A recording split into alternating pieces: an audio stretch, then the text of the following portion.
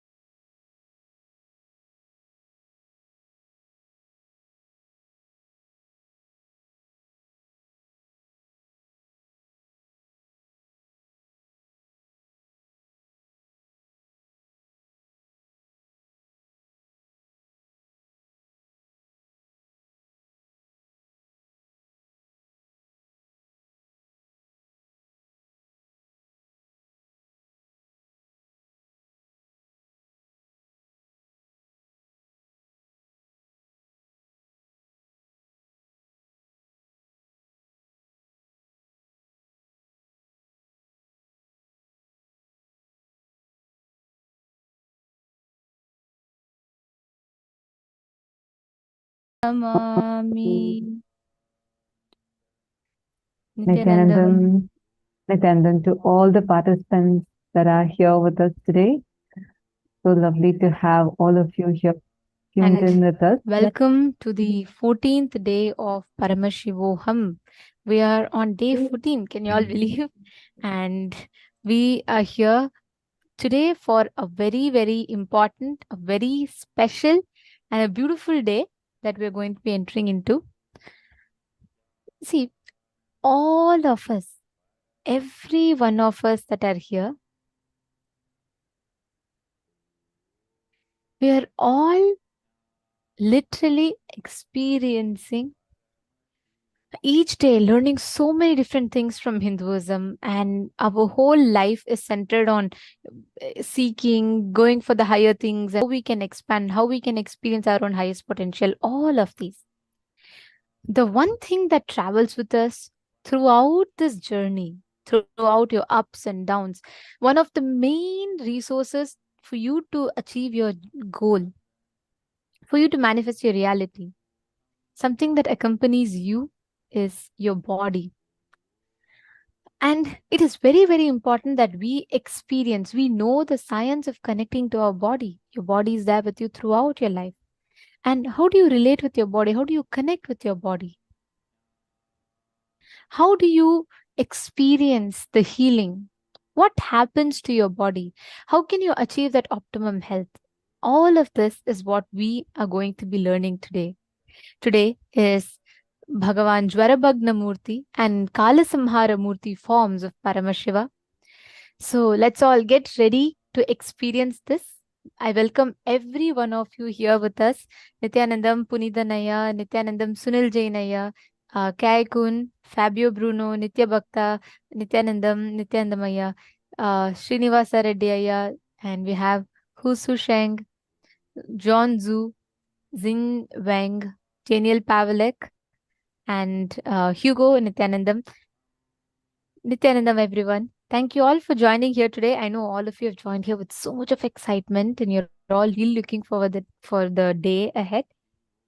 Especially given that we are going to be having the Healers Initiation today, and we are going to be learning the secrets of anti-aging, learning about how you can consciously sculpt your body, consciously design your body. Every single thing that we're going to be learning, these are all time-tested science, meaning you can be very sure this works. People have experienced it. We have tons of people who are manifesting this currently. Like, it's just something so powerful.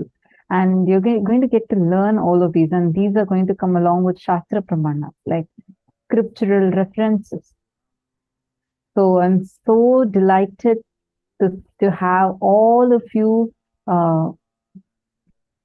here right now. And so I see some messages saying we cannot hear you. Mahedi Shlak, are you able to hear me now? Is the audio fine for you? Okay, I think it was earlier. Huh? Okay. So I'm so excited for today because today you're going to attend to one of the most important components of your life, which is your health. You want to experience anything in your life, first and foremost, you need to have your health. Reclaiming your health is too important in today's busy schedules. Like, you run for your work, you run for your building your career, do different things. One of the most unattended parts, especially given the kind of foods that we eat, even the things that you think as the most healthiest, is not really available in the healthy form for us to consume. Even the vegetables or fruits, even they come with a load of chemicals, pesticides. So the way right now our body, the kind of things it's getting exposed to, be it the pollution in the air, pollution in the water, or even pollution in your food, it's all directly affecting your health, which in turn affects the way you're going to experience your life. Imagine you become all wealthy. What is the use of it? Would you be able to experience if you don't have good health? Would you be able to enjoy your life? No. So having your health is too important. And today we are going to attend to multiple layers of our health. What does that mean? Our health does not start just with our body. It is not just our body alone that constitutes our health. It is our body, our mind, and our consciousness. And in every dimension of your life, you feeling fulfilled, overflowing. The very definition that Swamiji gives for health is very profound, which transforms your relationship with your body, your mind, and your very consciousness. And that's why I'm even more delighted to enter into today's sessions, because Swamiji is going to be addressing all of these different components of us through which we are going to experience life and reality. So let's all enter into today's day. Can I hear from all of you? How excited and delighted are you all? And what are you looking for from today's program? What are you looking forward to in today's program? We are eager to hear from each and every one of you. What is it that you're looking forward to in today's program? I know each day sitting here receiving these extraordinary initiations it's like the most profound and the most amazing thing that can happen, because we are literally receiving these powerful initiations. Through these initiations, we are experiencing these powerful cognitions and breakthroughs. So when we receive these initiations, they work on our very being level, meaning Swamiji awakens our inherent ability to manifest the ultimate health, manifest the ultimate bliss, manifest that ultimate optimum space of completion with our body. So that is what each of us are manifesting every day. And to every one of you that are sitting here with us today, get ready for a wonderful day ahead, where you are going to be learning about all of these wonderful sciences and how you can apply them in your daily life. The first session that we are going to be beginning with is a session on Swarupa Samadhi, where Swamiji is going to be teaching us what Swarupa Samadhi is and how can one experience this Swarupa Samadhi, what does it constitute of, and why is it important? Swarupa Samadhi, literally where you are manifesting oneness of the form of Parameshwar. It's very powerful. Let's now listen to the revelation directly from Swamiji.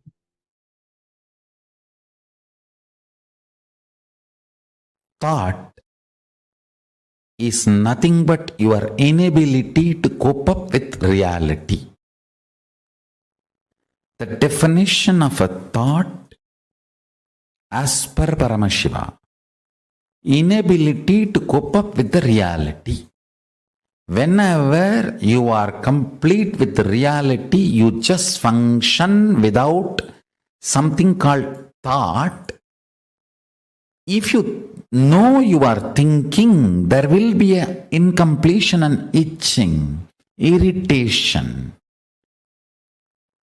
If you are acting out of completion, there will not be any thoughts. There will be signals, there will be instructions, there will be orders from your consciousness to you. But there will not be thoughts. Understand?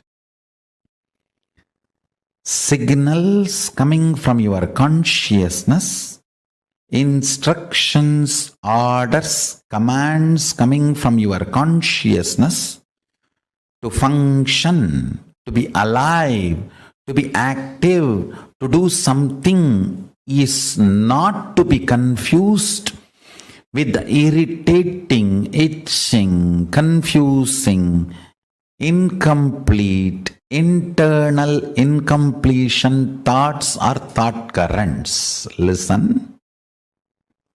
Thoughts are not needed for the consciousness to own, possess your intra-organ, internal organ and your body and move your life. You need to know, you confuse between your thoughts and the instructions of your superconsciousness to your consciousness, to your consciousness, to your intra-organs, from your intra-organs to your internal organs, from internal organs to your body. Don't confuse that and this. Listen carefully. Paramashiva moves this whole universe without thoughts, being in the state of Paramashanta Swarupa. That shows thoughts are not needed to run your existence as Paramashiva manifested it. Thoughts are your feeling something is missing, inadequate, not enough, incomplete. That insecurity, suffocation, incompletion, that generates something cranky, worms going in your brain.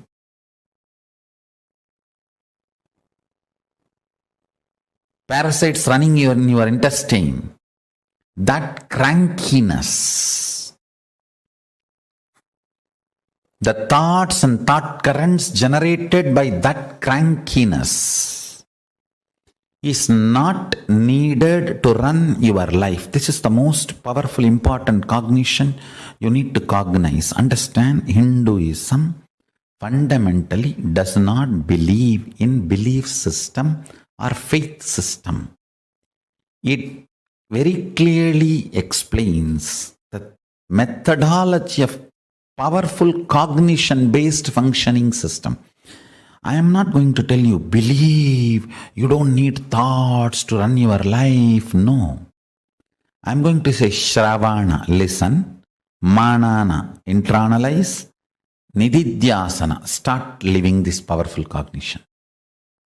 So the powerful cognition I am giving you now, Parama Shiva, running the whole universe, much, much, much more than what we are running in our life. He is running it from the space of Paramashanta Swarupa, without any thought currents, out of pure intelligence. When he can run, you can run. Decide, you will be in the space and state of Paramashiva, Paramashanta Swarupa, and live your life. You will see thoughts and thought currents become redundant. They just fall off from you. Like a old skin getting peeled off and falling. The old hair falling. Old nail falling. Just like old things fall off from you. The ideology you need thoughts and thought currents to run your life will fall off from you. Meditate on this powerful cognition. Internalize it. Manifest it. Do Shravana Manana Nididhyasana of Paramashanta Swarupa, Paramashiva, who is so big, he does not need thoughts even to run this whole universe. Even to run this whole universe, he does not need thoughts. Why do you need thoughts to run your life? Too small. Decide to be in his space by listening, internalizing and manifesting this powerful cognition in your inner space. Live and experience thoughtless space. There is a space below your heart center, above the navel center, Anandagandha chakra, where all the 21 chakras, above 7, middle 7, below 7, all the 21 chakras merge in. In that Anandagandha space, remember you are Paramashiva. What you feel as Paramashiva, what you feel as I and Paramashiva is one and the same. With that decision to cognize Paramashivoham, Paramashanta Swarupa, Paramashivoham, he will manifest more and make you cognize you don't need thoughts and thought currents to run your life. Without thoughts and thought currents, just by directly manifesting his intuition and Paramashanta Swarupa, you become more and more efficient, more and more energetic, more and more alive, more and more spiritual, more and more strong, more and more enlightened. Your breathing and his breathing is one and the same. Please understand, this is the real good news he wants to tell you. If you are breathing, he is breathing inside you. Your breathing touches his breathing and comes back. Every time when you are inhaling, goes in and turns to come out, it touches his breathing and then comes out. So where your inhaling breath takes a turn as exhaling breath, that is where he is residing, he is available to you. His breathing and your breathing connects, only then takes a turn. That space is Paramashanta Swarupa.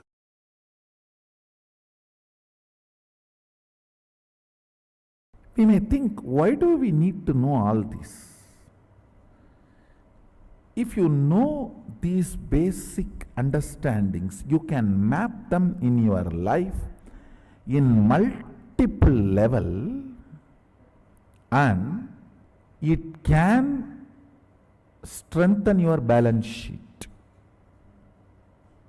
Understand?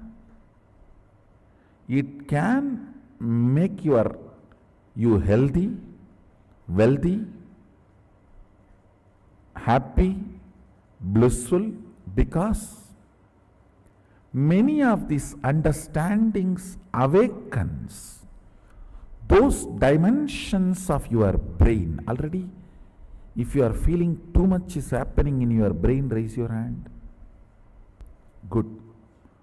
Those electrical signals, understand? When the owner is introducing his home and you are sitting in front of him, his neurons, brain neuron activity mirrors in your brain.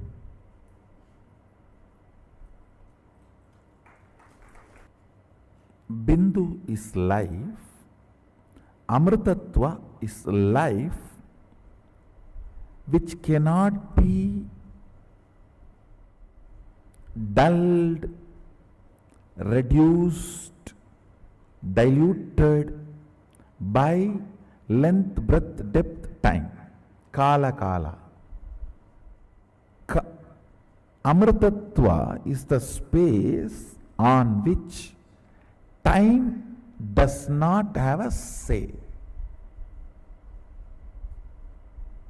A cloth, even if you lock it inside a vacuum box for 10 years and then take it out again, you will see it has already withered.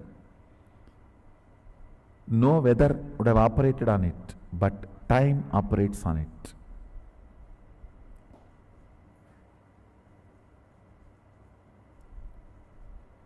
If you do not allow the time to operate on you, you don't die. If you don't remember you are aging, you will not be aging. That's the truth. A remembrance of aging ages you. The number of time you remember you are aging makes the aging effects on your system. Sadashiva gives an instruction in Agama.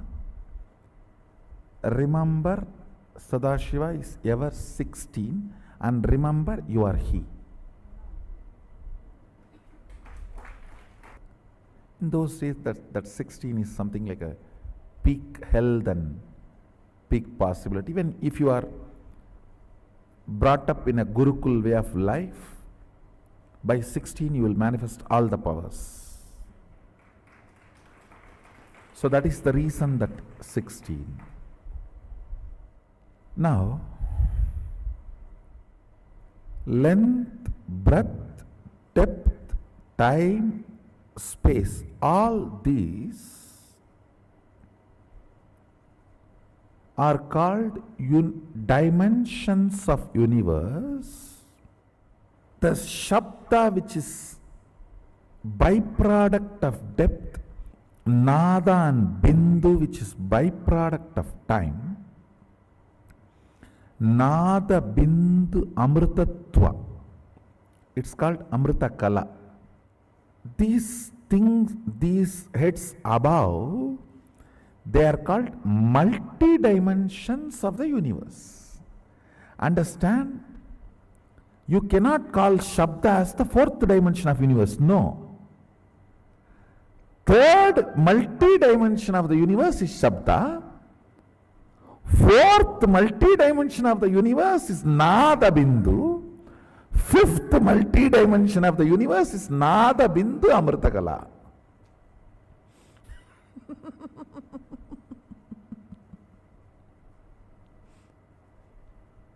How many of you are understanding this statement? First dimension is first dimension. Second dimension is second dimension. Third dimension is not third dimension. Third multi-dimension. Because with the third, the new dimension of Shabda is introduced.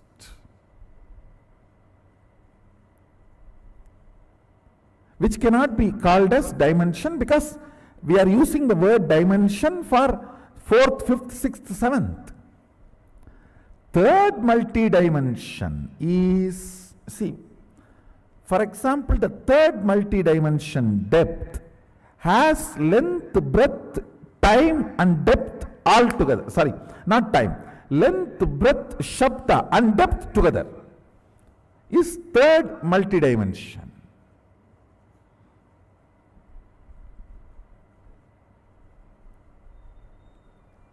You should know why our masters describe gods with multiple heads.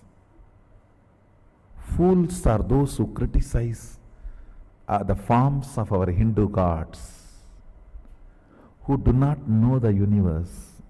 They say, why so many heads, so many hands? You don't know. You know only handicapped persons. You do not know multi-handed persons. You know only headless chickens. You do not know multi-headed beings. Third multi-dimension holds length, breadth, depth and Shabda. The fourth multi-dimension holds length, breadth, depth, time, Nada and Bindu. I do not want to use the same word Shabda for Nada, because Nada with quality of life is no more Shabda. For example, Shabda can be called as a raw, precious metal you have. Nada is like you sold that metal and have a currency, cash in your hand, which is more active and useful and available for you. Shabda is raw, Nada is refined. And when it comes to the next space multi-dimension, there that Nada also I don't want to call as Nada, Nada Kala. It is no more just Nada, it's Nada Kala. It is not only the cash you have, it is become an object or a product what you want to have directly. It's like a 3D printer.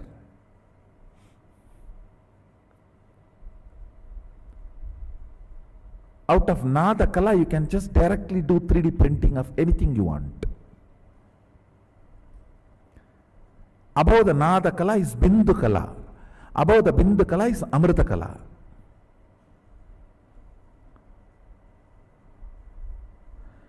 The qualities, units, understandings about this multi-dimensional universe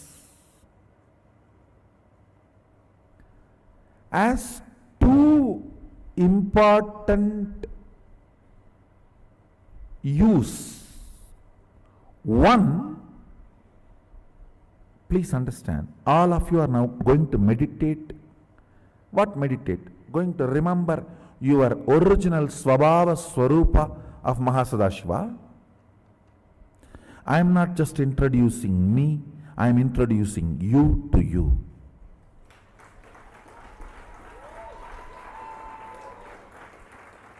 I do not talk to anybody who is less in my stature. Understand? This science is called Rajavidya, means a king does not talk to somebody who is less than his stature. This Vidya cannot be taught to somebody who is less than my stature. If I am teaching you, understand, you are same of me. The moment you decide to learn, you are same of me. I have a Shastra Pramana where Mahadeva Sadashiva, Mahasadashiva says, eternal age of 16 years. That's a beautiful word he is telling. He is not saying the 16 which comes after 15 or before 17. He says eternal age of 16. If he says meditate me as 16, you may think before 17 and after 15, that's 16. No. Just pick up the 16 and freeze it into eternity. That is why he is using the word eternal age of 16 years. The quality of the 16 should be absorbed and frozen into eternity. Let me read out the original verse for all of you. Panchasyam dasadortandam spatigabam trilochanam shantam chandrakala chutam sarpasannada sajjatam mantrasimhasanasinam swetapadmo paristitam kundalaihi karanai haraihi katistutro darabantanaihi keyuraihi kataikaishchaiva channa virais samyutam shodasap yutam kantam suprasannam smitananam sulam parasu katkancha vajram vagnim cha dakshine abhayam pasamanyancha kantam nagankusautata vamahasta katam dhyayet anyatacha nigatyate prasalpaya katvanka shakti stulastu savyata vame damaru sarpaksha malendivara purakaihi. Eternal 16 means the 16 which comes before 15, before 17, after 15, has its innate quality of becoming 17. He does not want the 16 which will become 17. He says the 16 should be picked up and made it into eternal.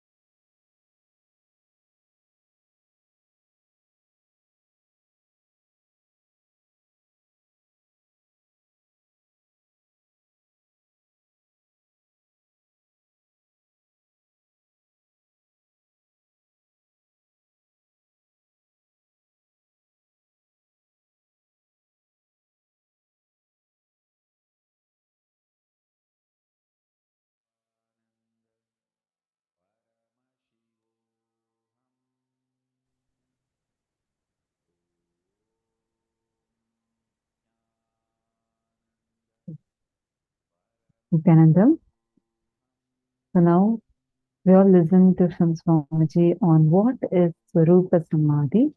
So beautifully Swamiji explained about being eternally 16, right? Now, before we enter further into any other session, can I request all the participants to first come and sit down in front of the camera, and what is your sankalpa for today's day? What exactly are you looking forward to achieve today?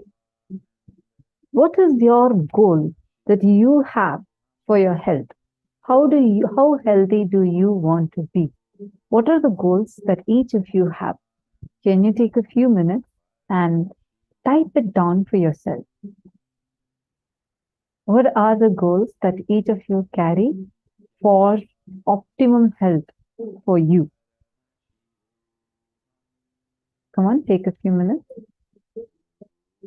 What exactly are your goals? It can be, oh, I'm having diabetes, I want to come out of diabetes, all the way to saying that I want to have a yogic body. I want to be tall, I want to have a yogic body, and I want to be healthy. 16 years old today. Okay. Nitya Saralananda.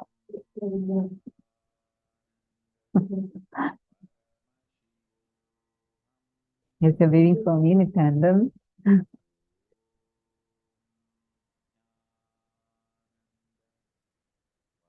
on, tell me. Each of you tell me, what are your health goals? What exactly are you looking forward to achieve?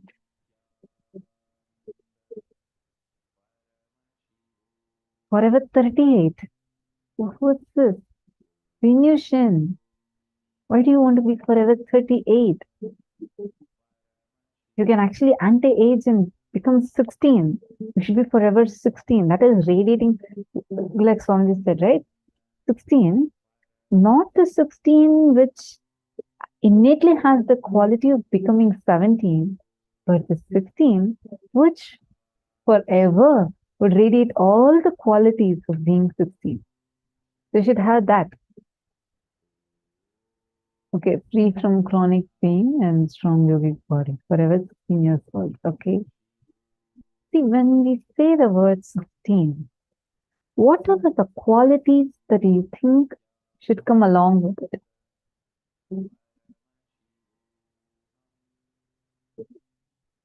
Okay, wonderful. Magaixia Lee. Magaixia Lee. Sorry, is that the right way? Am I pronouncing your name right? Gaixia Lee, or is it Guixia Lee? So I just want to ensure that I'm getting the name right. Gaixia Lee is correct. I want to always have a 22-year-old appearance, a lifeless body that is disease-free, painless, and has the ability to earn money. Okay. Take a few minutes, all of you. Take a few minutes and write down what exactly you want to achieve. And why do you think this is very important for you? Why do you feel that having a healthy body is so important for you? It's not just about how you look alone, right? Even the way you feel about you inside. How fulfilled do you feel inside of you? How joyful do you feel inside of you? How overflowing do you feel inside of you? All of these also play an important role. So, including all of these, what are the goals you carry? You can even detail it out a little more. But I want to understand from each of you what exactly you feel, or why exactly you feel attending to your health is so important. Take a few minutes and write it down. Why do you think you should attend to your health? And also you can, if you're comfortable, you can post it in the chat as well. If you're comfortable with posting, you can post. Why do you think you should attend to your health? Why do you think it's important that you are taking care of your health?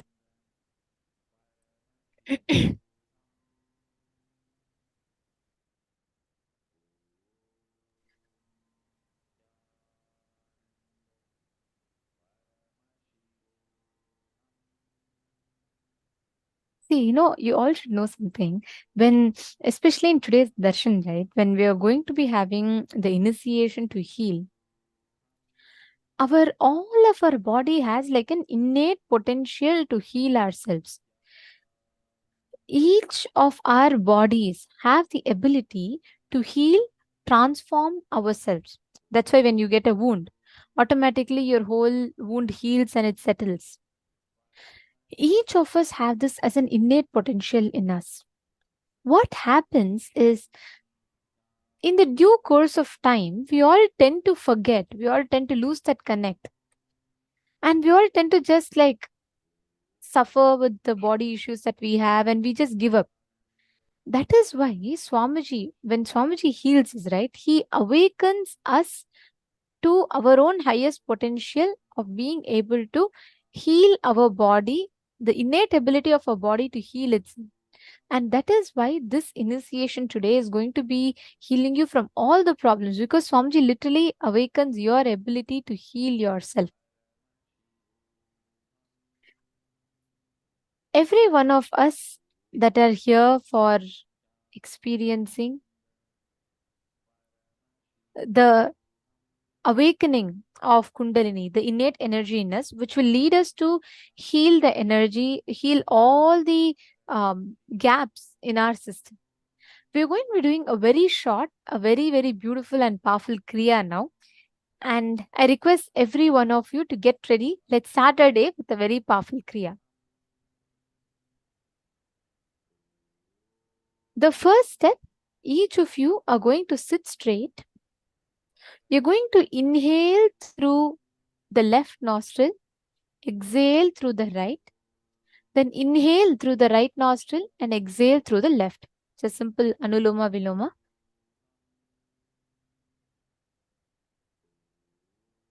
All of you can see and follow along. All of you are going to be inhaling through the left nostril. Hold your breath. Exhale through the right nostril. Then inhale through your right nostril. Hold your breath and exhale through your left nostril. It's a simple step. Let's do this 11 times. Please start.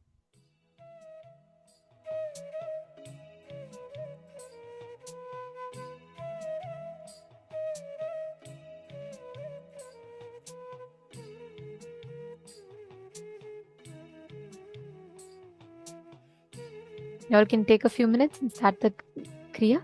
Inhale through your left nostril. Hold your breath.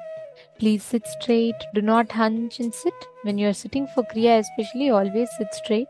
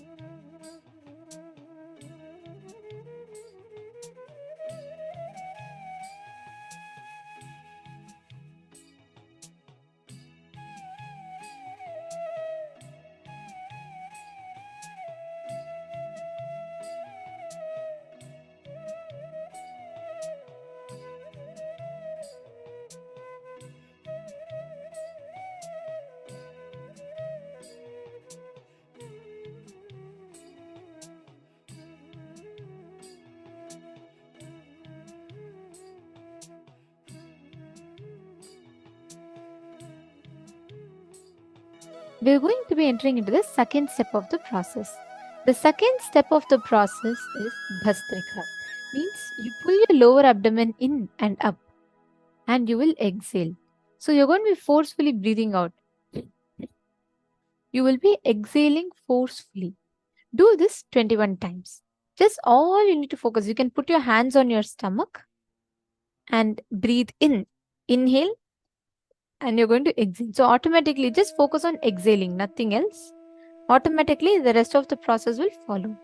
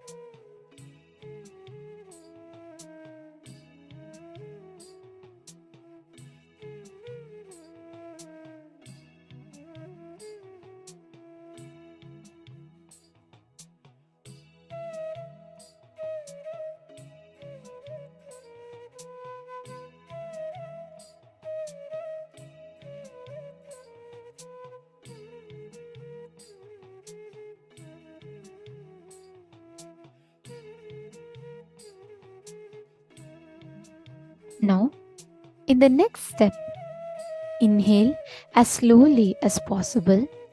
Hold the lungs full for as long as possible and exhale as slowly as possible.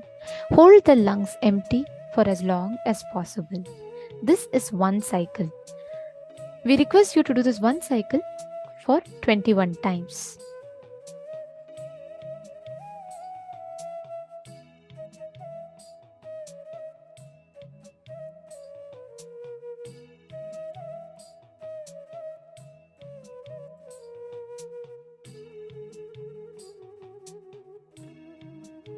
Please do this step.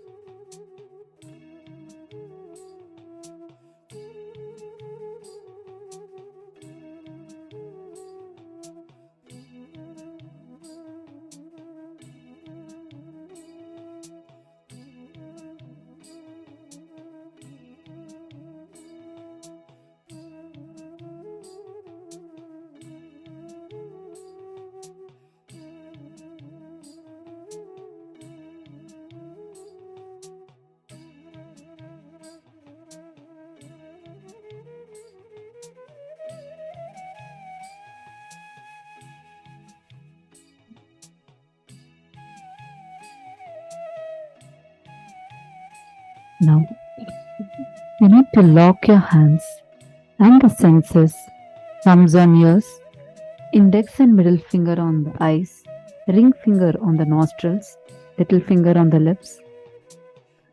We're now going to show to you how to have this.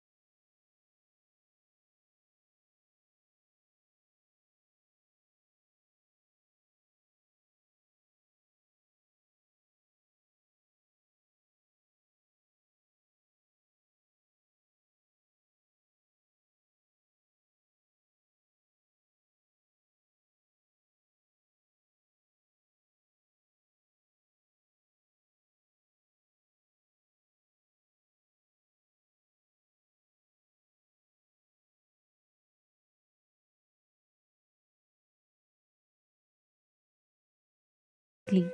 Just hum.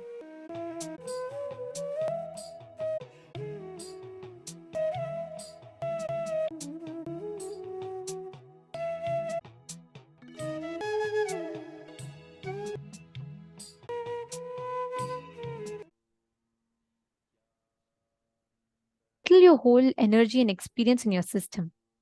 This is a on your very inner space, completely healing you. Okay, now we're all going to be entering into the power of body scanning.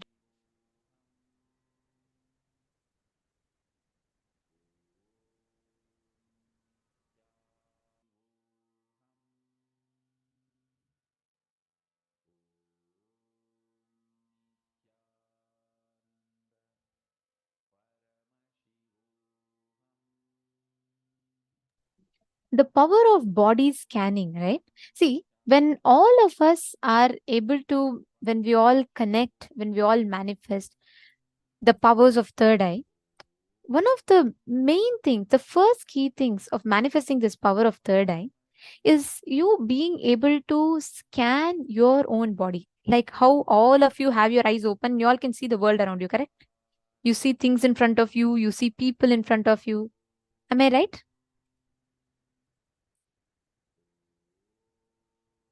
Now, with this power, with your eyes closed, you can see the exact same thing that you can see with your eyes opened.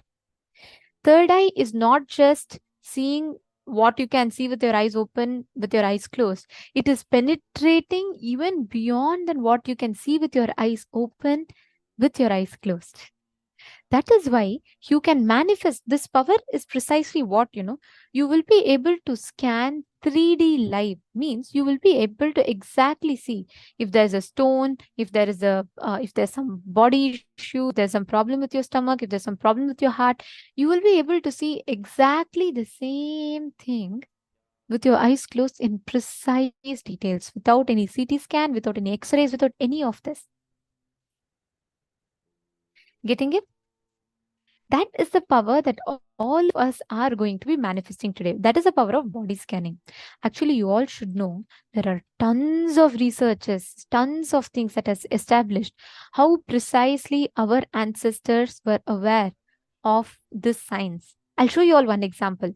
This pictures that you're all seeing here is the photos from the Tiruperandurai temple in Tamil Nadu. You all can see thousands of years before any kind of CT scan, any kind of X-ray or any modern equipments being available, this temple dates back to at least 500 or at least 6 centuries ago. Understand, this temple precisely describes the process of how a child is born, the formation of fetus, how the fetus evolves into a baby, and how the baby is born, how the sperm enters into the egg. The whole process precisely is carved on the walls of this temple. They didn't have any kind of modern equipments. They didn't have some machines to scan. They didn't have any of this. How did they do it? They had the power of third eye. They could see precisely what is happening in another being. They could precisely see what is happening, and they were able to scan the details. They were able to tell all the details clearly to us.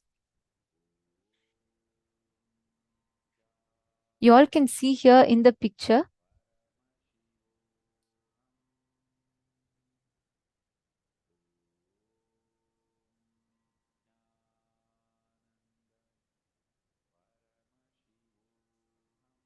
This is exactly how the carvings in the temple depict the signs of how exactly the birth of the child happens, and step by step, the whole process of how child is born, the child is formed. But how did they do it? They did not have any of these modern equipments that are available. This shows how advanced we were. This is just one example. Actually, I can give you tons of examples. Field of dentistry, fields of architecture, fields of being able to, whether it is incubation, all of these, we were so advanced, much advanced than the modern science. Now, this is the exact power that we are going to be manifesting today.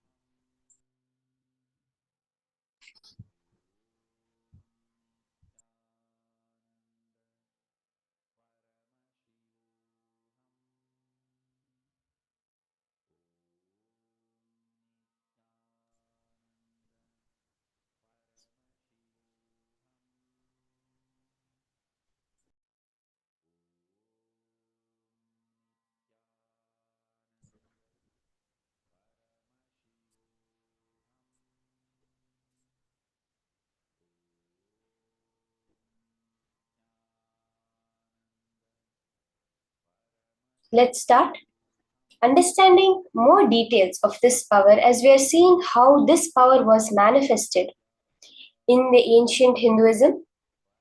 We'll see the Shastra Pramana, where Paramashiva himself has revealed about this science of body scanning.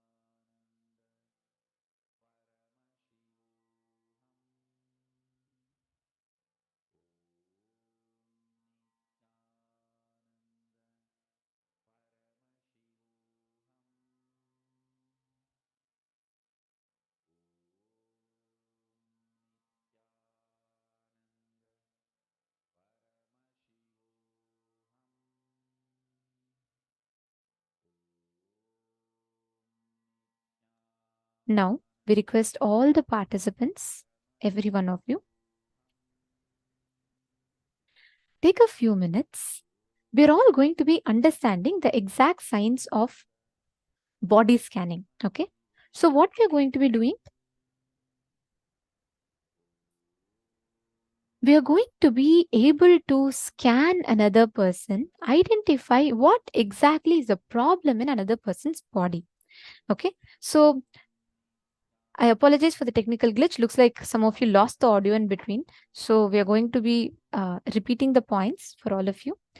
See, please understand, this exact power is you being able to scan, identify what is the problem in another person's body. Okay. There's a very clear Shastra Pramana where Paramashiva gives his exact technique. He tells, Swadehe jagato vapir sukshma sukshma tarani cha tattvani yani nilayam dhyadvante vyajyate para. In this verse, Paramashiva actually describes clearly how by you cognizing yourself as consciousness, which is not bound to any form, you will be able to see the subtlest details of everything, the nuances of everything, and established in that Paramashivatva, you will be able to see, identify, and analyze all of that. Anything in front of you to the very root of it. Now, let's do a very quick power manifestation. What you're going to be doing is, I request every one of you here to connect with people amongst yourselves, those you see around here.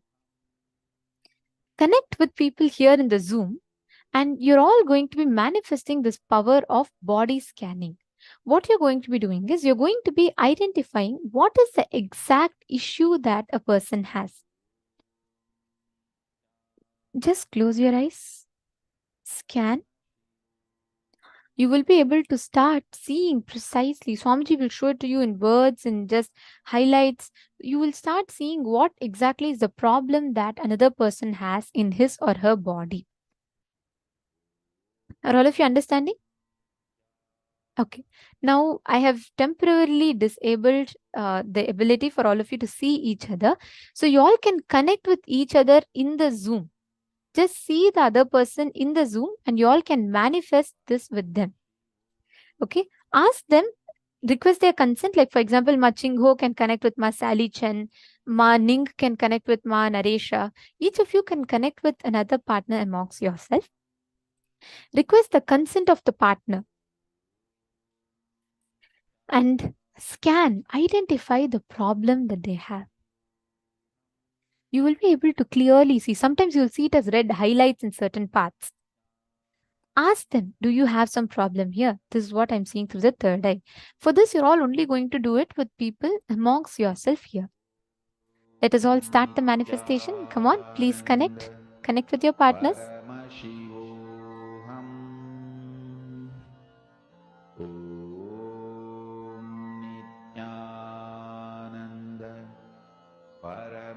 Even in the male body's room, you all will be able to see each other. Now just connect. Chant the Mahavakya.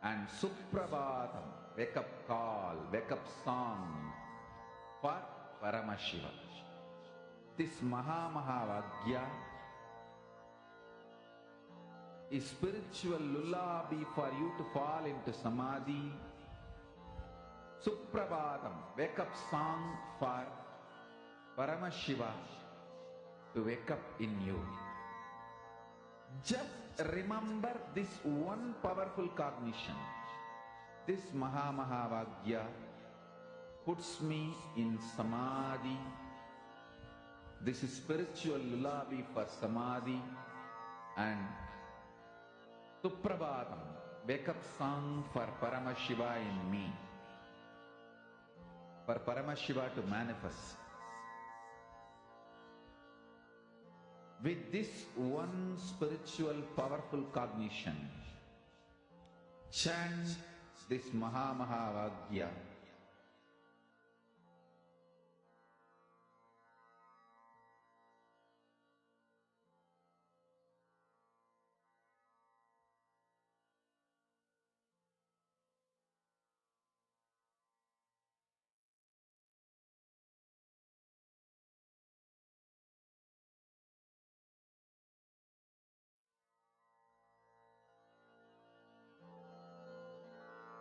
Mahavagya, spiritual lullaby for Samadhi. And Suprabhatam, wake up call, wake up song for Paramashiva. For Paramashiva to manifest. With this one spiritual powerful cognition, chant this Mahavagya.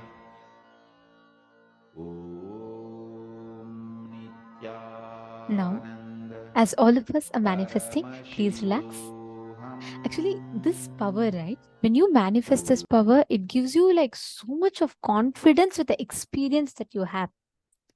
So now from this same space, let us enter into the next session where we learn about what is health as per Ayurveda, the Arogya Spurana.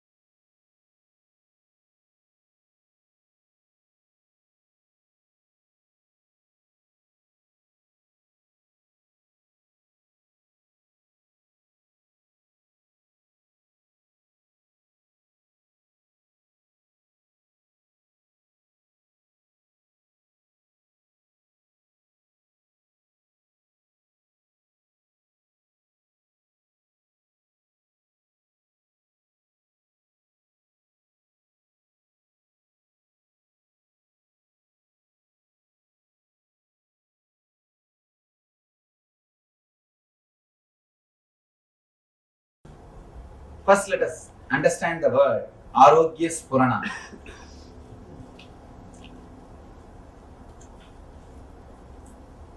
Please understand. You may think you are a great seeker, but you are seeking only well-being inside your being, inside your space. Be very clear, you do not know anything else except a peaceful feeling or a blissful feeling. That's all. Whenever that happens, you say you had a spiritual experience. So whatever you think as God, meditation, religion, spirituality, everything is nothing but peaceful or blissful feeling inside your being. As and now, we are not ease with ourselves.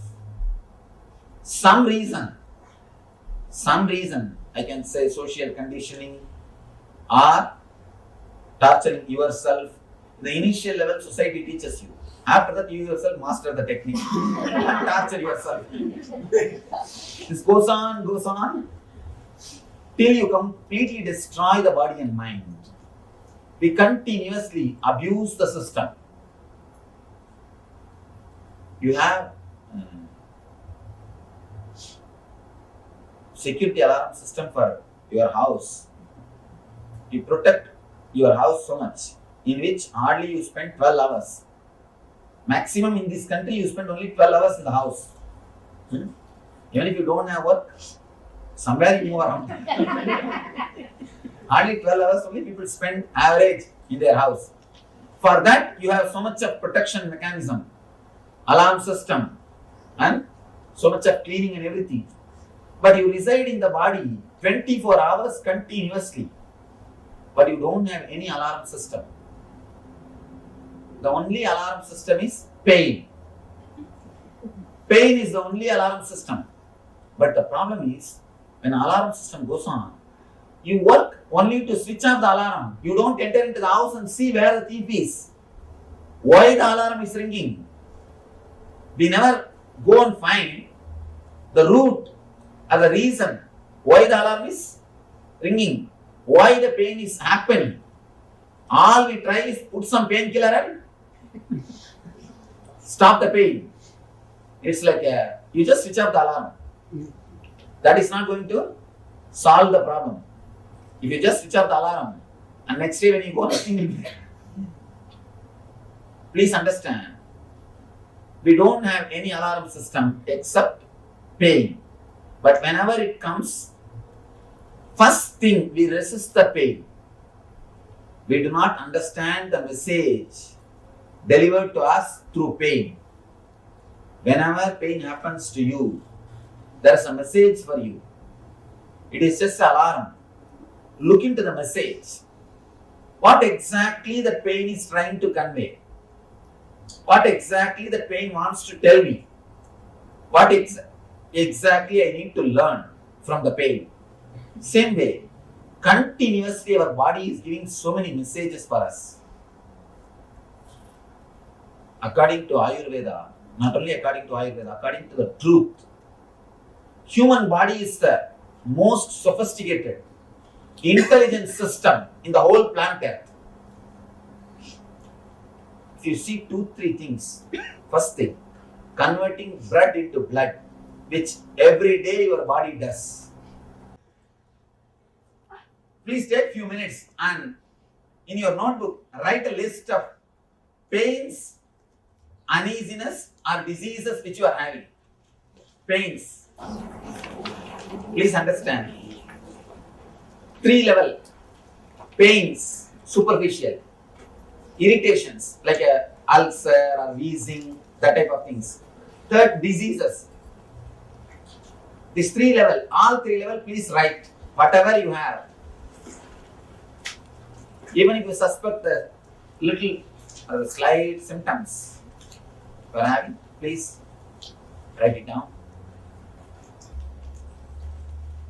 If you already attended some of our programs or if you already know me, you may be knowing. Whenever I make any statement, I take responsibility for that statement. Now I tell you, even though it feels too good to be true. I tell you, whatever you have written will disappear. You may think, what are you talking, Swamiji? Please understand, whatever you think as disease, whatever you names you may give, pain, disease, irritations, uneasiness, everything has got only 2-3 roots. Just 2-3 roots in your system. Because we do not go and touch the root, because we do not handle the root properly, we continue to struggle and suffer. I am giving you this statement, and not only that, when I say, I take the responsibility of that statement. I take the responsibility of that statement. All I request is, just try to put your best or your maximum energy into this meditation, maximum effort into this meditation, and just few tips which I am giving you. Try to imbibe in your life, nothing else. First thing, we are going to work on our body to remove the unnecessary toxins. I have to use the word toxins because I don't know any other word. In Sanskrit, we call them dosha. In English, I don't know any other equivalent word. Basically, the dosha is because of the imbalance of vata, pitta and kapha. These 3 energies. Alright, I'll just give the meaning. Please understand the concept. Understand the concept, then you'll be able to understand. Because there's no exact translation. It's all the words I'm using are from Ayurveda system. The exact translation words are not there. Even the Ayurvedic books, English books, they use the same word only. They just give the meaning and they use the same word. All these 3 are responsible for our body functioning in a balanced way. Same way, all these 3 are only responsible for all our diseases. All our diseases. When we work on these 3, whatever we have inside the body, it can be completely healed. It can be completely healed. One more thing, when we work on the vata and pitta and kapha, even your bone structure will start healing itself. If somebody has got bone problems, even that will start healing itself. Because bone also is continuously created our body. Don't think you have the same bone structure. Continuously body is healing itself. Continuously body is altering itself. Continuously body is doing the repairing work. Because it is intelligence. Let me explain once more. First 10 minutes. Shake the whole body.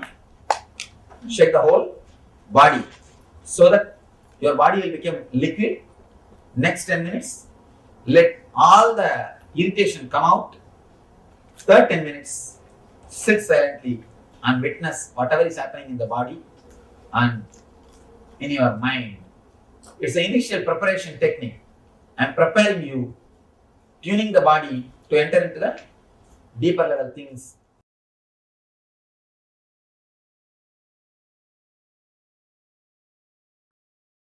Understand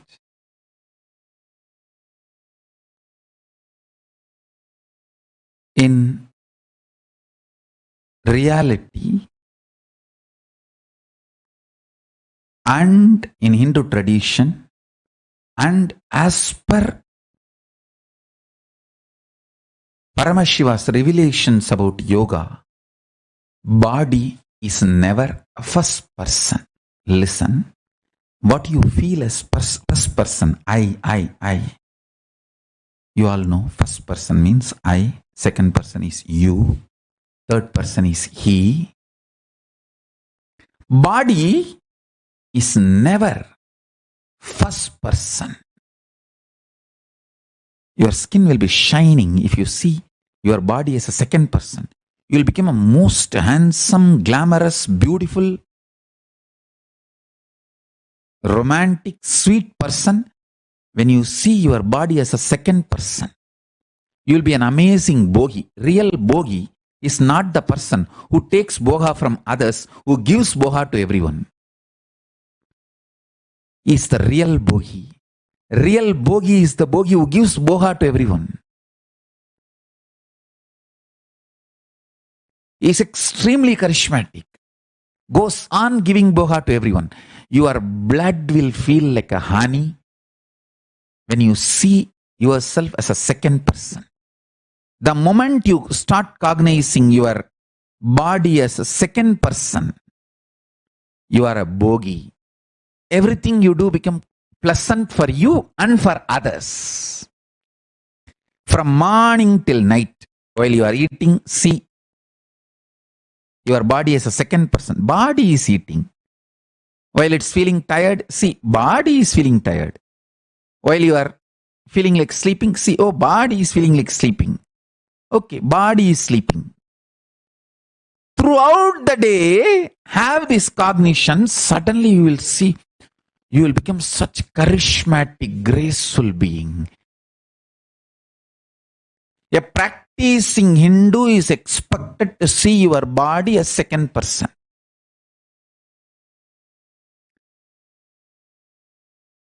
Practicing yogi should cognize body as third person, not even second person. If you start cognizing your body as the third person, you will manifest all kinds of possibilities. Extraordinary yogic fiats. You will not have fear in the muscles. Fear in the muscles is called pain in modern medicinal terms. Understand? Bhaya in the muscle memory is pain as per modern medicinal system. If your muscle memory do not have bhaya, it just will do anything it wants.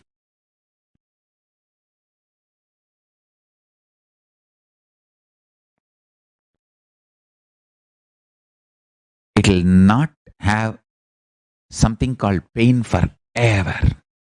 Pain is bhaya in muscle memory. There is nothing concrete about pain other than the level of fear you carry in your muscle memory.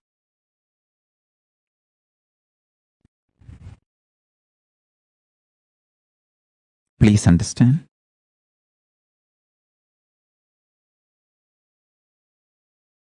And realize this fundamental truth. The more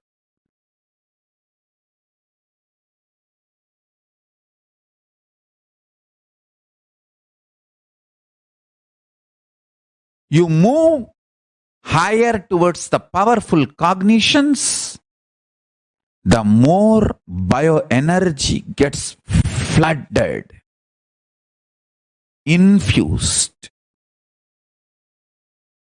into your body. All kinds of extreme yogic fiats starts manifesting in you. Yogic possibilities starts manifesting in you when you treat your body as third person. All that the archery powers Arjuna expresses.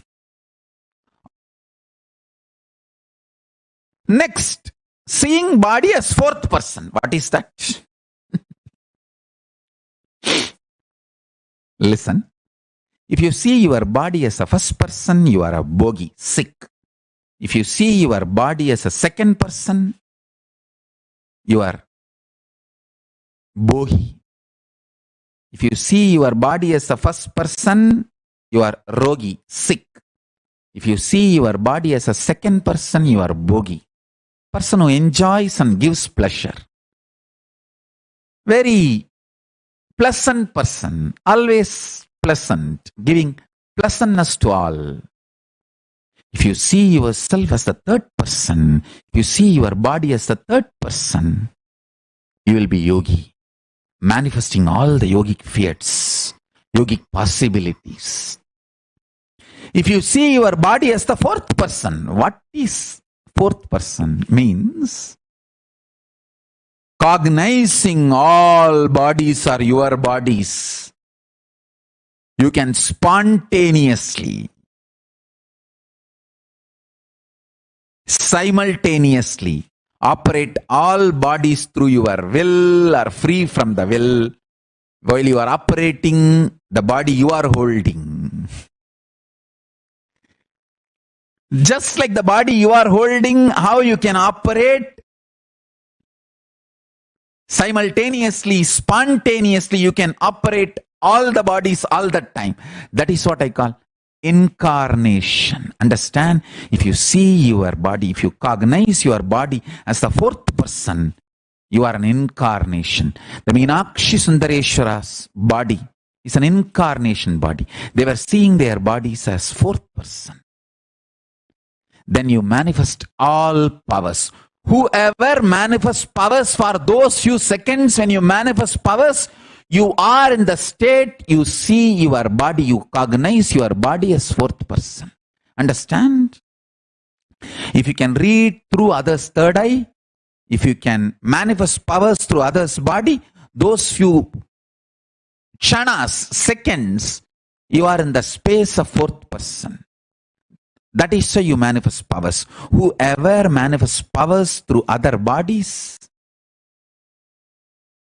cognize themselves as fourth person for those few seconds. Understand? Understand? Yoga is all about raising yourself next level.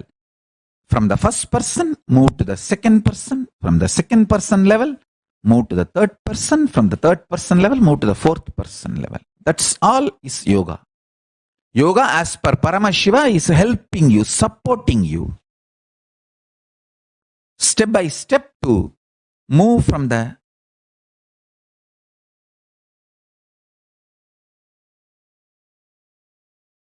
level of seeing your body as the first person to the seeing your body as second person, and seeing your body as third person, and seeing your body as fourth person.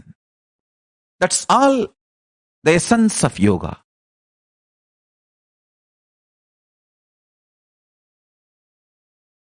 Now, I'll make you understand experientially not only your patterns, the way you think about you. I have some more references for you.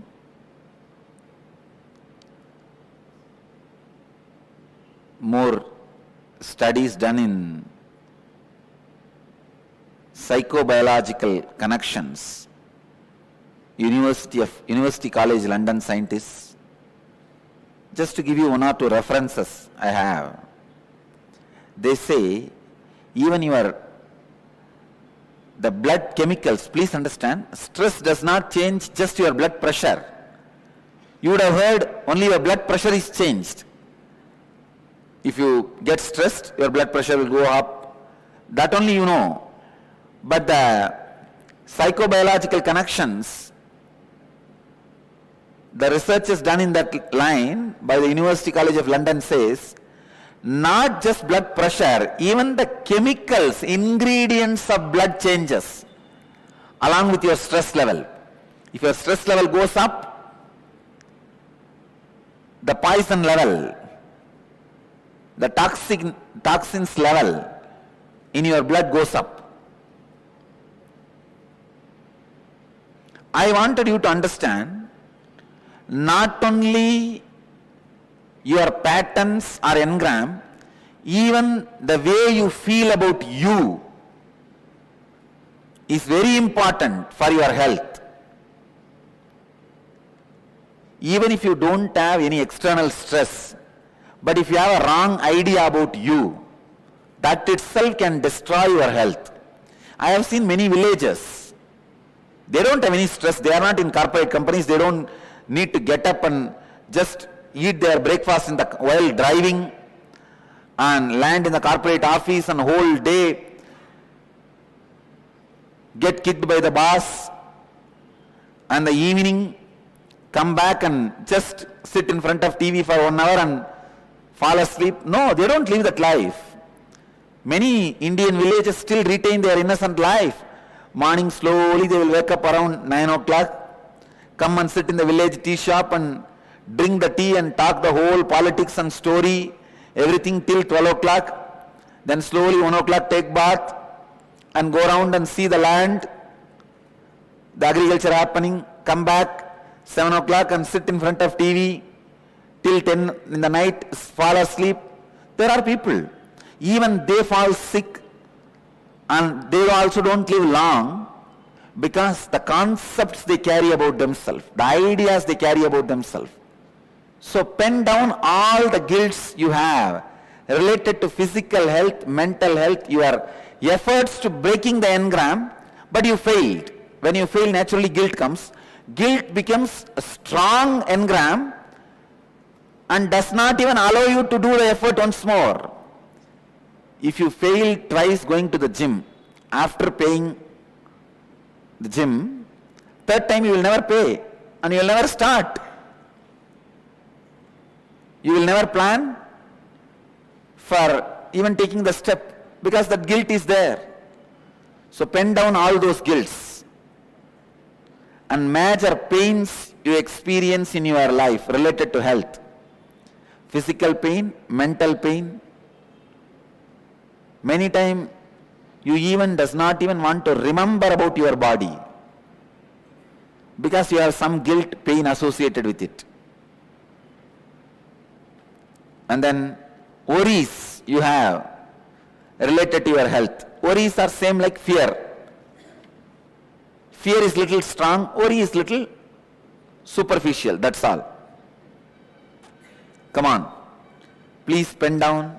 If you are not even able to find where they are, no one can help you. And I cannot get into you and find, only you have to find. I can only help you to break it.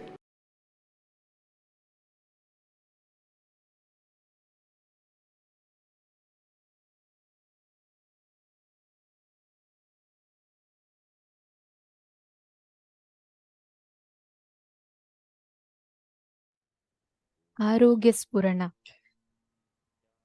What is exactly health? How do we manifest this health?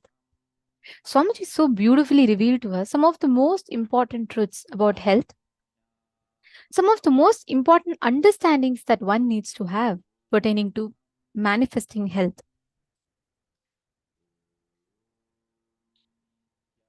Swamiji said a very, very important statement.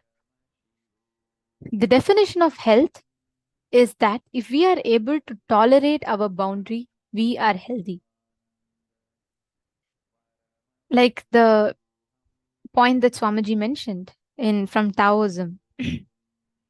When the shoe fits, the foot is forgotten. When the belt fits, the belly is forgotten. When the chain fits, the neck is forgotten.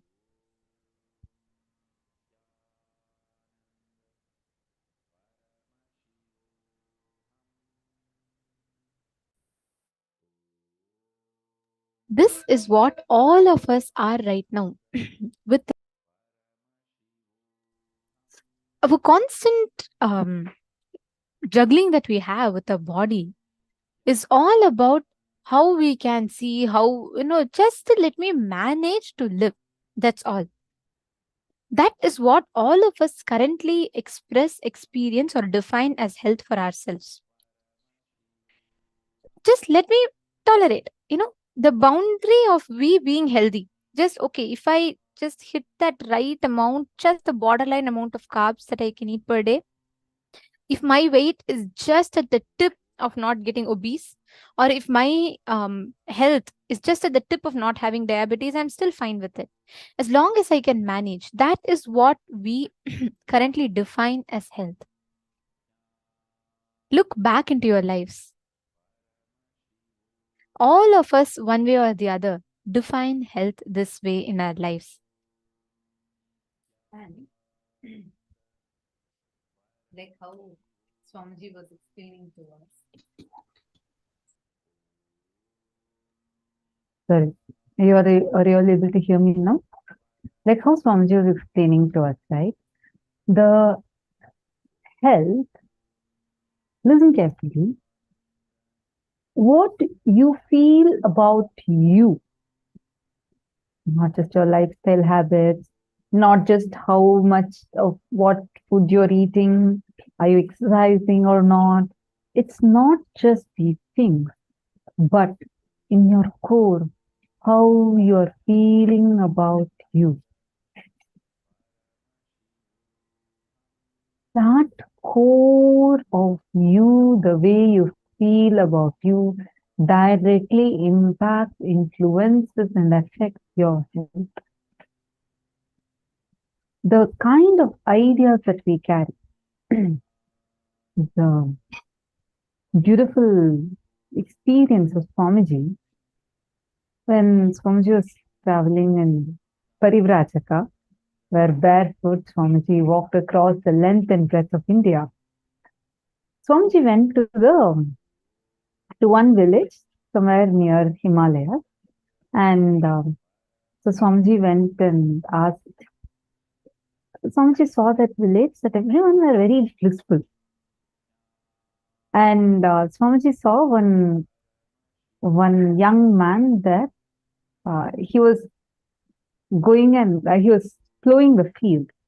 Swamiji went up to him and asked, "Can you tell me where the senior most people are there in this village? And I just want to talk to them." So this man said, "Oh, you want to meet the senior most people? You can meet there in that side." Then Swamiji asked, like, "What is your age?" He said that I'm just in my youth still. I'm only 80 years old. And he said that, and then Swamiji was shocked. Swamiji is like, "You're 80 years old." And he said, "Yeah, I'm in my youth still. Why are you looking at me like as if I'm so old? Go and meet. There are people who are, I'm not yet 200 years old." He said, he shows someone and says, "Go and ask that person. That person is 136 years old." Swamiji goes and sees him. That person looks very young. And Swamiji asks him, like, Swamiji tries asking him about, how come you are so young when you're already 136? And that man said, "What do you mean? I'm still in my fit age. I'm only 136. Human beings live simply for 200 years.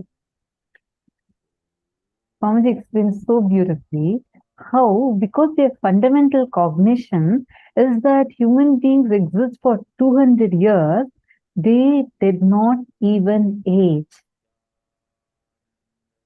Nowadays, we think already, just in previous generation, people will start feeling that I'm old when they become 60, 70, 80, 75, 70, 80, that period, they'll start feeling they're old.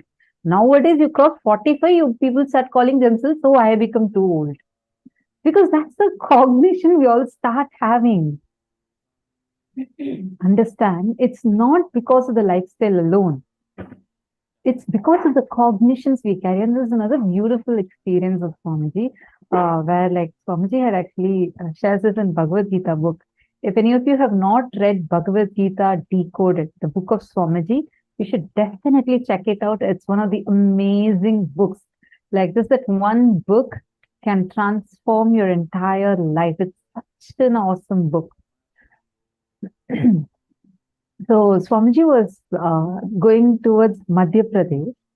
In Madhya Pradesh is a state in India. So this was also during the Parivrajaka time. 9 years Swamiji did Parivrajaka, right? Like walking barefoot across the whole of India. So he goes to a village. It's a remote village in the state of near Madhya Pradesh. And there one group of tribal group used to live over there. It's an indigenous group that used to live over there. Nowadays, the science is almost lost. But we're talking about when Swamiji was doing Parivrajaka. So almost 20, 30 years before. 20 years, 35 years, almost 30 years before. So at that time, there's this one village where everyone, like Swamiji was staying there, like under a tree in that village, and he used to only hear like giggling sounds and like happy sounds. Never he heard any kind of conflict, any kind of uh, pain, crying, nothing, no sort of such thing was there. And there was a hut where like people used to go, like any woman, if she becomes pregnant and she goes into labor, there was one room where they'll go and give birth to a baby. So one day, Swamiji saw that there was a woman that went in, was in labor. She goes in, and in a few minutes' time, she comes back smiling with a baby. No, there was no someone to assist help or anything, and there was no pain, like no sound of even screaming, paining.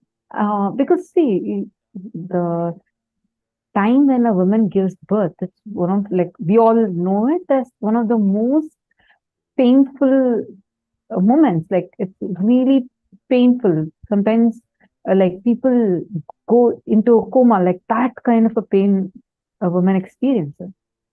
Here, this tribal woman is going inside, giving birth to a baby, and coming back outside along with the baby in a matter of minutes with no sound. Like, she's only happy and she walks smiling. Walks smiling. So Swamiji went and asked the village chief, like, what is going on? How come the women here are not experiencing the pain? Because it's common for any human to even go through it. So that time the village chief explained that because they told Swamiji, because we have a tradition in our village, the moment the woman hits puberty, we worship her. We start worshipping her. She becomes a deity for all of us. So we start worshipping her, and the whole process is celebrated. And there's no concept of pain will be there during any such period, and during pregnancy or when they go through their monthly cycle, there is no concept of pain.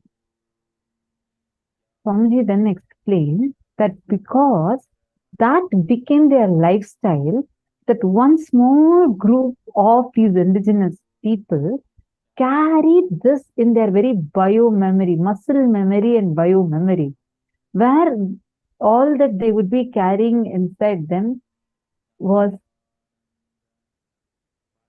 there's no, they didn't even have the idea about pain in them. They did not carry that there is a suffering.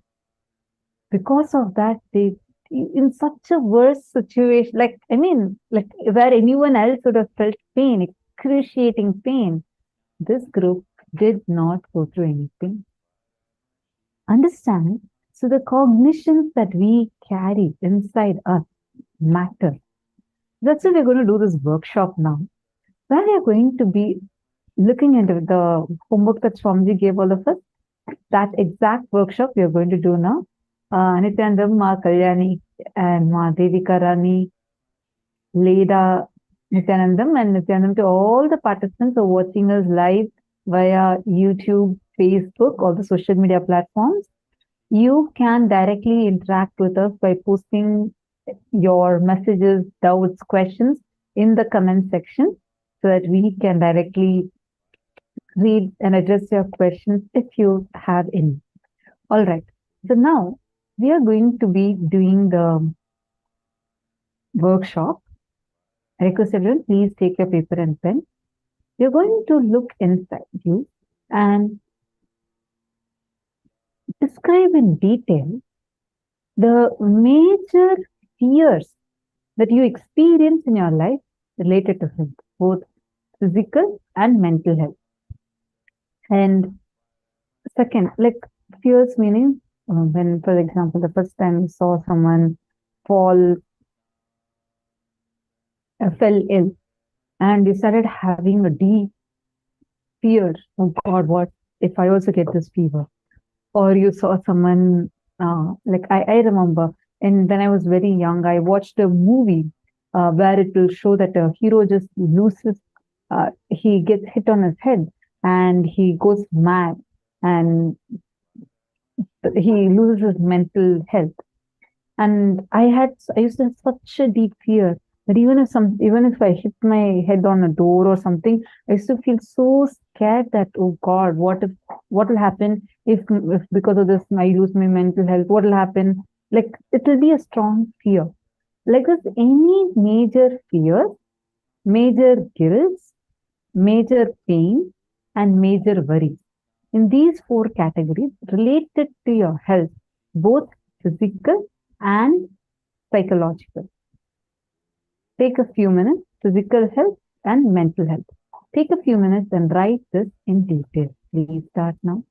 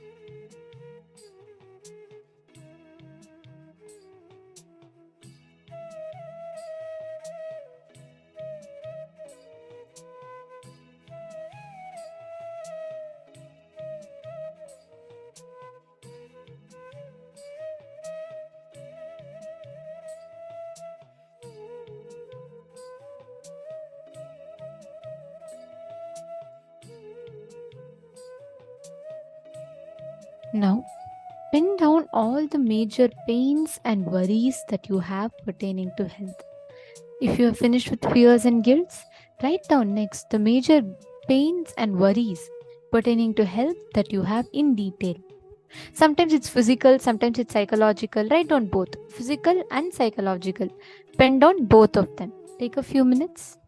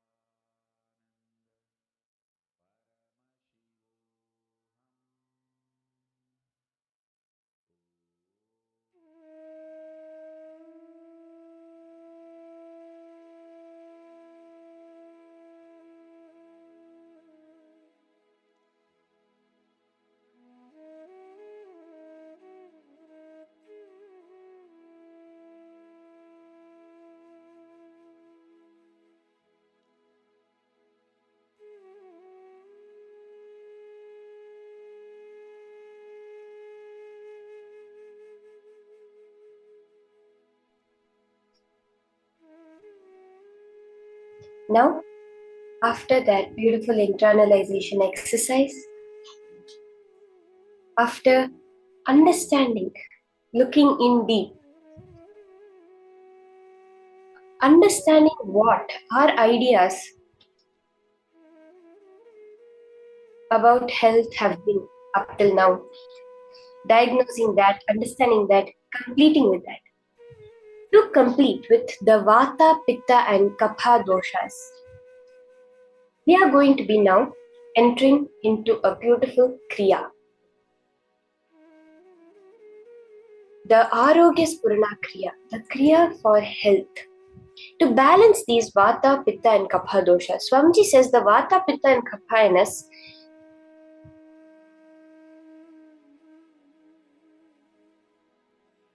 are the three components of our body. We can understand Pitta as the bile in our body, the Vata as the gas, the air element in our body, and the Kapha as the mucus, the phlegm in our body.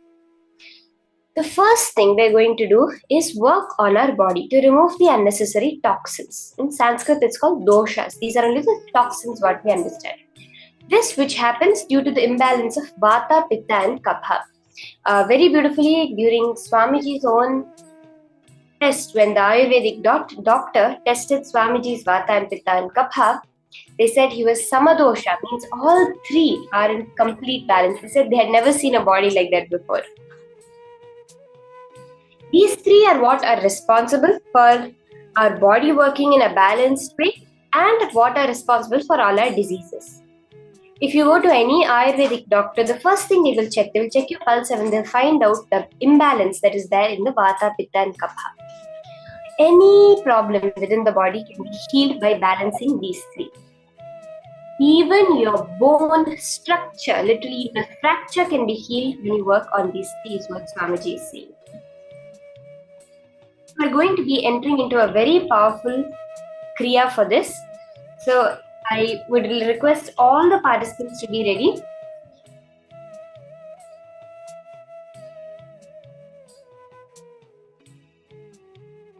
For this Kriya.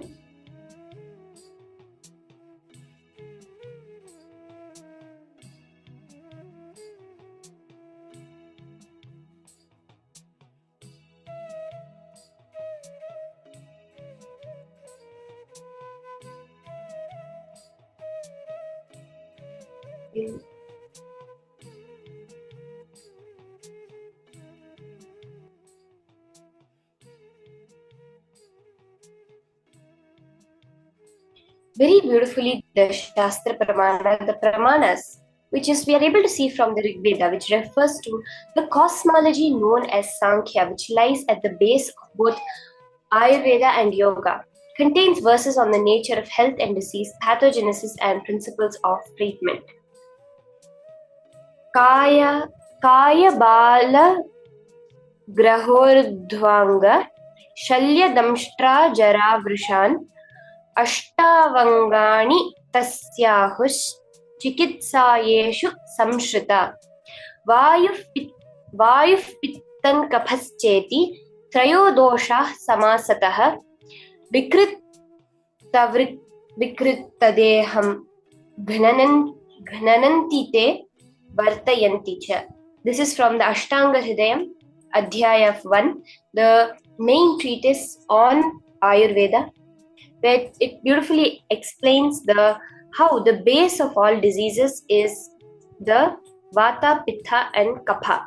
This Kriya you're going to do now is what we are going to be doing to balance this Vata, Pitta and Kapha.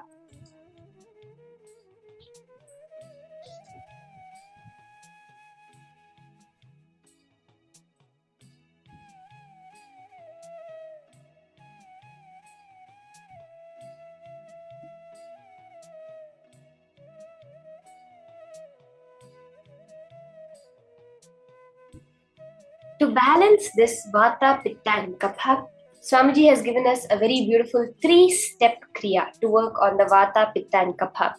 See, as I was mentioning, all diseases, the source is the imbalance in the Vata, Pitta and Kapha. So for all of you who are here today to manifest your health, you can keep it make sure you're doing this Kriya very intensely, very sincerely. You're going to be balancing the Vata and Pitta and Kapha. Swamiji says your Pitta is directly related to your visualization, to your breath, the breath level of you. The Vata is directly related to your verbalization, to the length level. And Kapha is related to consciousness, the decision making, the will persistence, the depth level of you. That is why if Pitta becomes too much, your visualization will be imbalanced. If your Vata becomes too much, your verbalization will be imbalanced. And if your Kapha gets imbalanced, your consciousness also goes out of balance. These three are the direct cause of all diseases and all health in your body. So let's enter into the Kriya.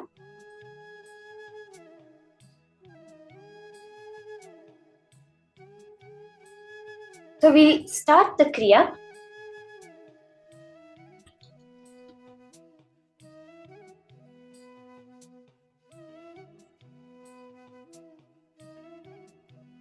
The first step of this Kriya is you will be shaking your whole body. So you can stand up and start the Kriya by shaking your whole body. Your whole body will become a liquid. It will take 10 minutes. And for this first step of this Kriya, please ensure you're doing the Kriya very sincerely. This is the direct process Swamiji has given to heal your body from all diseases. So can I request all the participants to stand up and start the shaking your body intensely.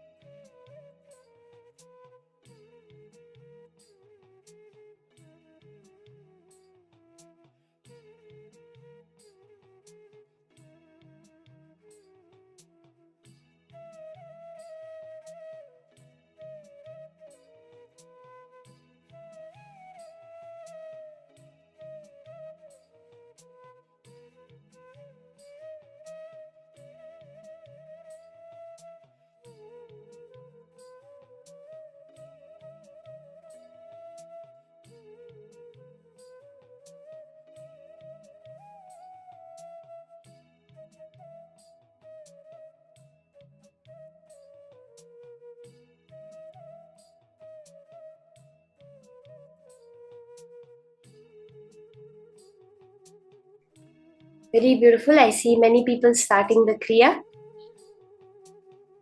Can have all the participants do this Kriya very intensely. Shake your body. Literally let yourself become a liquid completely.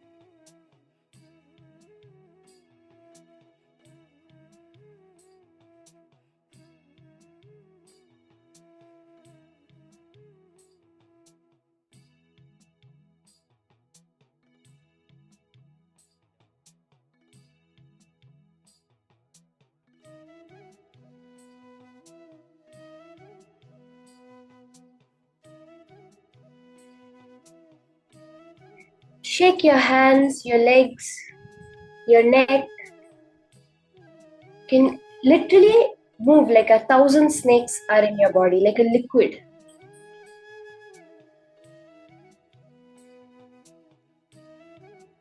Completely leaving yourself loose.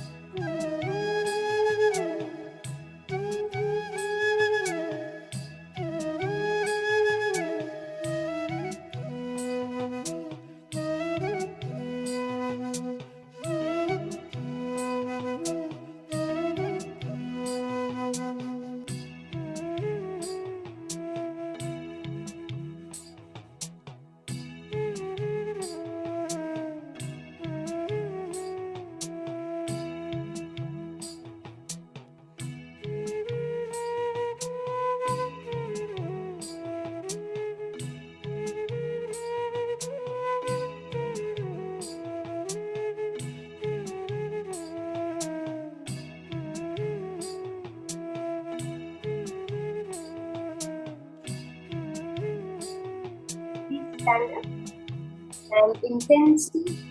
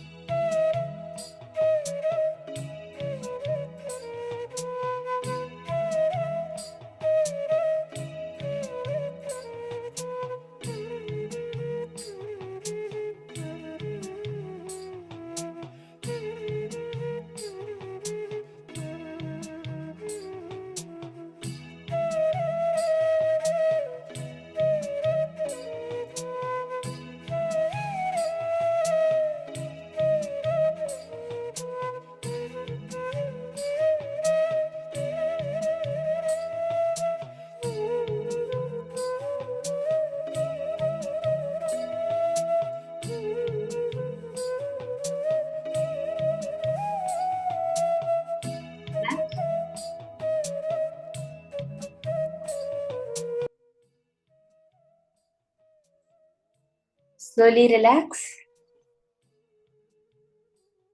and stop shaking. Now, continue standing. Can I request all the participants continue standing? Let all your irritation come out. We just completed with the visualization. Now completing with the verbalization. Whenever you carry irritation, you imbalance the pitta.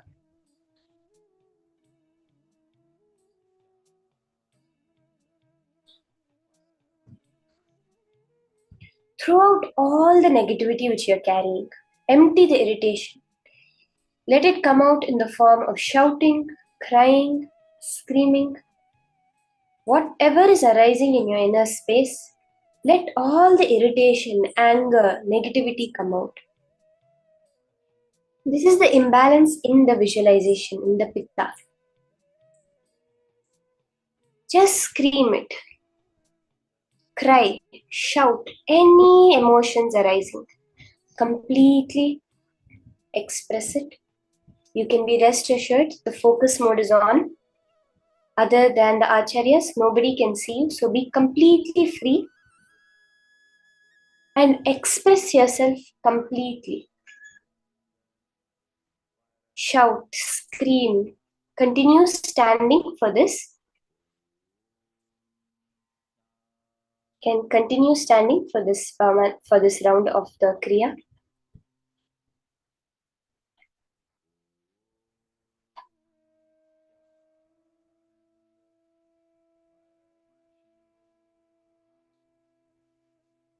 Scream, cry, shout. Just express all your irritation completely.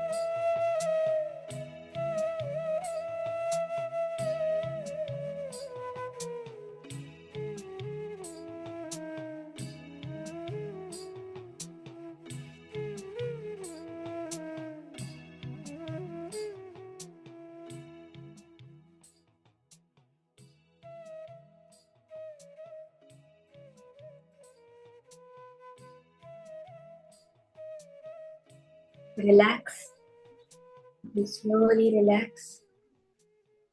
That intense silence and peace that comes within from expressing all the irritation. Just sit down now. After that intensity, sit. Sit silently. Preferably sit on the floor. Witness whatever is happening in the body and the mind. Whether the irritation is continuing, silence is arising, whatever pull and push, ups and downs happening now. Witness it. Observe the observer. All the participants, you can now settle down, sit silently without any movement in your body and just witness whatever is happening. Let's spend a few minutes on the last step of the Kriya. Just witness all the thoughts arising, all the feelings, irritations, good feelings, bad feelings, whatever is arising in the body and mind. Just observe it.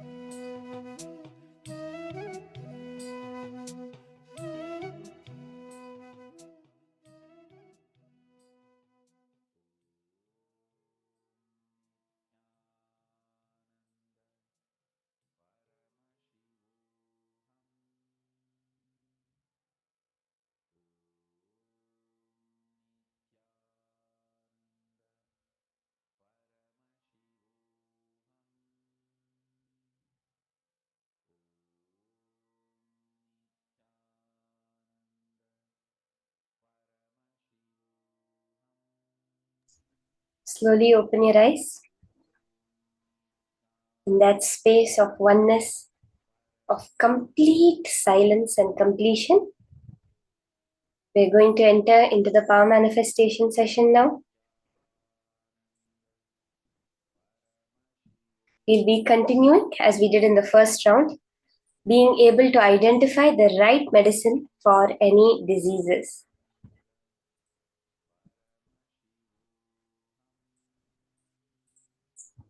You can slowly open your eyes, settle down. The more and more we get our body to balance, then Paramashiva is able to manifest with us. Swamiji says, consciousness at its ultimate level as a power, it does not have any rules or limits that bind it. But when it manifests through the human body, the principles, it has its certain principles, its certain laws. Like how you have the laws of gravity, the laws of electromagnetic force, etc. The consciousness also, when it functions through the human body, functions through certain laws. And the most important for that is a detoxed body. Only through a yogic body can an awakened consciousness function. That is the key to power manifestation. Now, let's be continuing the power of identifying the right medicine for any disease. We can all start, connect to a partner.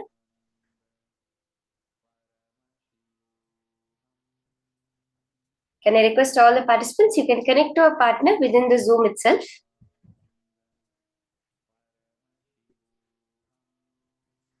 I saw Majena and Ramasamy, all of you doing the Kriya so intensely. That intensity in the Kriya itself will manifest as powers now.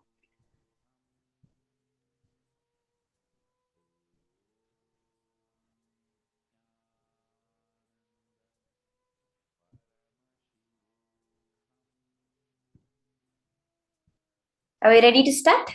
So you can connect to a partner and you can scan them first, whatever issues are in their body. Any imbalances they are experiencing, heat, hunger, any kind of imbalances, whether it's in their sleep, whether it's physically, mentally, you can scan that and you can identify the exact solution, that the third eye, that Paramashiva's solution for that issue. Let's start.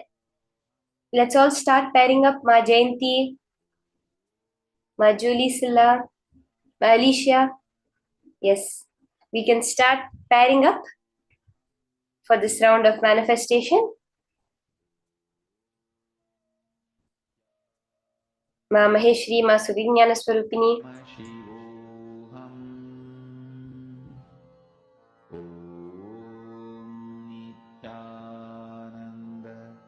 Scan first any issue they have, and as you're scanning, you can identify the cure for that disease also. So whatever issue, whatever imbalance is there in the body. Let's start. Just connect to Paramashiva. Remember, the source of your consciousness and Paramashiva's consciousness is exactly one and the same. There is no difference in it.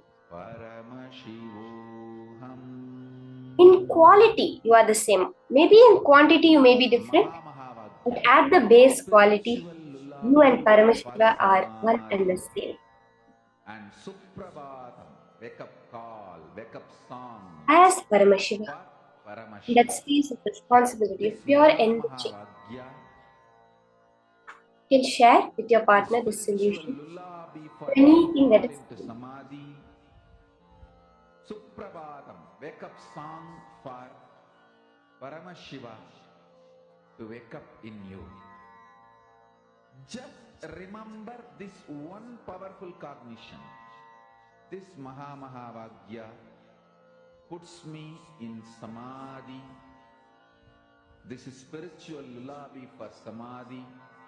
And Suprabhatam, wake up song for Paramashiva in me.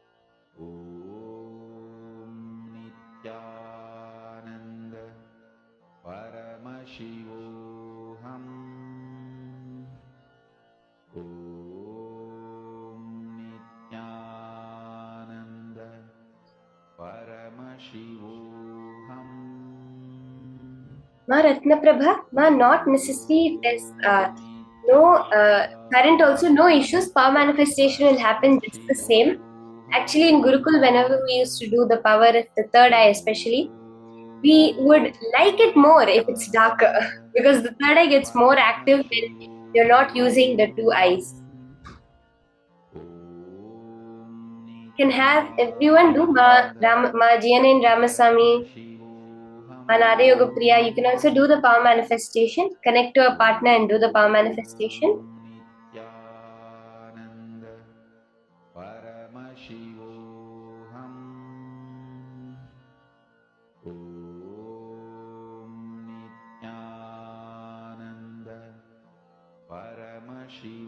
Just connect to Swamiji. In that space of oneness with Swamiji, whatever appears in your third eye. Meaning what?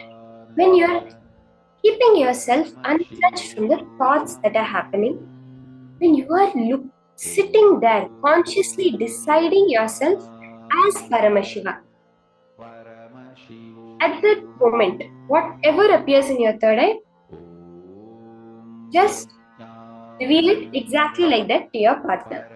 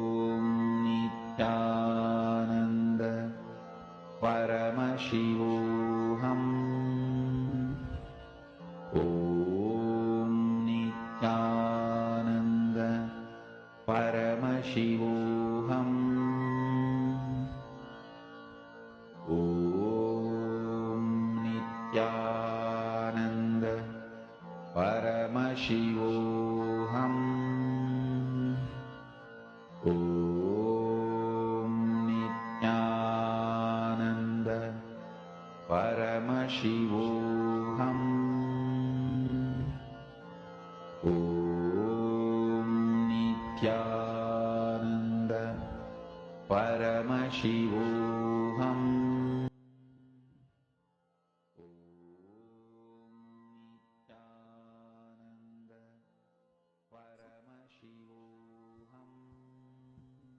You can all relax, share whatever you are able to see with your partner.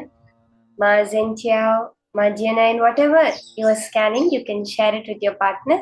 So Ma Priyatma Surupini and Ma Alicia Morrissey doing the power manifestation very intensely. Let's all share with our partner whatever was appearing in our third eye during this scanning process.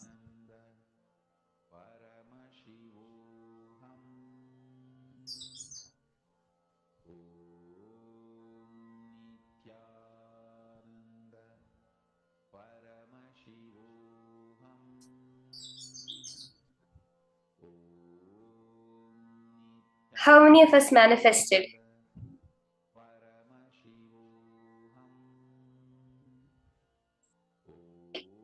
Ma Priyesha has asked a question.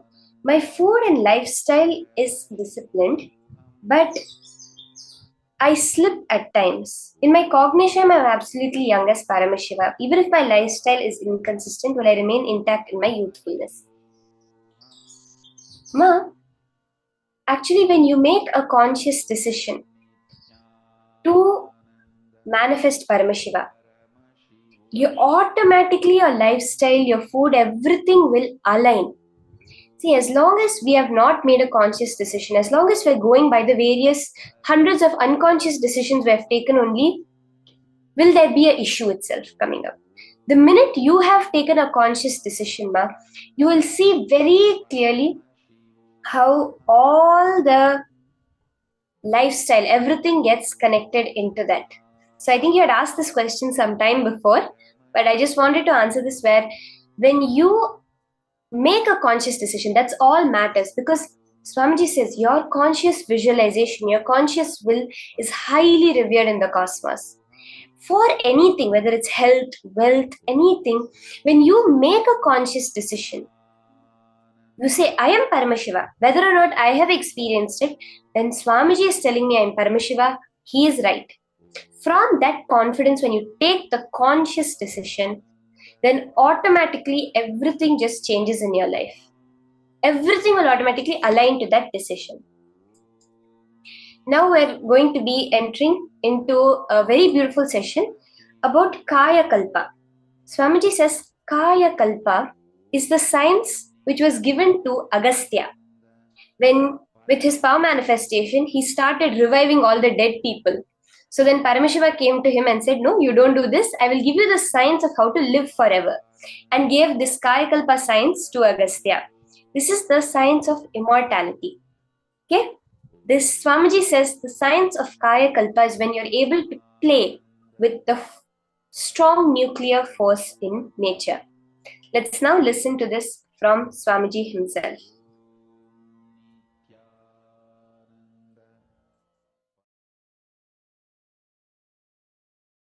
The sacred secret science of Kaya Kalpa is Paramashiva's message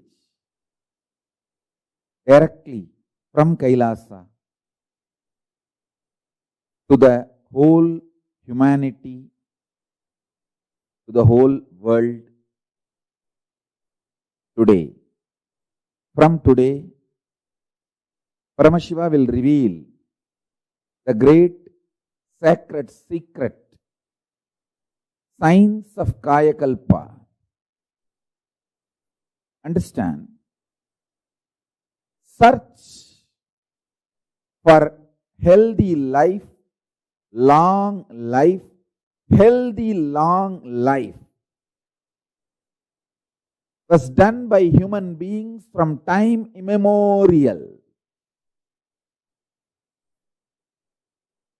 Through their seeking, research, experiences, expertise, human beings have discovered many things to have long, healthy life in various civilizations.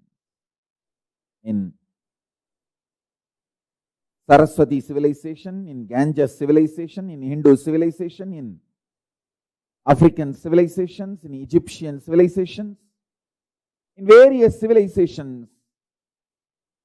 A lot of things were invented, discovered, reinvented, rediscovered.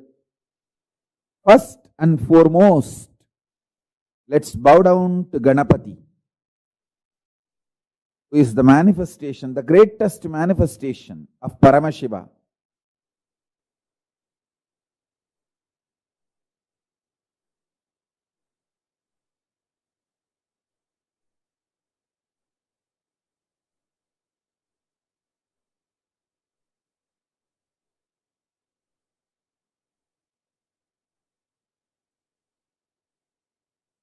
Listen.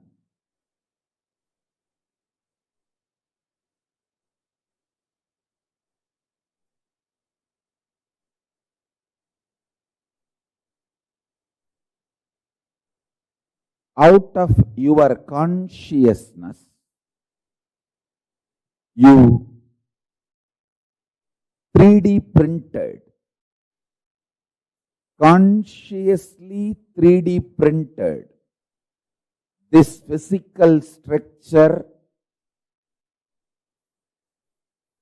Annamaya Kosha, breathing structure, Pranamaya Kosha,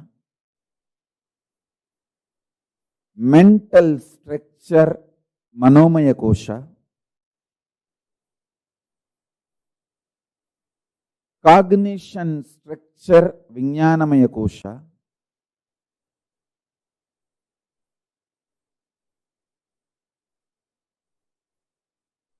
conscious structure, Anandamaya Kosha,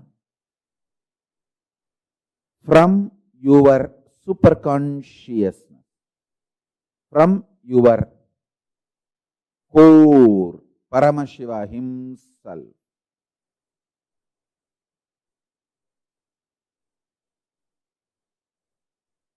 Understand?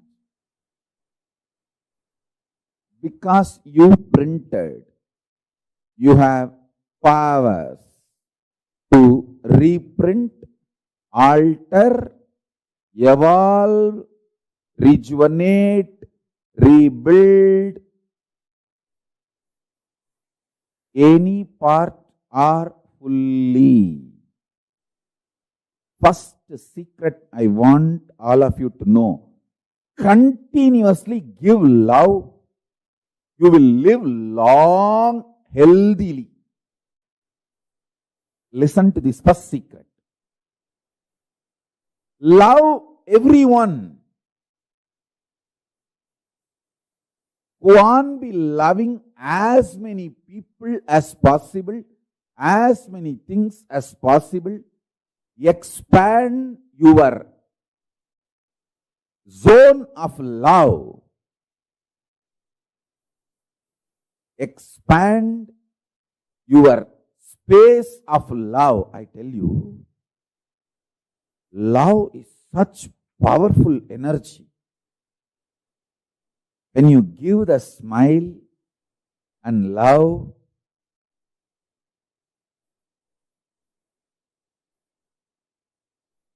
the way others respond to you, react to you, and the way you start feeling about yourself, and the way again you experience you, and the kind of chemicals and hormones you release inside you, and the way you feel secure about yourself and others, it just becomes virtuous circle. Listen carefully. Giving love to yourself, giving love to others, more and more people, more and more situations, more and more beings.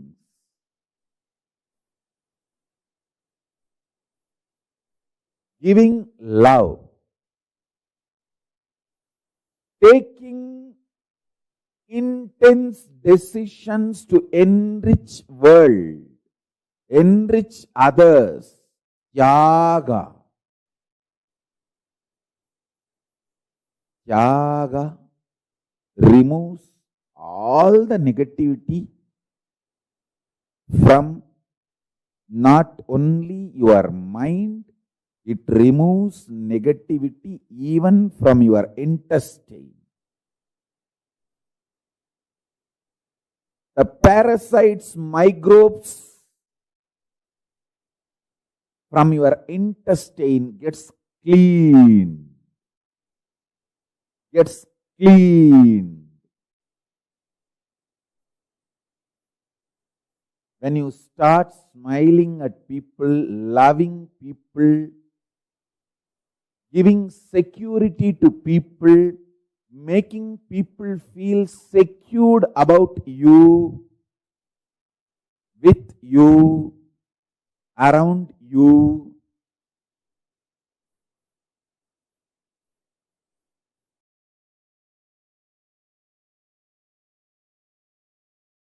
this Kayakalpa Yoga is fundamentally the science of Jiva Samadhi, Swarupa Samadhi and Jiva Samadhi. See, Jiva Samadhi means you can decide when you want to leave the body. You can live as long as you want, 100 years, 200 years, and leave the body when you want. And when you leave the body also, it will not be dead. It will be like a living, like how Paramahamsa Yogananda's body never deteriorated. There was no signs of death on Paramahamsa Yogananda's body. Paramahamsa Yogananda is one of the greatest incarnations. This Kayakalpa Yoga. This science is to achieve the Jiva Samadhi. Means when you leave the body, the body will not be dead like a normal person. You will sit in Samadhi, you will stop using the body, but the body will be alive. Like that you can sit in Samadhi for 200-300 years also. In India, we have great Jiva Samadhis. My own gurus, Raghupati Yogi and Kuppammal and Isakki Swami, all three of them are Jiva Samadhis. I have seen with my own eyes. Isakki Swami, after he left the body, 3 days after that, we took the body, and when we were putting him in the Samadhi, just automatically his legs got folded and got into Padmasana.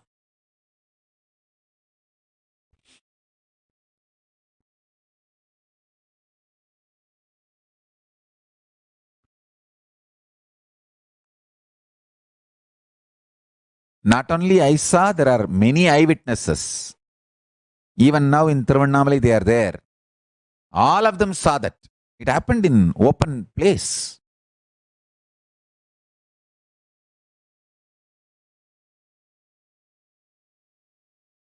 Body which is used intensely remains healthy. Internal organs which is active intensely remains healthy and continues to function long. Mind which remains sincere continues to be focused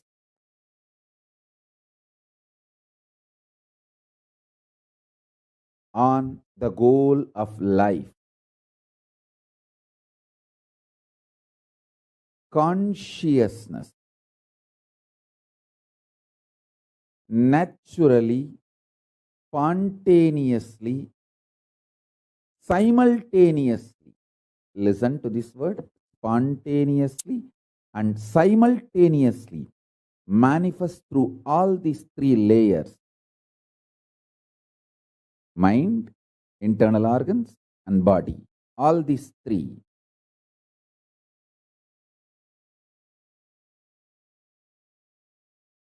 when they remain sincere. Let me give you deeper explanation. Use the body more and more. You will be very healthy, energetic.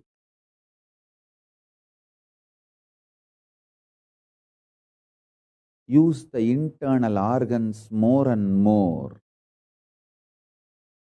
Every time when you fast, all the internal organs of your body starts working.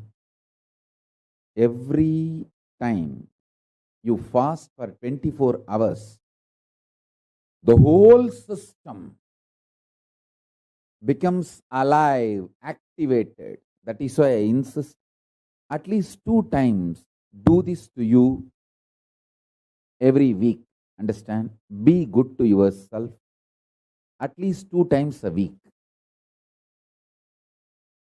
That's the best pampering you can do to you. Anyone who wants to live royal life, listen. Eating like a pig, whenever you can, whatever you get, is the cheapest way of treating yourself.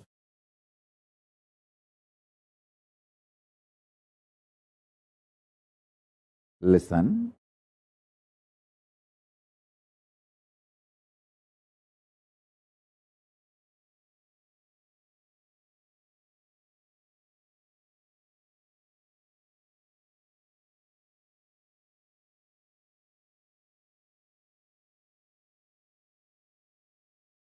It's like treating yourself like garbage bag, garbage can, dustbin.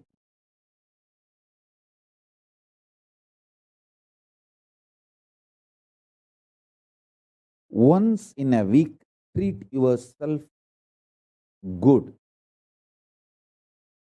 I'll highly recommend at least twice. If you are an initial level seeker, once a week. If you are very sincere about enlightenment, twice a week.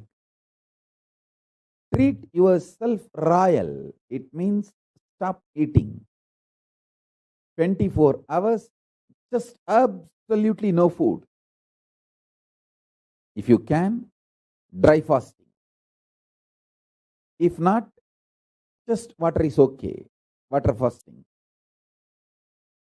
All your internal organs will become alive. As I said, the best food for your body is what is already gathered and stored inside your body. Allow the body to eat itself without giving food from outside. Listen carefully. I have seen people who don't eat because they don't have, but people don't eat even though they have for a purpose, higher purpose, they don't eat. I have seen both kind of human beings. I have seen extreme poverty. I have seen very powerful royal people who don't eat not because they don't have, but because they have a higher purpose to exist, they stop eating. The difference I have seen in both the bodies, people who don't eat because of poverty, their body doesn't shine. People who don't eat because of the higher purpose, their whole skin shines because the cognition, purpose adds sincerity, shraddha, and shraddha as capacity to generate ojas and tejas. Ojas means pure energy. Tejas means shining power.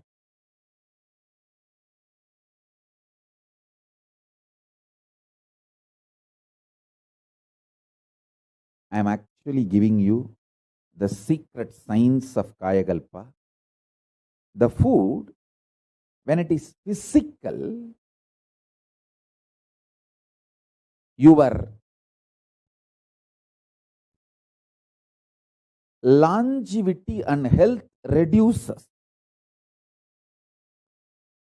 When it becomes liquid, your longevity and health increases. When it becomes just pure prana, your longevity and health increases much more.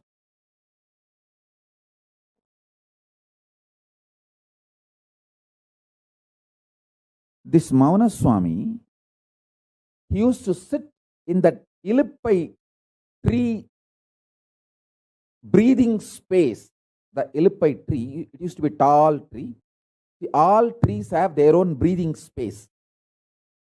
To the level, to the length, to the circumference, they spread their flower, fruit smell is their breathing space. So this temple tower in which this Mauna Swami was sitting comes within the breathing space of that Ilippai tree. So when he sits there and does his pranayama, that Ilippai tree's smell, breathing space, goes into his body, his internal organs receive glucose, sugar, directly just from the prana without taking any white sugar, brown sugar, anything from external source. I tell you, just if you do the detox properly, cleanse all the parasites and microbes, your whole system will become such healthy.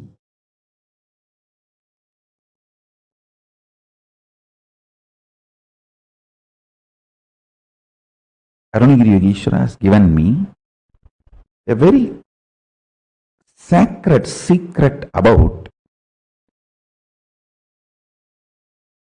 biochemistry of Turyatita. Listen. Rasavada,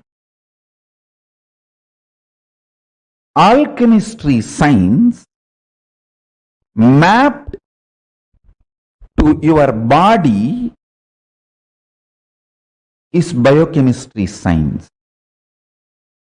Biochemistry of Paramashivatva. I'll repeat these words in Tamil because I heard it in Tamil from him. Kabam uyir kabadappa kolayarukka uyir kolayarum. It means the kaba energy, kava component of the vada pitta kapha doshas. In Ayurveda there are three doshas, vada pitta kapha. The kapha dosha, it's an energy also if you know how to use it. This kapha dosha will destroy the life energy. There's one more word he used, kolai. Kolai, that word has two meanings. One, mucus. Another one, cowardness. He said, the mucus in you will make your consciousness covered. When you become covered, you start thinking there are multiple people in your life and there are multiple people paying in your life, and you start continuously blaming others. Understand? Blaming others is the quality of the coward. Even if others are attacking you, if it is reality, even if it is fact, taking responsibility and solving the problem is courage. Whether others are attacking you is your imagination or fact or reality, taking responsibility for it and solving is the quality of courageous being. Blaming others, cognizing others, putting the responsibility on others is cowardness. In Tamil, there is one word, kozhai. That word has two meanings. One mucus, another one cowardness. My guru told me, kozhai uyir kozhayappa. Kozhai uyir kozhayakkum. It means, I'll give you the gist of what he transmitted to me, what he blessed me. As the biochemistry of science of waking up to Turyatita. If you practice this science for 1 month, 2 paksha, we can make the samyama, Turyatita samyama. For 2 paksha, do this alchemy. Avoid all food related to kapha and mucus in your body. Mucus free food. Understand clearly. All the cowardness of your willpower. See, your willpower experiences cowardness in 3 levels. 1,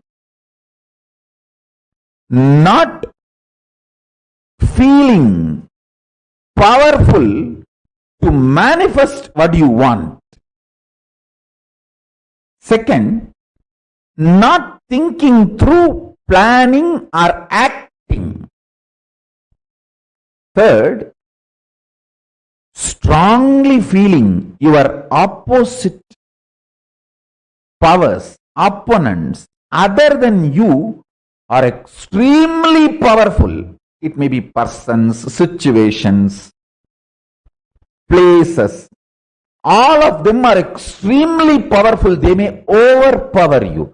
The intense fear. All these are definitions of cowardness, of will. When your will collapses into cowardness, these are all the experiences you manifest. I tell you, too simple.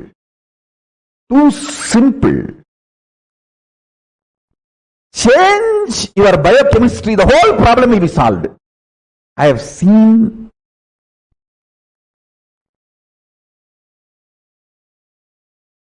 when I applied my Guru's words in my life, I have seen this in my life. Whenever my disciples obeyed me and used these methods and techniques, I have seen them going through amazing transformation. You can make it like a Pauranami to Pauranami or Amavasya to Amavasya.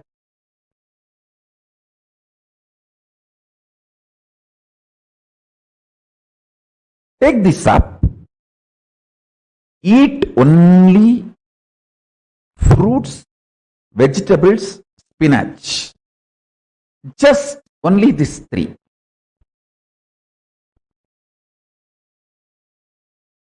no grain, no animal products like a milk or honey, nothing else. Just these three. Fruits.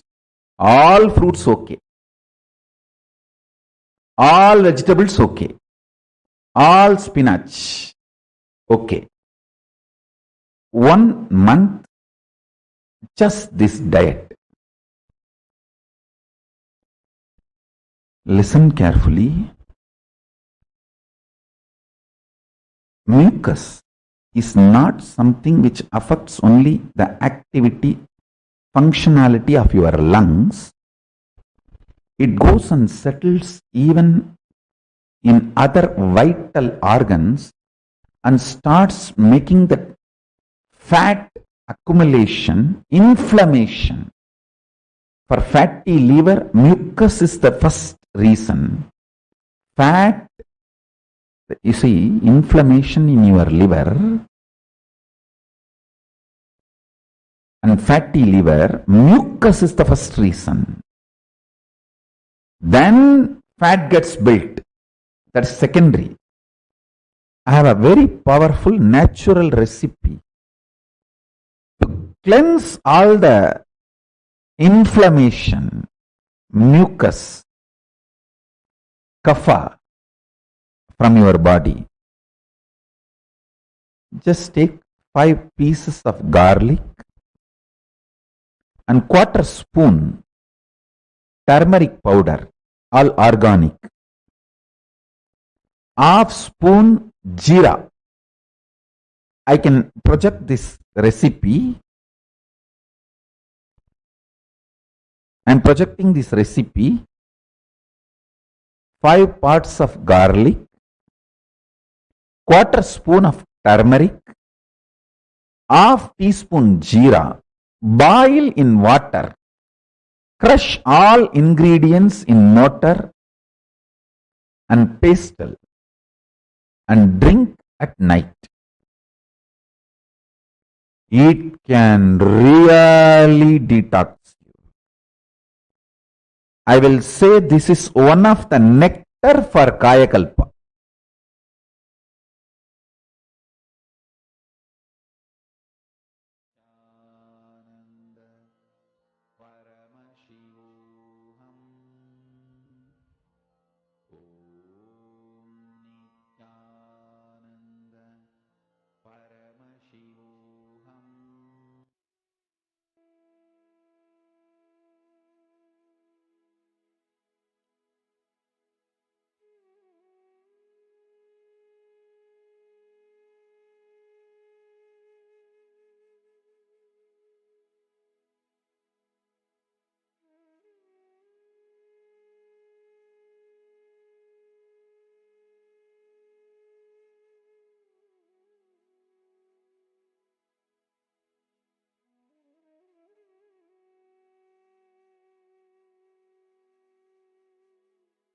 So beautifully Swamiji explained to all of us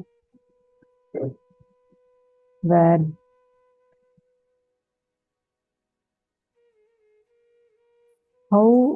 what is Kayakalpa? What is the science of Kayakalpa?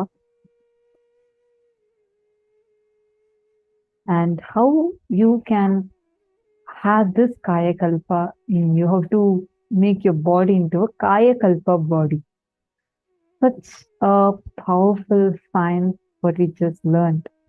And Swamiji also gave us a recipe. Did you all note down the detox recipe? Did you all take note of the detox recipe? Very, very powerful. And Swamiji also gave us the samyama that we can do, the diet that we can follow for living, like for having a mucus-free body. Like your diet, if it is mucus-free, it can help you tremendously. And Swamiji explained the science so powerfully. Swamiji had explained this to us.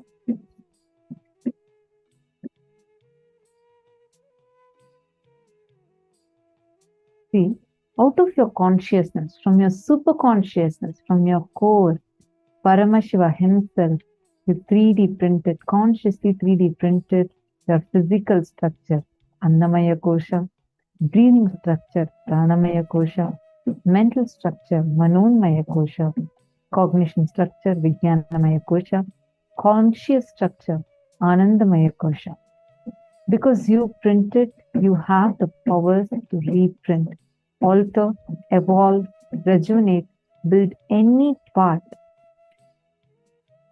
or even fully rebuild yourself. Take a few minutes. I request all of you to type this one powerful cognition. And please post this one powerful cognition on Facebook now.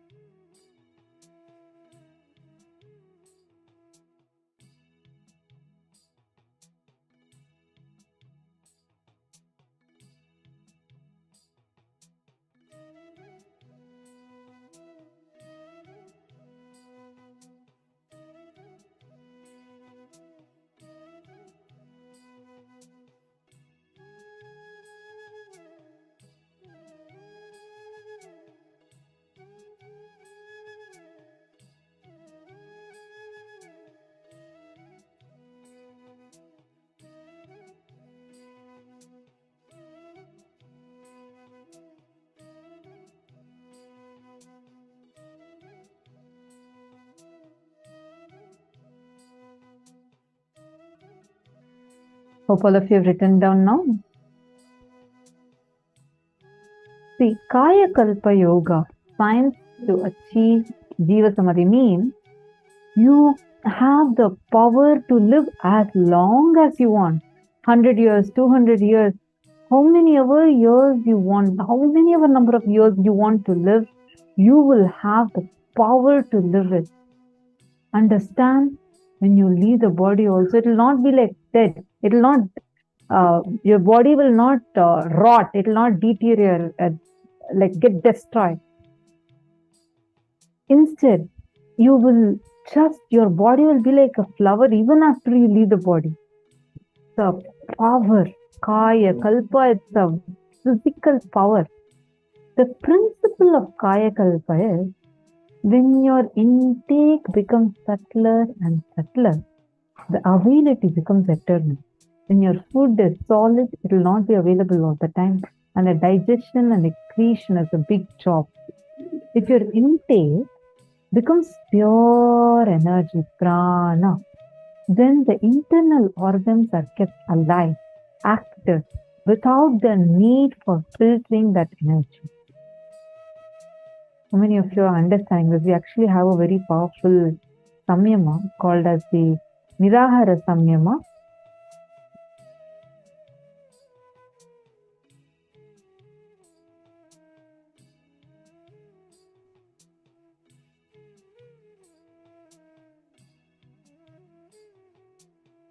Where Swamiji actually makes us to go beyond even the necessity of food.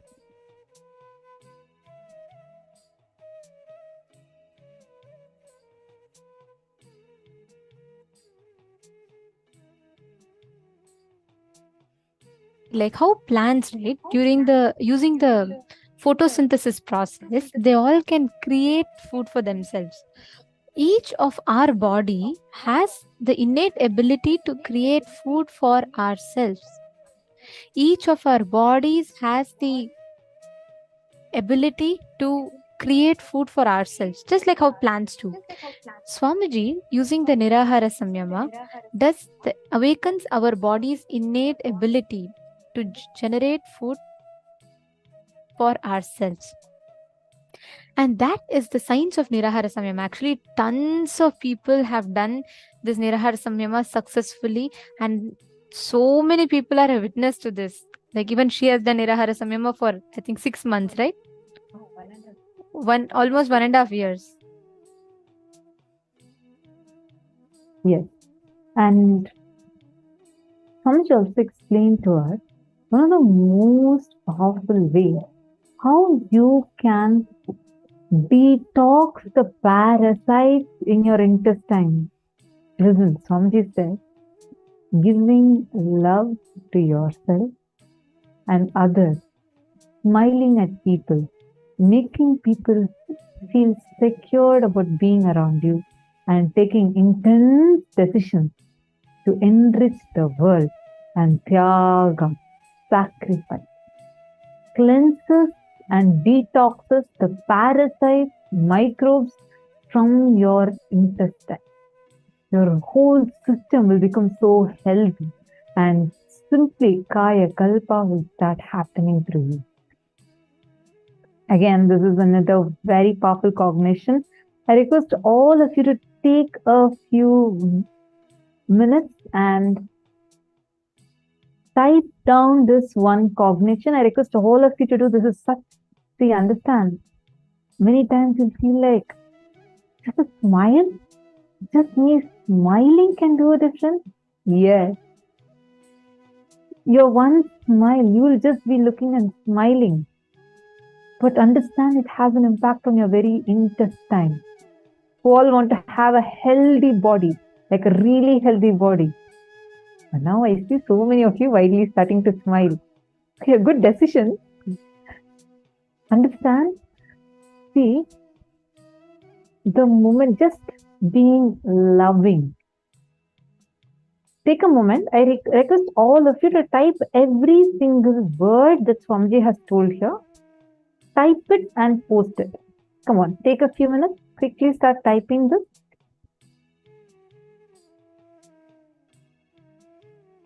All of you take a moment. Type this and post it. Come on.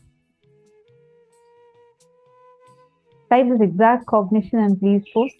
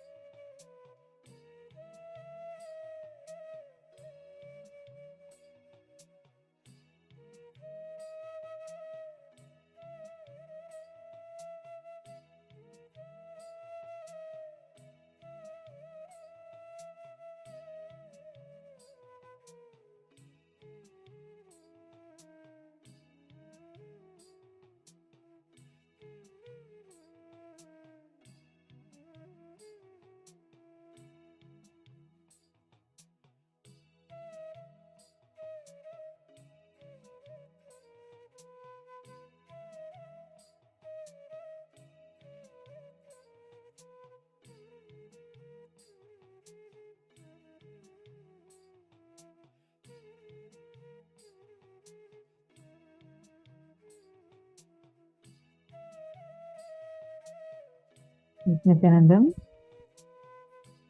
All of you typed out. I see only some of you who are typing. All others, please type it out. It's a very important cognition.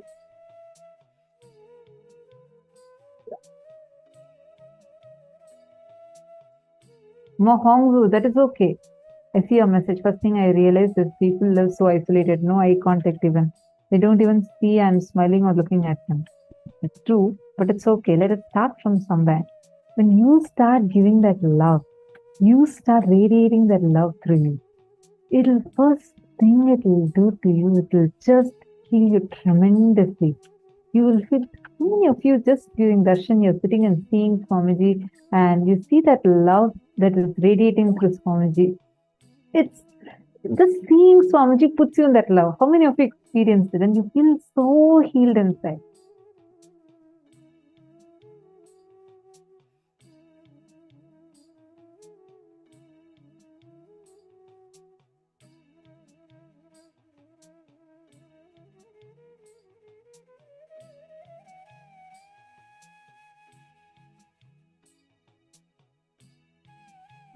Nityanandam, Ma Kitty, Nityanandam, nice to have you here.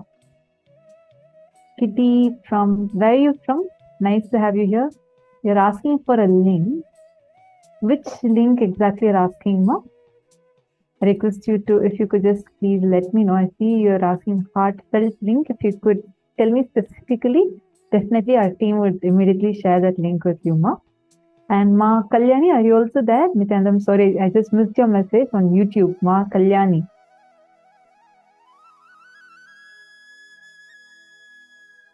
The contribution link, Ma Kitty, definitely we will share that with you. Our team would be posting that in the chat in just a few minutes. Where are you from? Nice to have you here. Where are you from? And I also, I think a few days ago, you had also expressed that you are interested to be a part of Kailasa, to become a sannyasi. Please let me know, because we can immediately send you the link where you could sign up for that also. So kindly do let me know about that. And where are you from? Ma Kalyani K from YouTube. You have asked a question. Please help me to come out of past thoughts. The completion process that we do helps a lot in coming out of the past thoughts and past memories.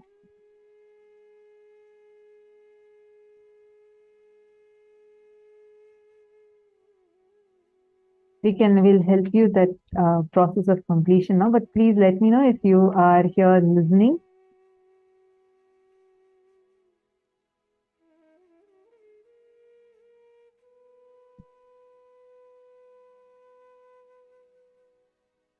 Mahongzu said, I know it's just for realization, but it's a good practice. It feels much more energy and power. Absolutely. Mahongli Wong is saying, giving love to yourself, others, smiling at people. Yes, she has posted the powerful cognition. Wonderful. I think many of you who have already posted in other Zooms also, but still a lot more of you have not yet posted. Can I request all of you to post? Ma Shukrendraనంద, Chinese participants can post it even in Chinese language, but I just request everyone to type it and post it. If you could just tell, sorry, in case you're translating, request if you could tell all the Chinese participants that they can post this just in Chinese itself.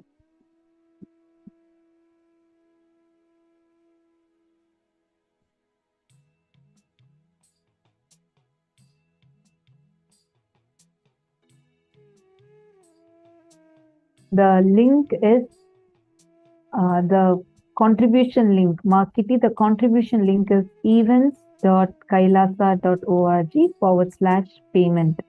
So that is the link. You can go to that link and make your offering.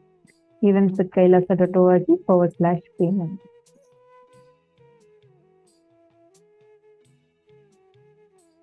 All right. So now, since all of you have typed out, see, the food, when it is physical, your longevity and health drastically reduces. When it becomes a liquid, your longevity and health increase. When it becomes just pure prana, your longevity and health increases way much more. Actually, Swamiji says this is the very way how Swamiji is one of Swamiji's gurus, Mauna Swami, with whom Swamiji explored the science of Kayakalpa as a child. He used to sit under the Ilupai tree. It's called as Ilupai Maram in Tamil. All trees have their own breathing space where they spread their fruits and smells. So until the place where a tree's flowers or its fruit smell or its fragrance, like the tree's smell reaches, it's called as the breathing space of that tree. So he used to sit in the breathing space of an Ilupai tree, Ilupai Maram, and all the trees had their own breathing space, and the temple tower in which Mauna Swami used to sit comes within the breathing space of the Ilupai tree. So when he sits there and does his pranayama, that Ilupai tree's smell, breathing space goes into his body. His internal organs receive glucose, sugar directly from that prana. Understand? Without taking any form of sugar, no honey, no sugar, no brown sugar, nothing. Without taking anything from external source, just by inhaling this prana of the tree, he used to empower his internal organs, energize his internal organs with the required amount of glucose. Wow, what an advanced science. This science is called as the Kaya Kalpa, where you literally start living on air, prana. The most powerful Kumbhaka is Trinetra Kumbhaka. So now we are going to be practicing Trinetra Kumbhaka. It awakens the Kundalini Shakti, the cosmic union with Paramashiva, rebuilds your body, burns all the bad muscle memory, biomemory, and does everything best. The whole prana sharira will become aligned with the full Kundalini Shakti. Now, you can do this every day. Start with 11 times in the morning and 11 times in the evening. After 2-3 days, make it into 21, then slowly 42, then slowly do 108. Now, we are going to do for 10 minutes, 11 times we are going to do. Listen to the steps carefully, then we'll do it also and show to you. Inhale through your left nostril as much as you can and comfortably hold.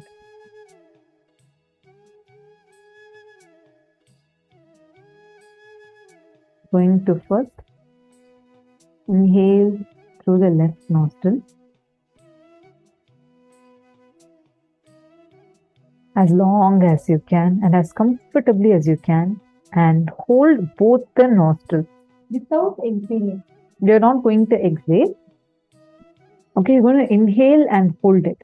Next, you're going to inhale through the right nostril. You're not going to exhale this air out. You're inhaling and holding.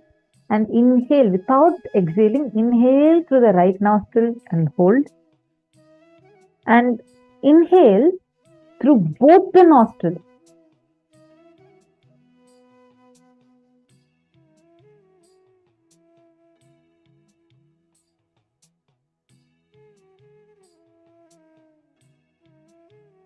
Hold as long as you can, as comfortably as you can. Automatically, the body itself will balance itself by exhaling a little. Don't worry about that.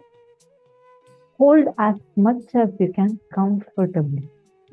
At one point, when you feel you cannot hold it anymore, you're going to exhale through the left nostril. So,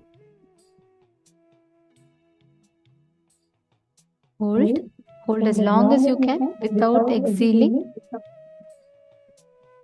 Now inhale through the right nostril and hold without exhaling. Hold as long as you're comfortable. Now inhale through both the nostrils. without exhaling. And hold for as long as you can.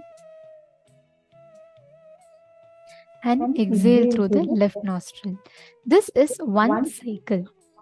So like this, you're going to do 11 cycles. Are all of you clear? You're going to do this whole cycle 11 times. We're going to project the steps also for all of you. And all of you are going to be doing this process. Please start.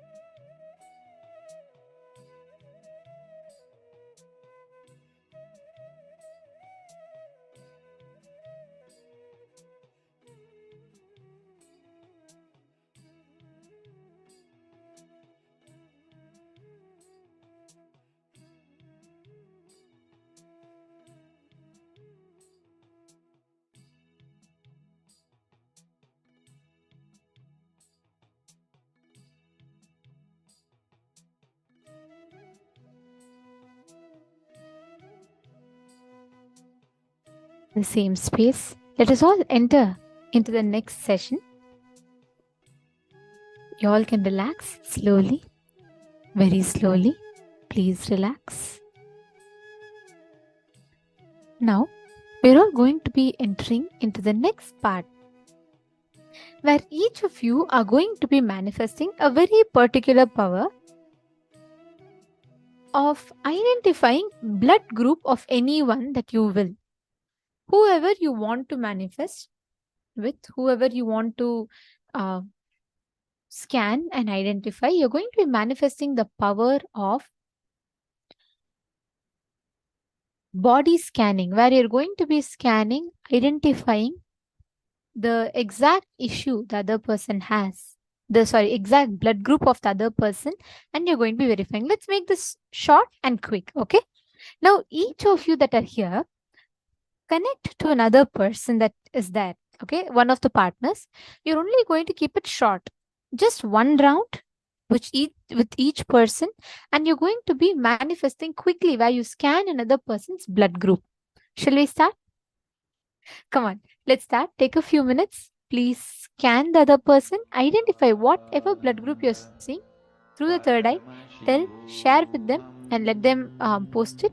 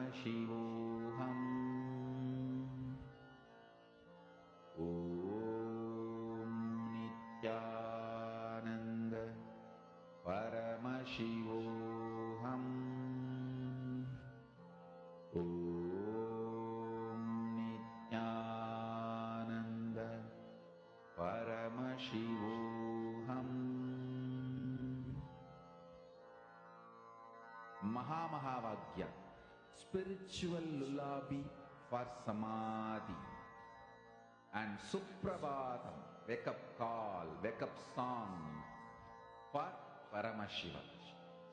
This Mahavagya is spiritual lullaby for you to fall into Samadhi. Suprabhatam, wake up song for Paramashiva to wake up in you. Just remember this one powerful cognition. This Mahavagya puts me in Samadhi. This is spiritual lullaby for Samadhi. And Suprabhatam, wake up song for Paramashiva in me. For Paramashiva to manifest. With this one spiritual powerful cognition, chant this Mahavagya.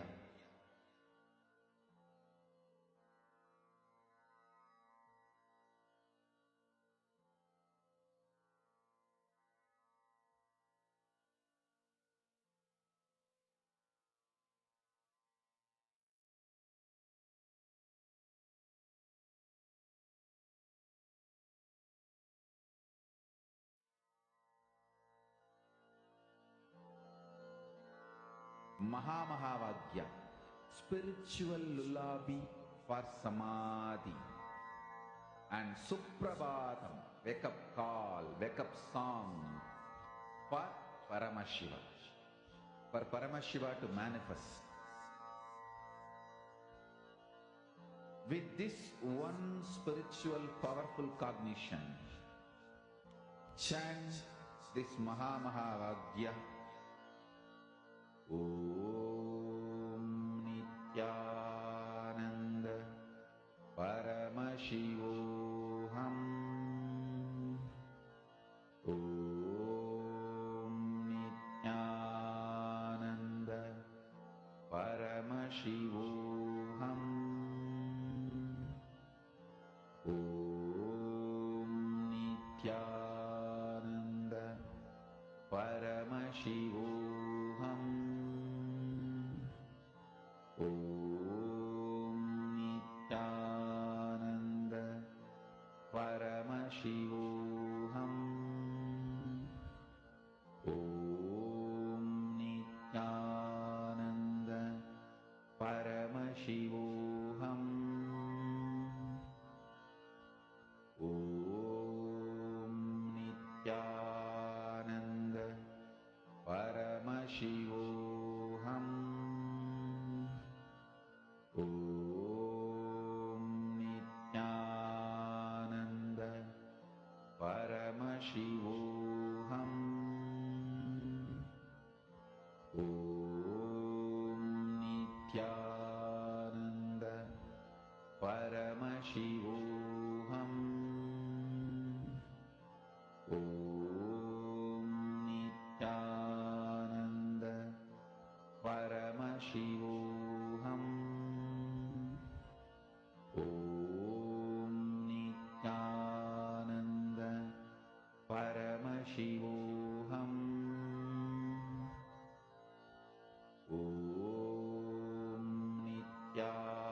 Nityananda Paramashivoham. Om Nityananda Paramashivoham. Om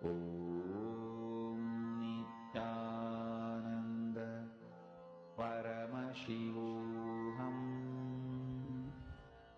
Om Nityananda Paramashivoham. Om Nityananda Paramashivoham. Om Nityananda Paramashivoham. Om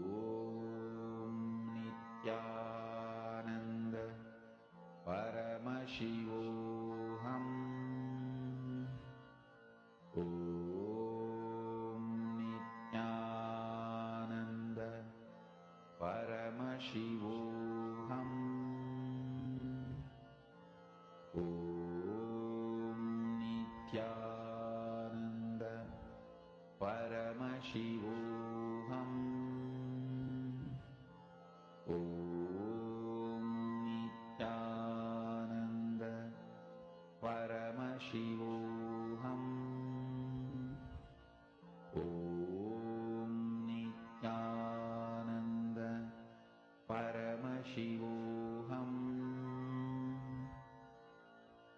Om Nityananda Paramashivoham. Om Nityananda Paramashivoham.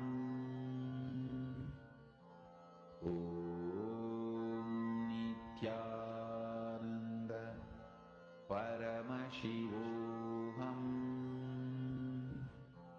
Om Nityananda Paramashivoham. Om Nityananda Paramashivoham. Om Nityananda Paramashivoham. Om Nityananda Paramashivoham.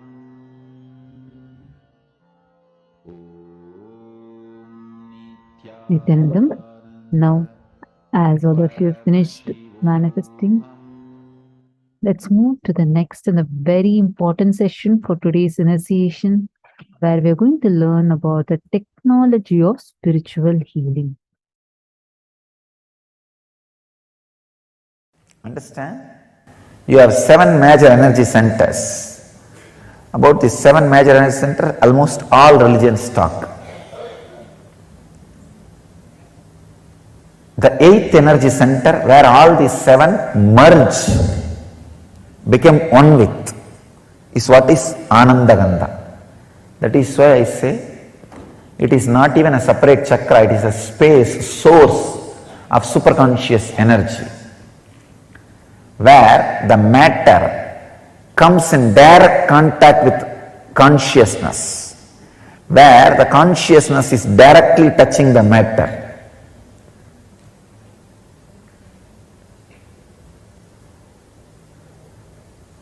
It is the experience where the consciousness has samyoga into matter, where matter has samyoga with consciousness. When you relax into that space, consciousness fills matter. So naturally, the superconscious healing happens. It is the highest happening which can happen to matter, not just physical healing or mental healing, radiating pure consciousness. The source of Anandagandha,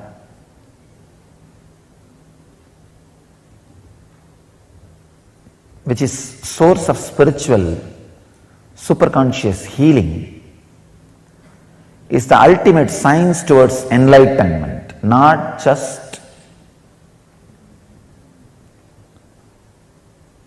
physical healing or mental healing. Physical healing also happens because your very DNA structure gets re-altered when you relax into superconscious state. The other day I was reading a book, The Biology of Belief. A great scientist who has done a great service to spiritual tradition.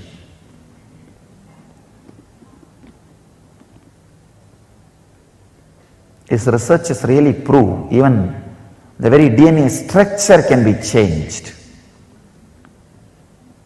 if your consciousness infiltrates the matter. Anandagandha chakra is the door where consciousness can infiltrate matter, where it can fill you.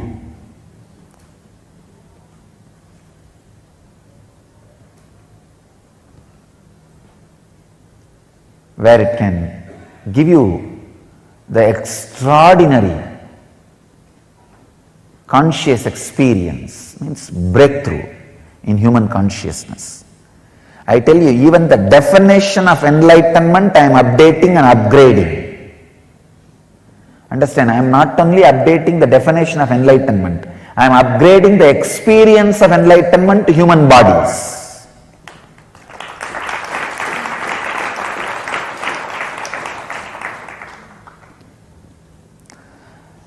The possibility, the highest possibility which can be experienced in human body, even that highest possibility is being raised.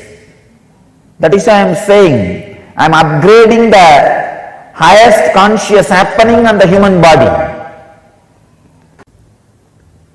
I am breaking the very consciousness on which they are standing. I am giving a breakthrough to the whole human consciousness.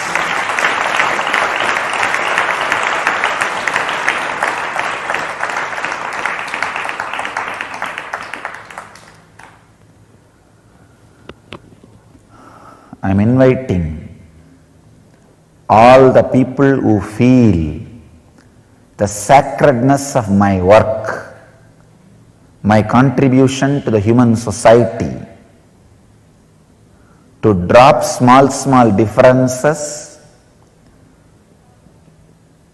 to drop all these petty ideas, one or two if you carry, and gather together to spread these signs to the world and protect it without being extincted, destroyed by these unconscious groups, establishments. I am giving open invitation. Whoever feels helped by what I am doing, sympathetic towards what I am doing, feeling friendly for what I am doing, feels this ought to be done to save planet Earth, I invite all of you to drop these petty, foolish, small ideas, self-centered sufferings. If you are self-centered constantly, you will create suffering for you. Drop all those foolish things. Let's stand together to preserve, protect and spread these great signs of Anandagandha, the great process of giving breakthrough, great breakthrough, transformation to human consciousness. The very science itself cannot be described in one session. I will try to give you the glimpse.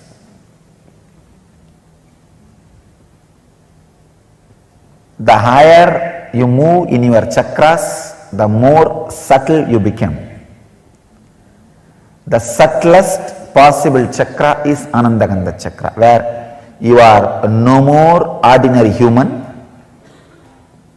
and just disappeared into the extraordinary superconsciousness.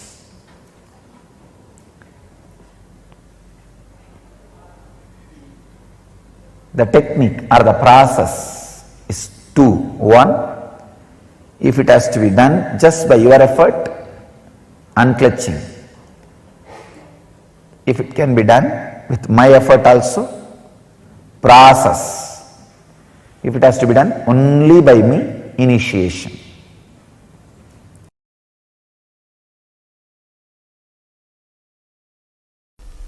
Please understand, we are always taught genes are responsible for our diseases. No, it's not true. Even your DNA is not responsible. The quality of your consciousness is responsible.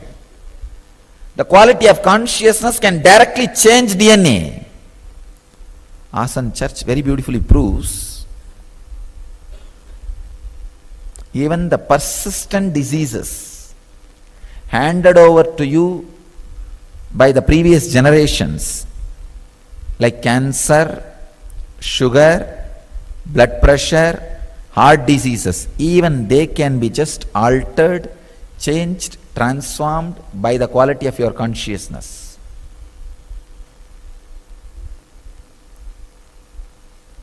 Another one research proves only 35% of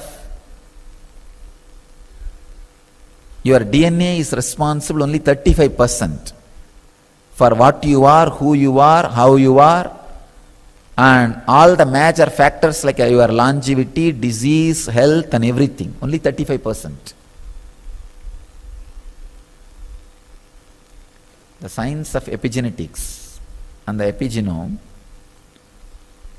opens a new door to the great truths declared by Patanjali and Swatmarama. Patanjali in Raja Yoga Sutras and Swatmarama in Hatha Yoga Sutras.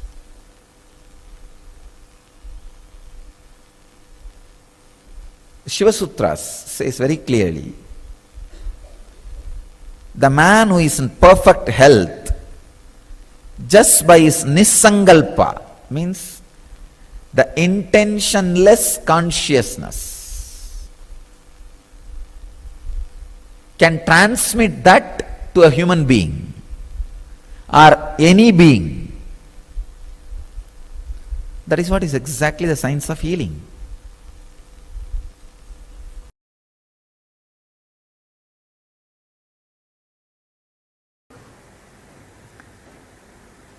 If I have to give one example, I can give the example of Gandhari in Mahabharata giving birth to 101 kids, 100 male and 1 female.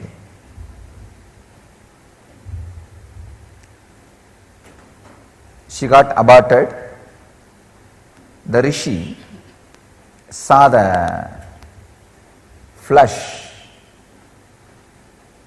and really felt bad for the mother. Mother was unconsolable.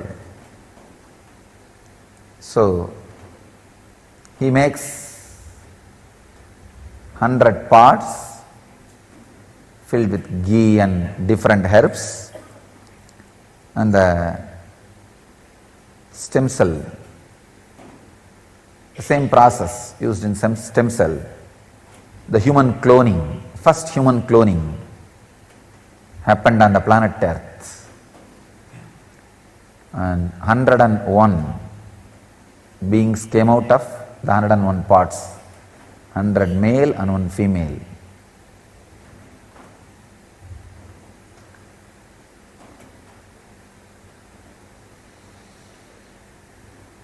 And there are hundreds of other proofs how the science of stem cells was used. Understand? In body, 2 things. One, stem cell production. Second, early stem cell production means a different quality of stem cell which becomes part of the body, organs of the body. Same way in the cosmos, 2 things are happening. One, creation of different planets. Second, creation of a space where life can exist.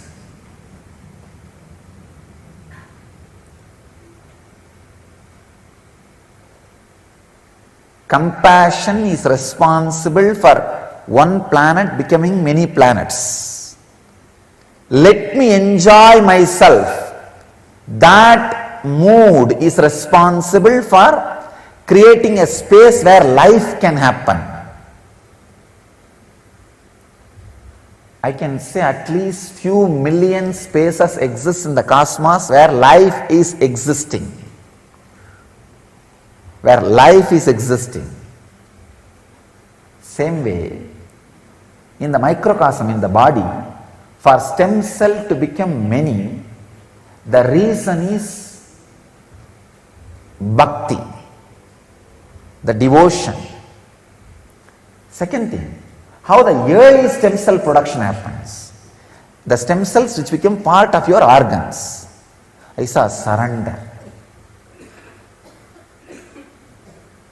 Surrender is nothing but the devotion which became part of your biomemory. The stabilized devotion is surrender. Surrender means See, devotion means where you and the person or the object or the space to which you are devoted, both exist. But in surrender, you say, let you exist, that's enough. Nothing else is required. I am so happy to dissolve in you. Just be lost in the sweetness which happens in my mouth when I remember you. I am ready to lose myself in that sweetness, in that joy, in that taste. Surrender makes early stem cells which becomes part of your organs.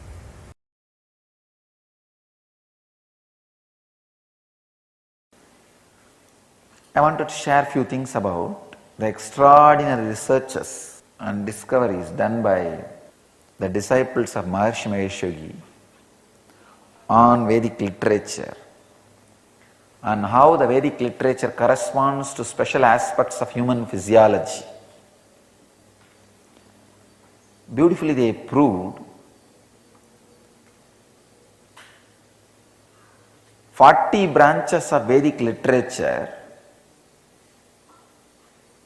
in structure and function matches the human physiology like various organs, organ systems and nervous systems. By Professor Tony Nader, very beautifully in his researches says that human body is a replica of Vedas and the Vyakarana in Vedic literature is hypothalamus of the brain and Nyaya is thalamus of brain. And another one very important research is they have done research on the cancer cells to determine the influence of Samaveda and rock music on it. All the cancer cells influenced by Samaveda started decreasing in growth and the rock music increased the growth of cancer cells. It's very surprising research, they proved it. And they have done some more studies on how the fever is healed by Vishnu Sahasranama, diuresis, the urination problems, Mutra Mochana, diabetes, Rudrashtaka, for anti-aging, Gayatri Mantra was used. Now I will try to give my insight on the Nada Brahma. It's a sound which is source of everything. So when the sound vibrations are altered, the whole consciousness is altered.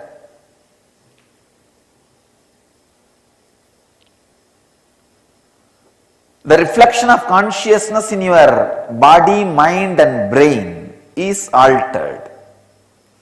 When the reflection of your consciousness on the body, mind and brain is altered, the physiology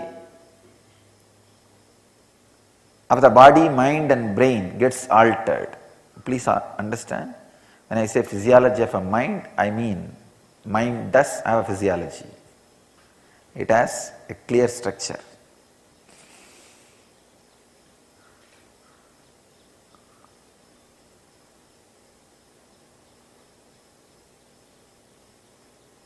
I have seen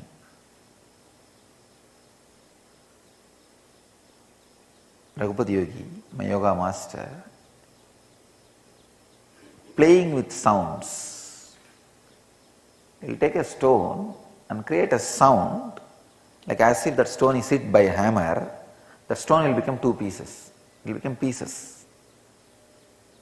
The same way iron rope. He will take iron rope and create a sound through the tongue as if it is hit by a powerful tool, weapon, cutter. It will just break into pieces.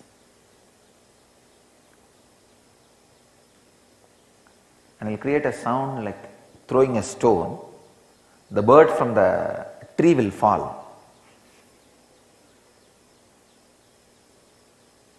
And just he will close one nostril, through the other nostril he will blow the air in such a way he can even alter the smell of the air.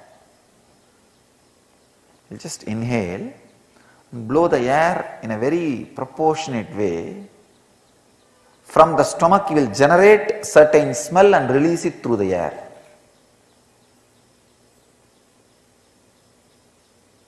I've seen. He used to make Siddha medicines also, for which he needs snake venom, snake poison. So he will just do some kind of a pranayam, create a sound and release a particular smell through the nose. The snakes will automatically come near him as if they are in the sexual orgasm. When the snakes get into the intercourse, two snakes, they will roll on the ground and they will move just by rolling. Only if you have seen, if you are from Indian village and seen, you will understand what I am talking. They will not move like a normal way. They will be rolling on the ground, unmoving. They will completely be rolling, unmoving. I have seen the snakes getting into that kind of an orgasmic mood just by the smell. Just by the smell he releases, they will get into that mood and come towards him as if they are in that ecstasy. And all he will do is he will have a small cup, the stone cup, and he will take that snake and put the mouth and take the venom and release them. Just through sound, he will insert certain sound inside the body and create a smell from the body and release it through the nostrils. First you need to play with silence. Then automatically the whole science of playing with sound will be revealed to you. Playing with silence is the technique to achieve the state of playing with the sound.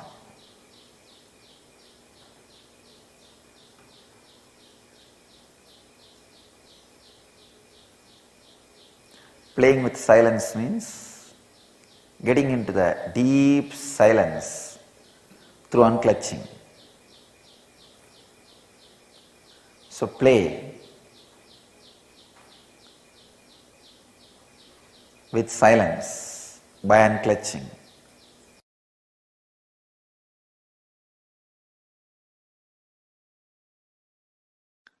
In quantum physics there is a term entanglement. Means when one energy source entangles with another, they interfere with each other. This interference can be highly positive and transformative and harmonious. Please understand. If one energy source comes in contact with another, if one energy source entangles with another, they interfere with each other. That interference can be harmonious and highly positive and transforming. Another one physicist, Amit Goswami, he published an article in Physics Journal. In that he very clearly proves entanglement directly affects human beings. Please understand, entanglement affects human beings. There are thousands of examples for entanglement. If you have some 200 pendulum clocks put on one wall, the wall can be any length. It does not need to be within certain length. It can be like China wall, any length. If you have few hundred pendulum clocks, even if it is a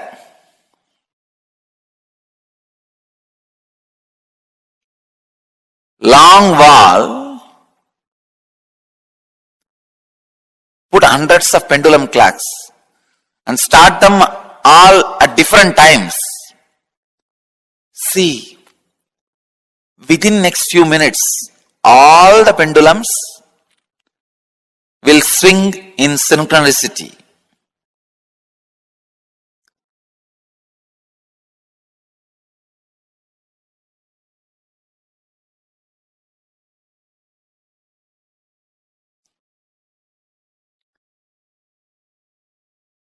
Exactly, this is what happens when you come in the breathing space of the healer. Please understand.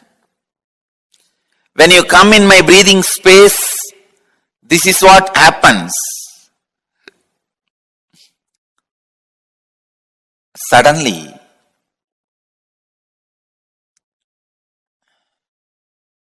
your mind gets entangled with my no mind. I wanted to tell you, entanglement is only in the thought level. If your mind entangles with my no mind, it is entanglement, thought level. Next, please understand, if your muscle memory gets entangled with my muscle memory, that is called entrainment. If your biomemory gets entangled with my biomemory, it's called enlightenment. Entanglement can move to entrainment, then entrainment can become enlightenment. You need to know a few things. How this healing happens. See, healing happens in the entanglement level. Kundalini awakening happens in the entrainment level.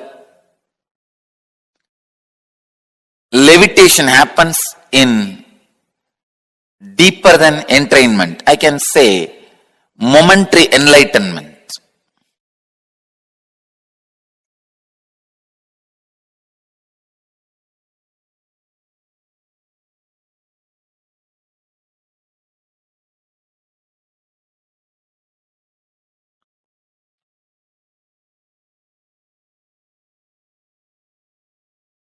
This is very important truth.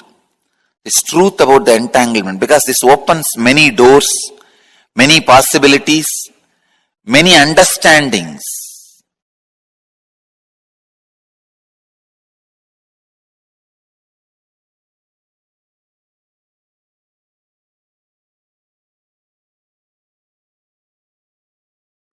How I heal through healers? Because all my healers are pendulum clocks. Any other broken little altered pendulum clock, I add it in one wall. Both clocks start swinging synchronically. Understand? That's all. Each one of my healer is my pendulum clock. If you are little broken, disturbed pendulum clock, if both are hung in one breathing space, your pendulum also starts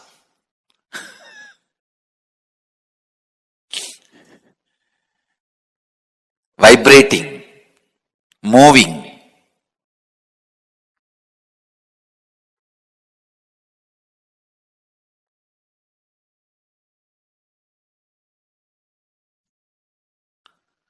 The same tune. And a living practicing healer, please understand, living practicing healer is continuously in entanglement with me. He may be wherever he is. A living practicing healer is continuously in entangled with me. This is what I call physiology of feeling connection.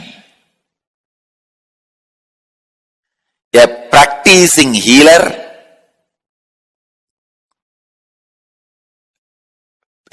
who lives whatever I am teaching,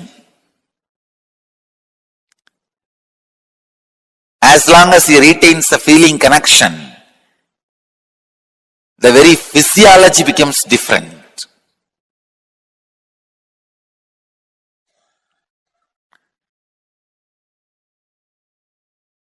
Entanglement means two-person falling in tune with same thought. Entrainment means two-person falling in tune with the same idea. Enlightenment means two-person uniting beyond ideas.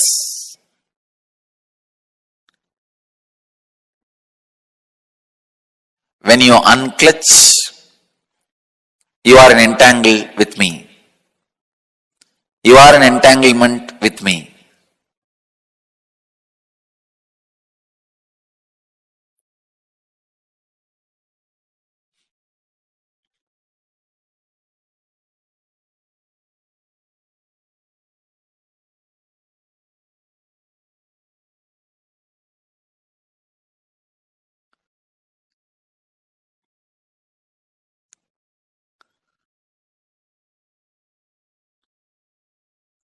This again opens a huge door.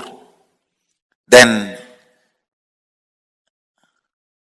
is the thoughts of a healer going to affect us? I say yes. That is why I am telling you, go to a person only who is thoughtless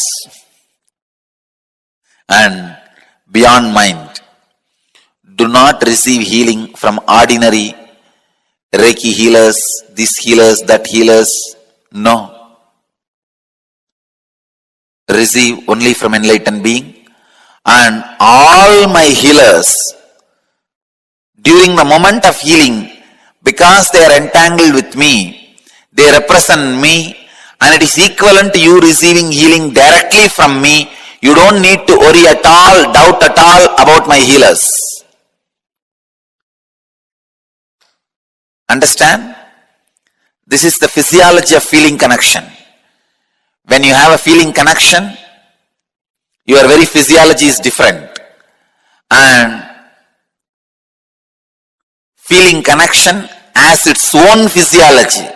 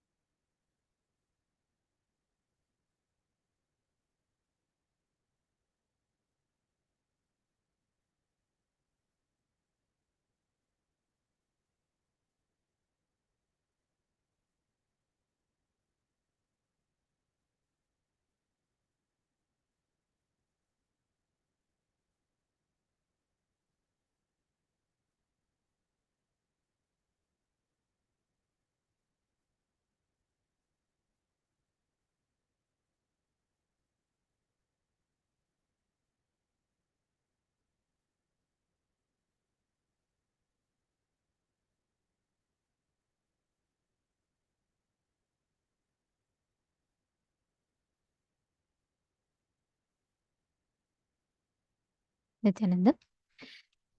How many of you understood the exact science of healing that Swamiji revealed just now? Please understand, this is the exact initiation all of us are going to be receiving today. We're all going to be receiving the initiation into healer's initiation.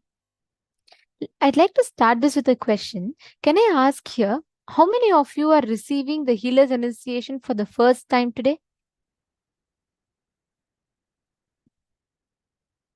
Can you all post in the chat, please? Who are all here receiving the healer's initiation for the first time today? Ma Prithvi Prasad for the first time. Okay, interesting. Very nice. All the others who are all here for anyone for the first time? Or is there anyone who wants to request the re-initiation? Because I know many of you here, actually almost every one of you here have received it in the past.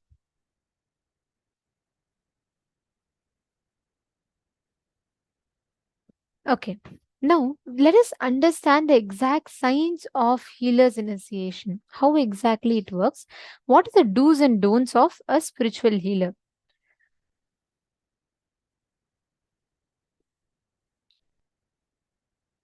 So the first thing is there are two types of healing. Okay. One is healing yourself and healing others. In the first initiation, where you're only healing yourself, there are no restrictions, there's nothing. You'll be receiving the initiation, and this is basically where you enable or awaken your inherent ability to heal yourself from the diseases that is there in your body. This is of the first kind. Now, the second type, the healing others, is the main initiation where Swamiji will be awakening your ability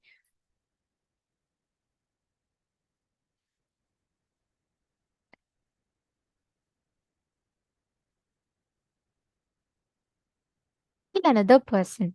So if you are receiving this initiation of being able to heal others, then you will have to say no to smoking, drinking, or eating any non-vegetarian food. So this is not like a restriction, but this is a lifestyle.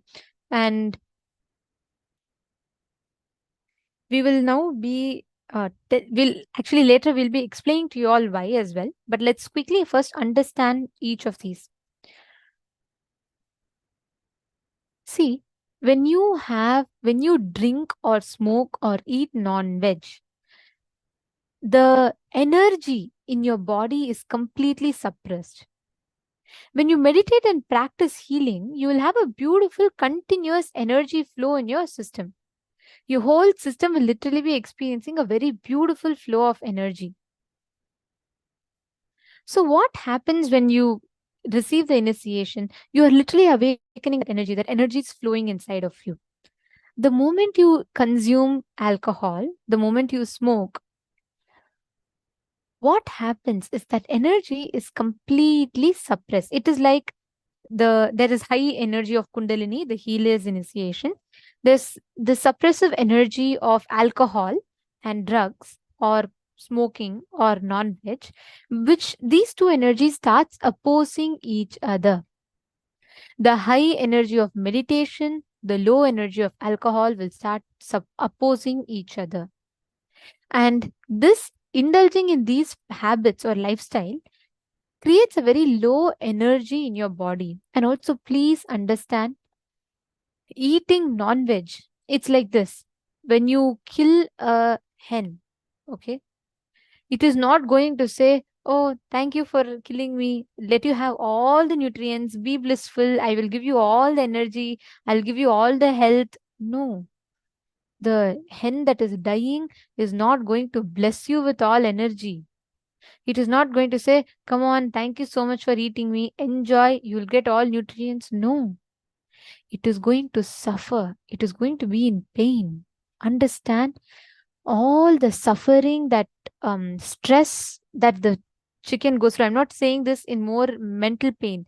Physically, the suffering that the hen goes through, that entire hormones being released, everything gets stored in the muscle.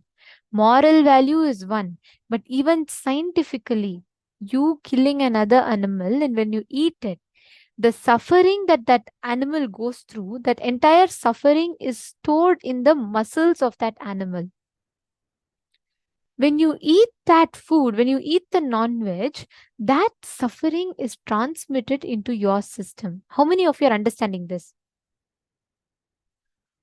How many of you are catching this? Please understand. Have any of you here experienced when you have consumed non-veg, you felt low? Many people actually experience. There was a study conducted in by one of the vegetarian pro-vegan organizations in the US, where they studied up to 40 to 70 percentage of the youth and 70 percentage of all adults face sudden signs of stress, anxiety, sleeplessness when they consume meat. That is when the study was carried out, they found out that the moment they eat meat, their average lifespan is reduced, and there's so much of unnecessary stress that's added into their body. Swamiji reveals the precise explanation for it. Have you all experienced whenever you get stressed? How many of you experience physical pain? Like sometimes you'll have the pain in your shoulders, you'll have headaches when you have like severely when you're stressed, and when you're afraid of something, you'll have butterflies in your stomach. How many of you have experienced all these? Put yes in the chat. Yes. Okay. Many of you have put yes. Listen very carefully. You all experience the physical impact of your psychological and emotional stress, right? Then imagine just normal stress itself, you have so much of physical and psychological and emotional reactions. The physical body reacts for all of these. Imagine when you're about to kill that animal, how it would be.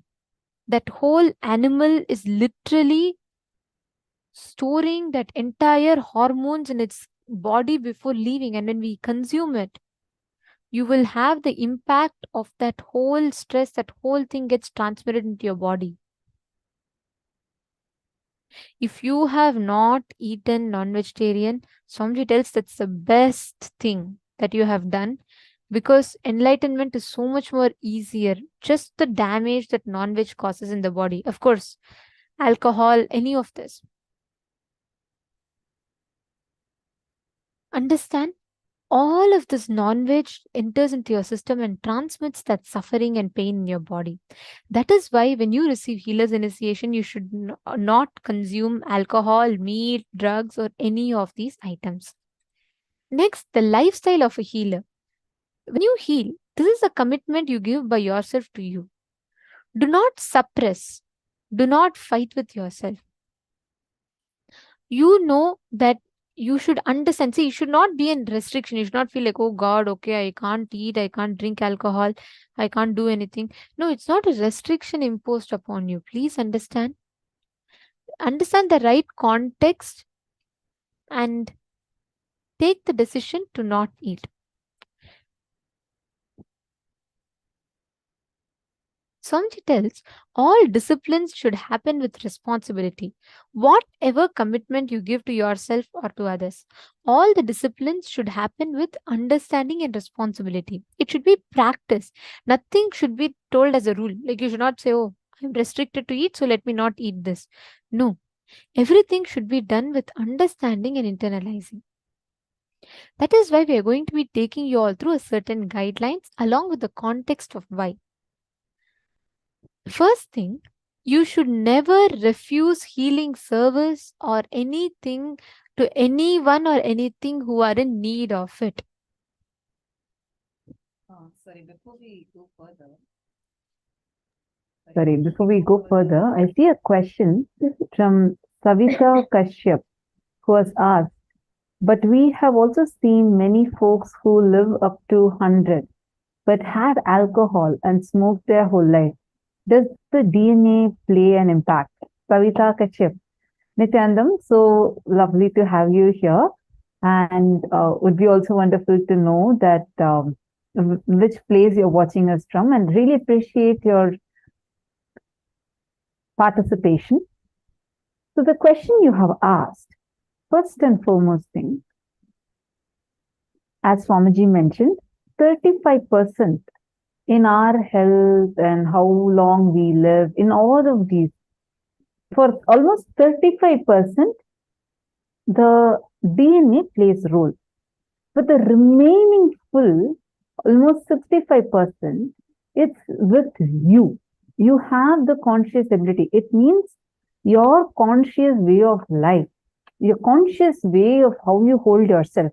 All of these impact in the way how you are going to exist, how long you're going to exist, how, and that means you also have like an upper hand, meaning you can decide which genome you want to activate, which genome you don't want to activate.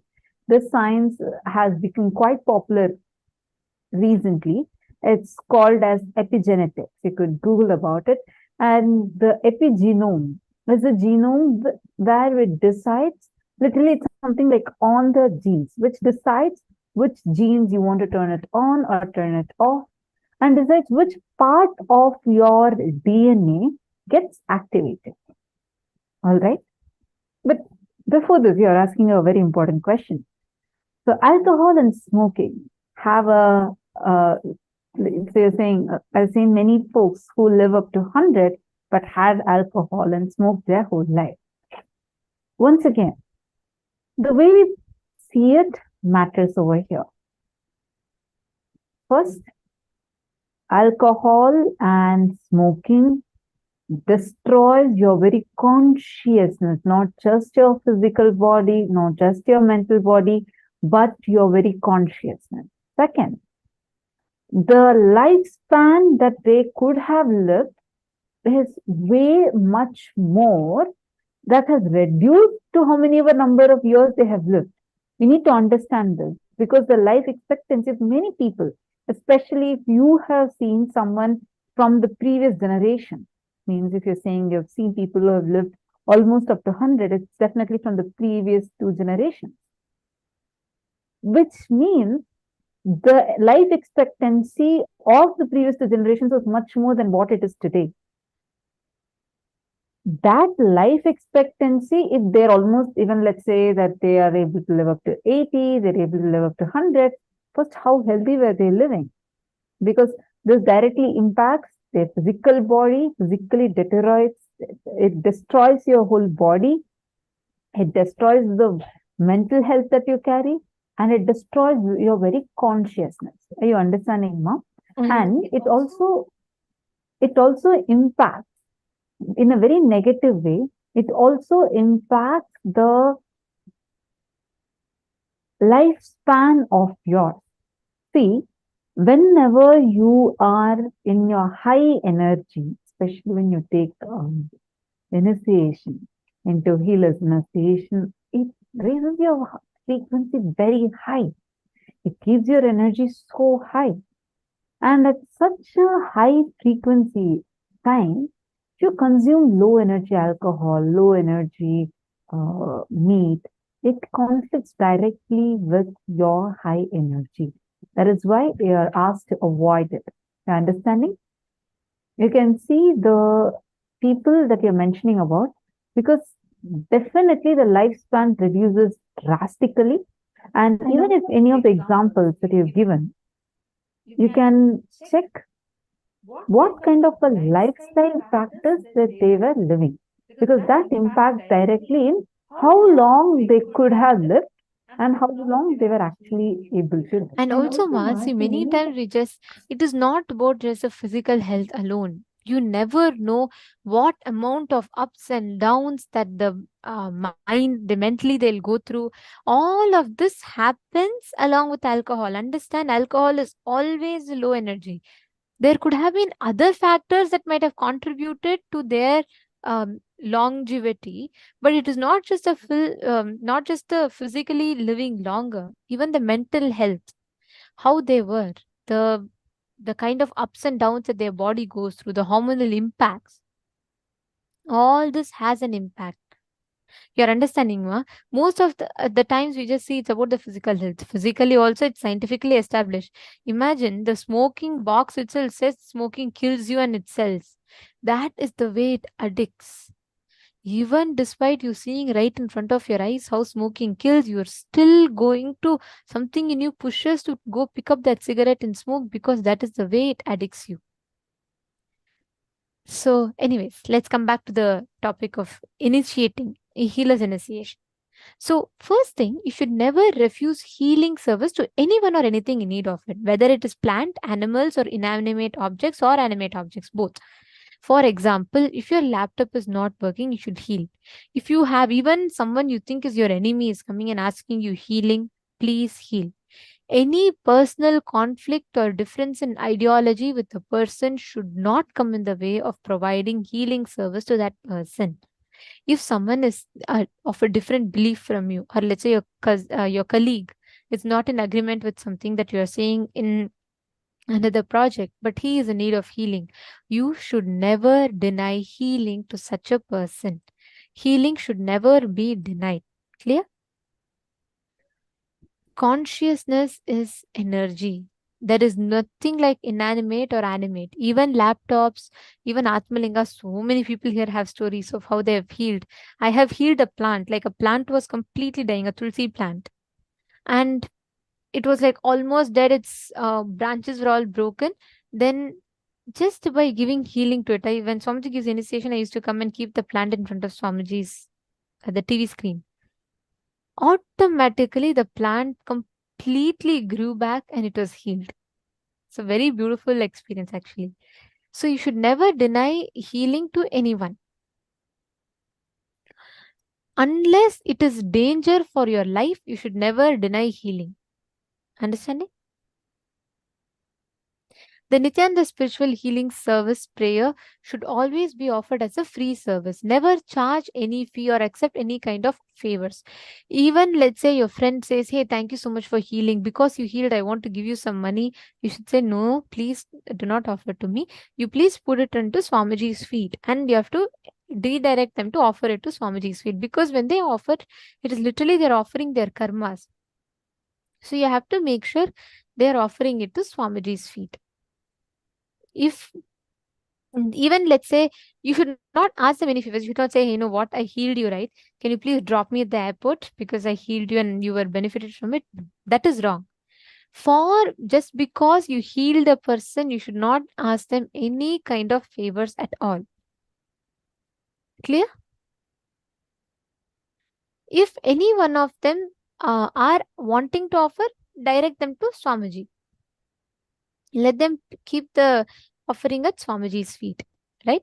And we suggest and encourage all the participants to regularly offer the healing services in one of our Kailasas around the world. And understand, healer's initiation is an opportunity that you will have to give that ultimate experience of healing. The gift that you have received, to share that with others.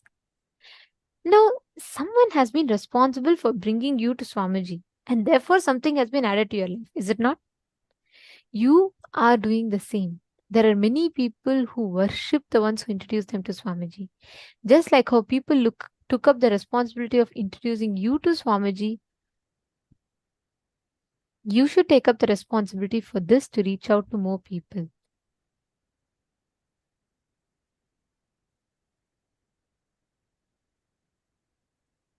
Only if we take up responsibility for everything that happens in our life, we will start expanding.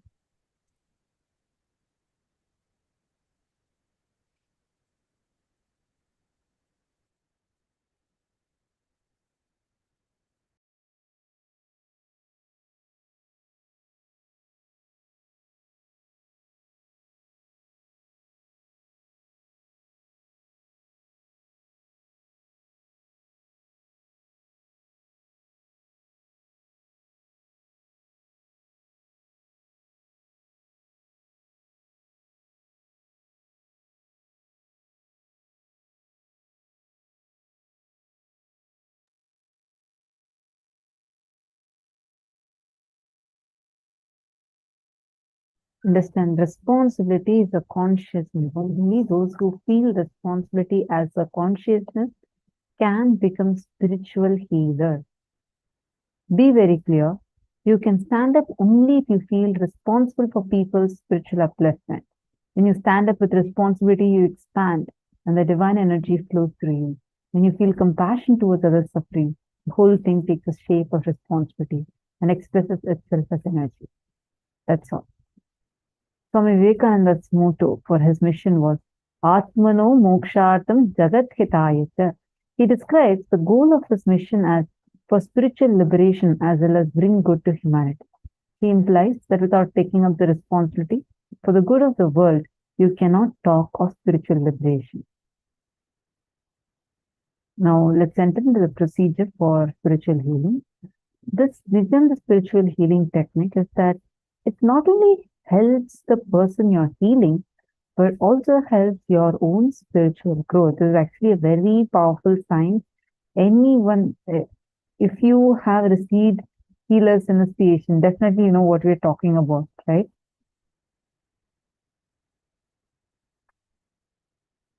It's such a powerful science where not only that you would be able to give healing to another person, but while giving healing to the other person, even you yourself would experience that immense healing.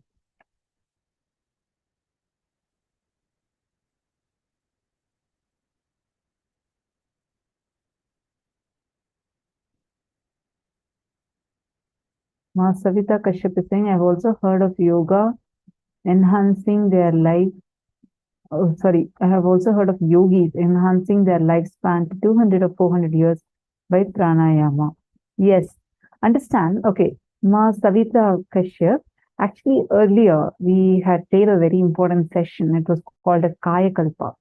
As Swami is explaining this very exact science. And today you will get initiated into that also. And if you have not attended the whole day's program, we highly recommend you to attend the whole day's program. And okay, continue the question. But is that possible? And if so, if they just meditate, they're practically not doing any physical thing to help to others. Pardon my doubts? No, no, no, no, no. You do not worry about asking your doubts. Feel free. I really appreciate your participation. You can ask your doubts. It is possible for extending your life. It is possible by doing that using yogic techniques.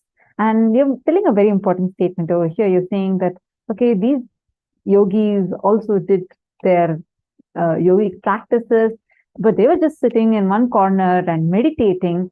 And how do you think that they were able to expand their life so much? And they are practically not helping anyone. You need to understand something.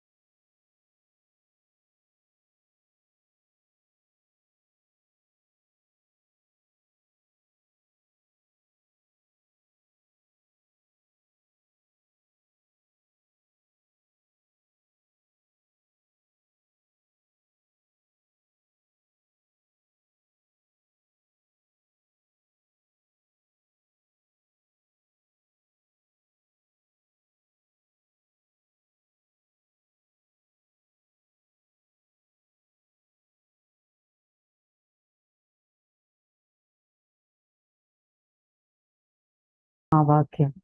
Om Nityananda Paramashivoham.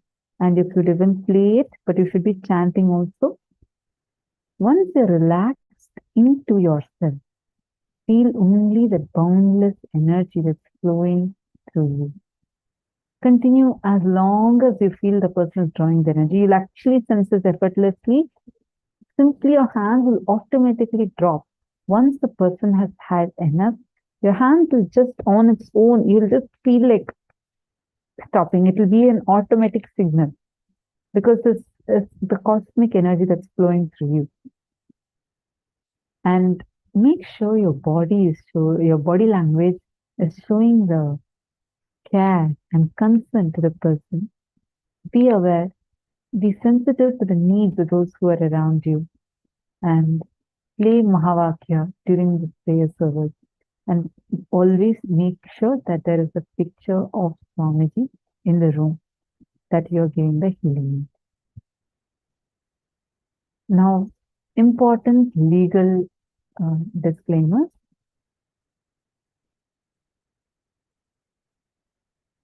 Do not make any guarantees, warranties, or representations regarding the outcome of Nityananda's spiritual healing process. And specifically, do not claim that the process in any way diagnoses, treats, heals, or cures, or prevents any disease, illness, injury, or physical or mental condition. Do not use the word patient to the person who is receiving healing. To whoever you are giving the Nityananda spiritual healing services, do not call them as patient. You should not use the word patient for them. And if you are a licensed physician or other licensed healthcare practitioner, advise everyone to whom you are providing the Nityananda spiritual healing services that such services do not constitute diagnosis, care, or treatment, or the practice of the medicine or any other health care. The Nityananda spiritual healing does not involve the diagnosis or treatment of any medical or psychological condition and does not involve the use of any physical intervention or manipulation of the human body. Any benefit that an individual experiences comes from within himself or herself based on his or her body's ability to heal on its own. Understand and acknowledge that your participation in the Nityananda spiritual healing program is on a voluntary basis. Do not charge or accept any fees or favors for Nityananda spiritual healing services that you may provide to others.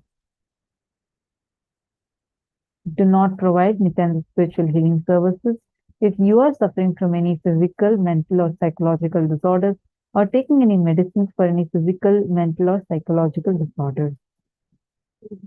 If you become aware that an individual who has requested your Nityananda spiritual healing services appears to suffer from a mental disorder, do not provide Nityananda spiritual healing service and recommend that he or she seek attention from an appropriate licensed healthcare practitioner or mental health care provider.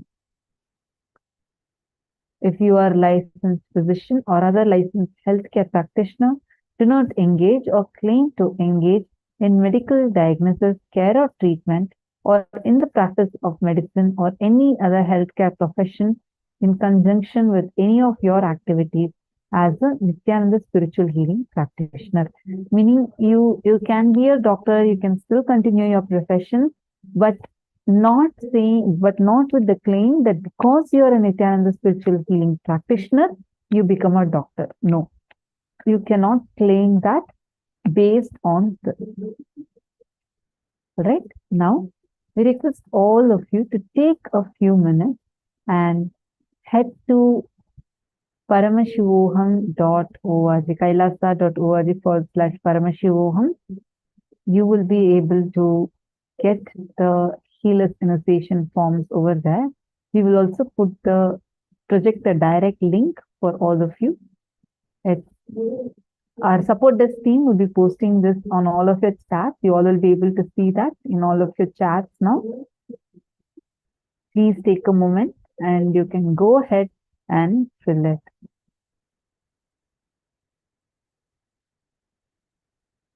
Request all of you to take a few minutes.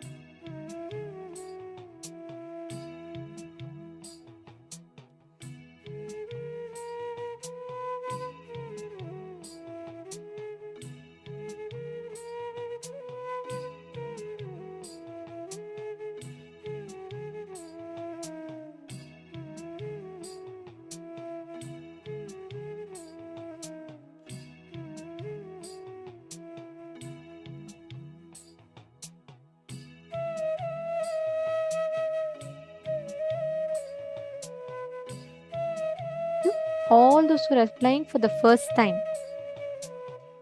or if you've already applied and you want to request a reinitiation, please go ahead and fill this.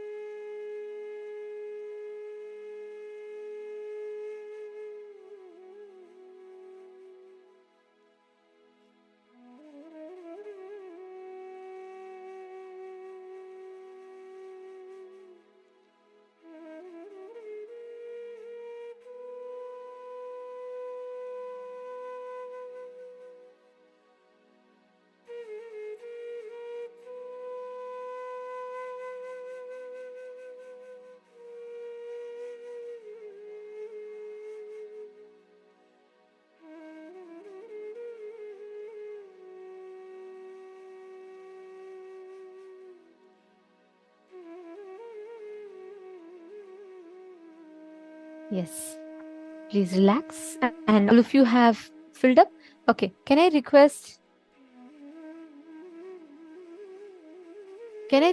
all the participants to please confirm if you have filled up the form? If you have filled up the form, please put a yes in the chat, please. This is very important because if you have not filled up this form, then your healer's initiation won't be counted. If you have received the healer's initiation, it won't be counted.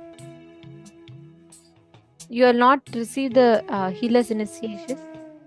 Only by filling this form, you will be receiving the healer's initiation. Yes. Some of the participants on the YouTube that were asking for the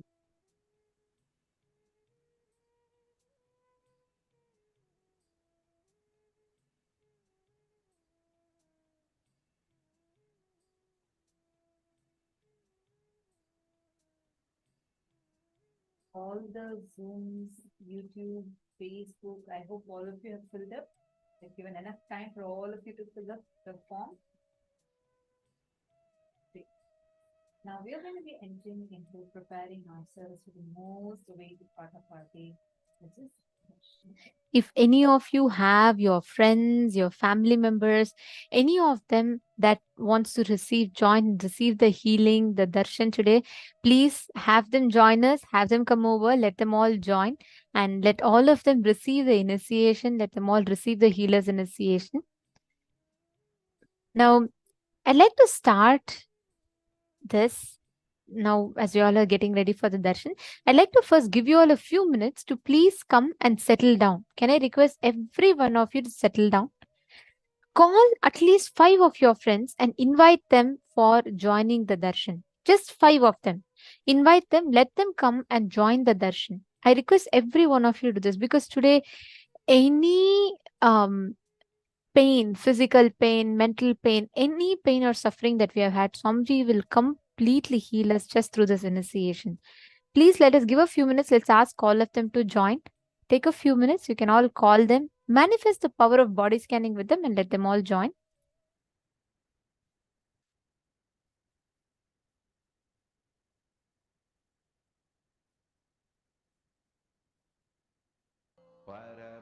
परमशिवोऽहम् ॐ नित्यानन्द परमशिवोऽहम् ॐ Nityanand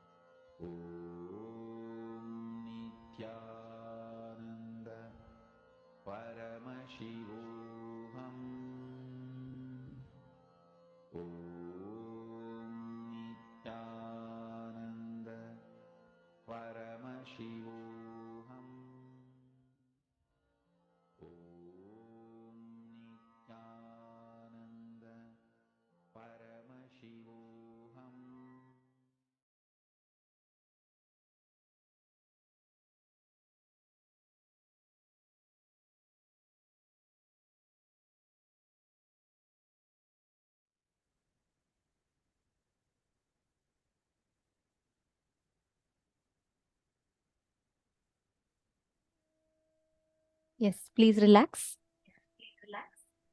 How many of you have manifested? How many of you were able to connect your friends and family members?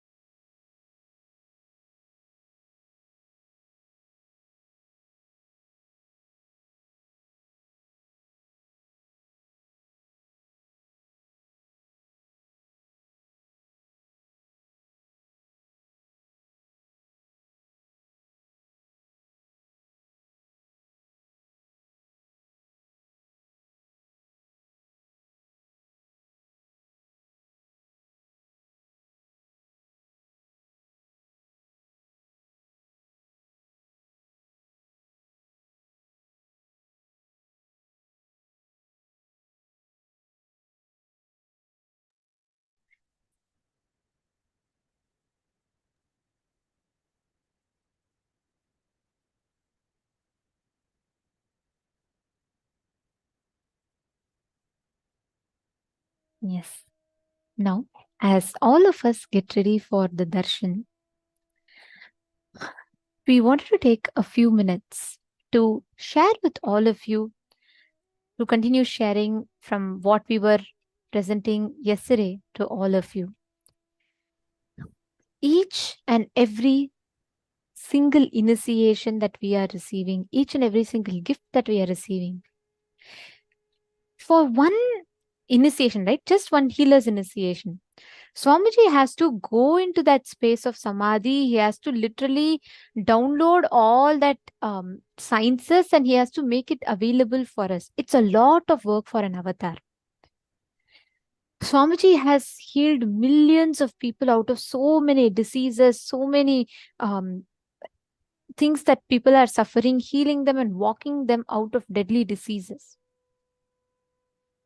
But today, what society has given back to such an avatar who has given his everything to us, for us, is just so painful.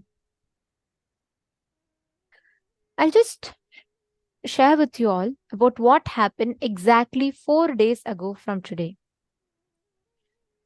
We were sharing with you all about the Trishulam Adinam in the last 2-3 days, right? This is the current status of the Kailasa Trishulam, the very monastery campus and temple that Swamiji had set up to serve the people. That very place that Swamiji had set up to give free food to the people is being razed to grounds, is completely demolished. This was a Paramashiva's temple with everyday puja, everyday rituals happening there on 15th of August, the very day that India actually celebrates Independence Day, where the freedom is celebrated. This is the status of the Hindu monks who are worshipping, who are living in that temple, having a peaceful life in that temple. And that temple is completely razed to grounds, completely destroyed. You all can see it is literally in pieces. There is no justice served. Paramashiva, the temple that is supposed to be worshipped, the temple that is supposed to literally continuously, that has been serving people, has been completely demolished to grounds on the 15th of August, the very same day that India celebrates independence. This is the status of our temple.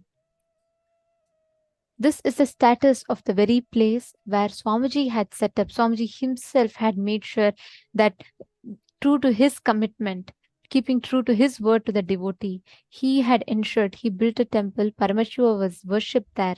Yesterday, Ma Bhaktika was sharing with all of us about how her grandmother gave this land to Swamiji with the prayer, requesting a boon for Paramashiva's temple to be happening there, functioning there. And an onslaught of attacks that continued thereafter. Yesterday, we were sharing with you all about how, to what extent these anti-Hindu elements went just to attack, just for them to execute their plan. I just want to start with something. It's very important for all of us to understand this, cognize this. I know each one of you here, coming from various different walks of life, coming from different cultural backgrounds,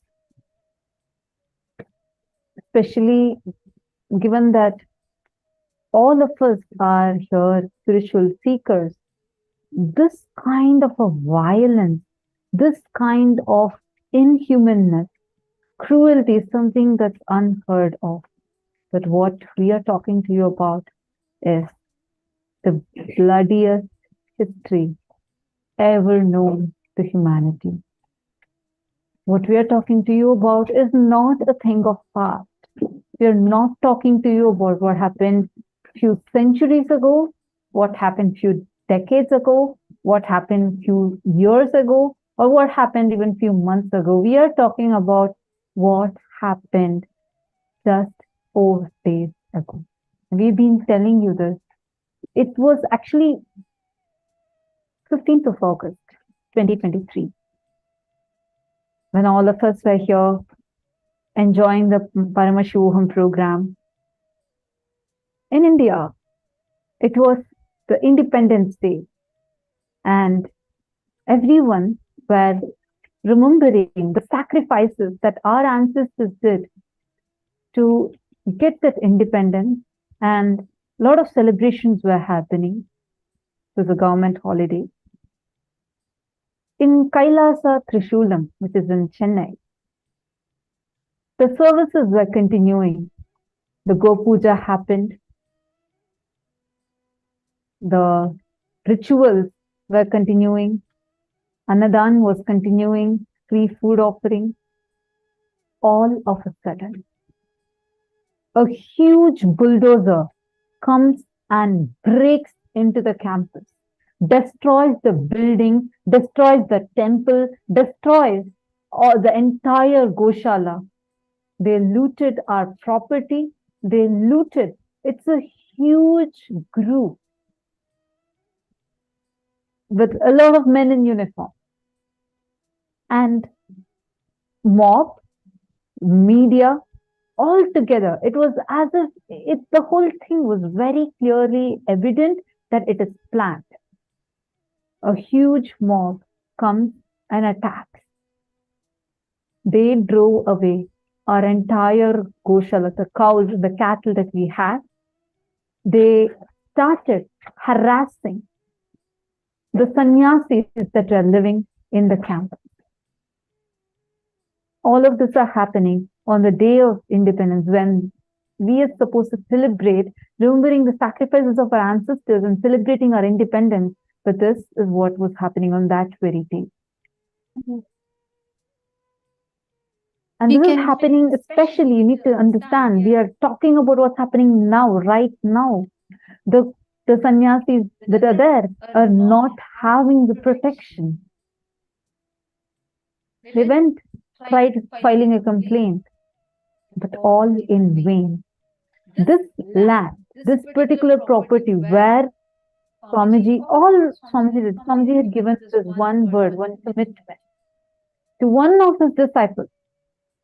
He told her, you don't worry, since you have wished, since you have asked that I have to build a Paramashiva temple here, I'll make sure that I do that. That's it. This was the only one thing that Swamiji had committed to her. And if we just see the clear conspiracy here, every time when they have to attack a Hindu guru, there's the same strategy that we used. Yesterday, we took you all through the list of how each gurus were attacked, targeted, and killed. Every small guru, like when we say small guru, when we mean like if that person does not own a big organization, they're a sadhu, simple sadhu living their life, practicing enlightenment. They are labeled as thieves, robbers, or kidnappers, and they are killed. Just one mob lynching and it's over. But if they are someone who's established, who owns an organization, who's doing so many services, who has a good reputation, and who is known for their contribution, then they're always targeted by false cases, alleging false cases and character assassination in the eyes of the public. This is a very clear strategy, conspiracy that the anti-Hindu militants always use, whether it is every Hindu guru who stands up, it is the exact same conspiracy that is used against the anti-Hindu elements. Yesterday we had told all of you about the 3rd of March 2010, when a morphed video was created and the entire media machinery was planted to kick into action. They ran the morphed video of the Supreme Pontiff of Hinduism for 14,000 hours. Why? What did they gain from this? This, if you see, is a very clearly plotted conspiracy. And this is how every single media channel, this is how every single anti-Hindu element prepares, they prepare their ground for justifying the onslaught of attacks, the assassination attempts that they are trying to do next, thereafter. Understand, it's actually very painful for me. I'm not able to even tell it's because this is not something that I can't say this as a matter of fact because this is not. We all heard yesterday how in 2007, one of the devotees by the name Annapurniyachi had offered this particular land to Swamiji with just one request, saying, Swamiji, please make a Paramashiva temple happen here. And right after that, Swamiji started the work for building the temple. In 2010, a huge part of the deep state elements, the anti-Hindu forces, the deep state elements that had a lot of political power, lot of media power, very powerful anti-Hindu mafia gang. When they were trying to buy this particular plot of land, because around this they had bought, this was at that particular time, they wanted to launch an airport. And for that, they were somehow trying to get this land. When they came and approached Swamiji, Swamiji said, no, look, I am not interested in money. I'm not interested in I'm not even interested in this particular property, but I cannot interfere between my disciple and her connection to Paramashiva. I cannot interfere into that. If you want, you can ask the disciple. If she is ready to give, you can take it from me. When the disciple was approached, Annapurnayachi very clearly said, no question of it. I am not ready. I want Swamiji only to have this. I have offered this to Swamiji, and I want Swamiji to build a Paramashiva temple here. And that is the only wish I have, and I know that it is only Swamiji who is capable of doing it, and I trust that Swamiji will be doing it. And that is why I have offered this to Swamiji. So when they saw that this did not work out, they could not get their hands on. And a lot of other factors, we presented this yesterday to you, how this was a very specific time when Swamiji started becoming Swamiji was extremely popular across all the levels of the society, whether it was the most elite of the society, whether it be the celebrities, the politicians, the most powerful influencers, thinkers, or even to the lowest level where the homeless, the people that are in need. For everyone, Swamiji was so available. Swamiji was there on ground. Yesterday we were sharing this with all of you. So when they could not get what they wanted, they could not get their hands on this land, and they were also threatened, seeing the power that Swamiji was and the amount of work that Swamiji was doing, because he was not like anyone else, because he was not ready to deter from his vision for reviving Hindus.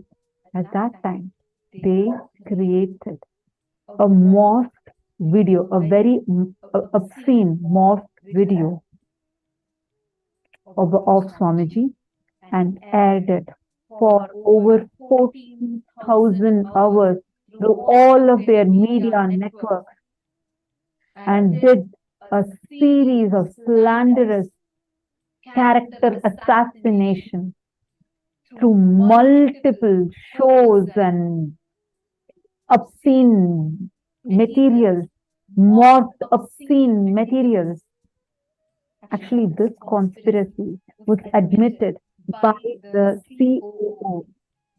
COO of Sun TV. This was the main network, which was one of the top key players, conspirators, who did this whole attack, because all they were looking for is one, they somehow wanted to get this land, and they wanted to attack Swamiji, because this whole group is an anti-Hindu terrorist group.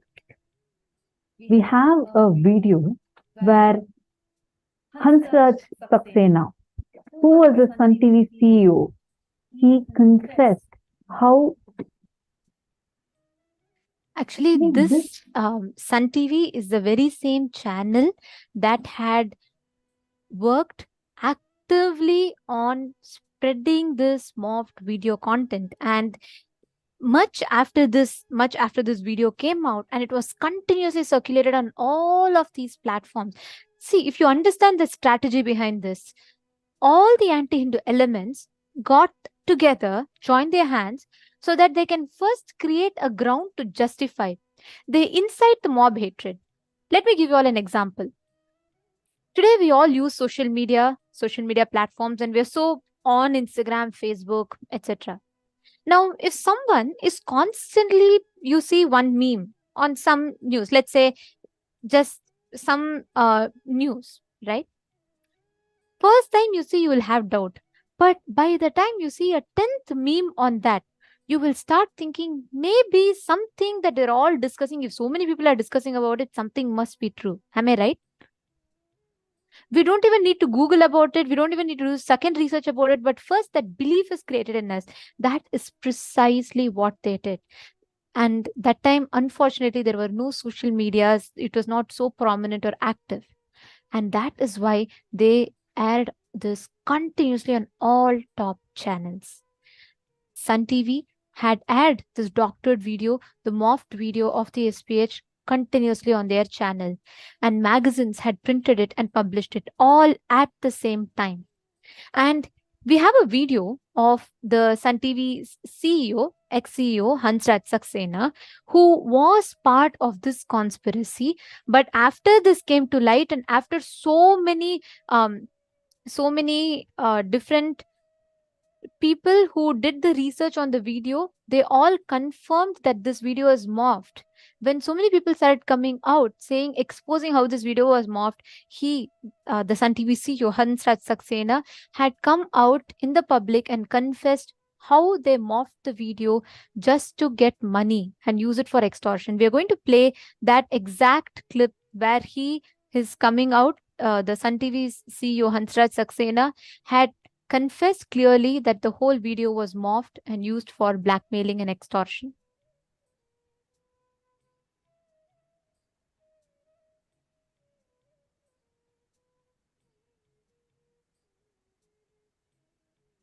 காசு கொடுத்தா நிப்பாட்டுவாங்க. என்ன அந்த news editor Raja and his team தான் sir. அவங்க தான் sir பண்றது. அவங்க டீம்ல போனது ஒரு நெட்வொர்க் வச்சு தமிழ்நாடு ஃபுல்லா ஆட்களை வச்சு நியூஸ் எடிட்டரும் அவர் டிபார்ட்மெண்ட்ல இருக்கிற ஆளும் அவங்க பண்ண ஒரு மிரட்டல் நாடகம் தான் இந்த நித்யானந்தா. அந்த நியூஸ் டிபார்ட்மெண்ட் எதுவா இருந்தாலும் காசு கொடுத்தா போடுவாங்க, காசு கொடுத்தா நிப்பாட்டுவாங்க. என்ன அந்த news editor Raja and his team தான் சார். அவங்க தான் சார் பண்றது. அவங்க டீம்ல போனது ஒரு நெட்வொர்க் வச்சு தமிழ்நாடு ஃபுல்லா ஆட்களை வச்சுக்கிட்டு ஒரு ஃபேக்டரியை போய் கவர் பண்ண சொல்றது. ஃபேக்டரியில இருந்து கழிவு நீர் வருது, மக்கள் பீதியில இருக்காங்க, அவஸ்தப்படுறாங்க, 2 கழிவு இருமுற மாதிரி ஷாட்டை போடுறது. மறுபடியும் பின்னாடியே ஒரு ஆள் அமைச்சு காசு பேசி பேரம் பேசி வாங்குது. இப்போ நித்யானந்தா கேஸை பொறுத்த வரைக்கும் ஒரு பெரிய பிரளயமாச்சு சன் நியூஸ்லையும் சன் டிவியை பொறுத்த வரைக்கும். அதுக்கு கூட சாக்ஸ் பேர் தான் அடிபட்டு இருந்தது இல்லைங்களா? ஸோ அந்த நித்யானந்தா கேஸ் பர்டிகுலர் அதை பற்றி என்ன சொல்ல விரும்புறீங்க? இது வரைக்கும் எவ்வளோ வழக்குகள் போயிட்டு இருக்கு? இவங்க கலாநிதி மாறனும் நியூஸ் எடிட்டர் ராஜாவும் சேர்ந்து இதை போட்டு அது பெருசு பண்ணணும்னு முடிவு எடுக்கிறாங்க. நியூஸை போட்டு அடின்னு அடித்து அந்த நியூஸ் டிபார்ட்மெண்ட் நாட்களை நித்யானந்தா கிட்ட ஏதோ வசூல் பண்ணணும்னு ட்ரை பண்ணி எல்லாம் பண்ணது அந்த team.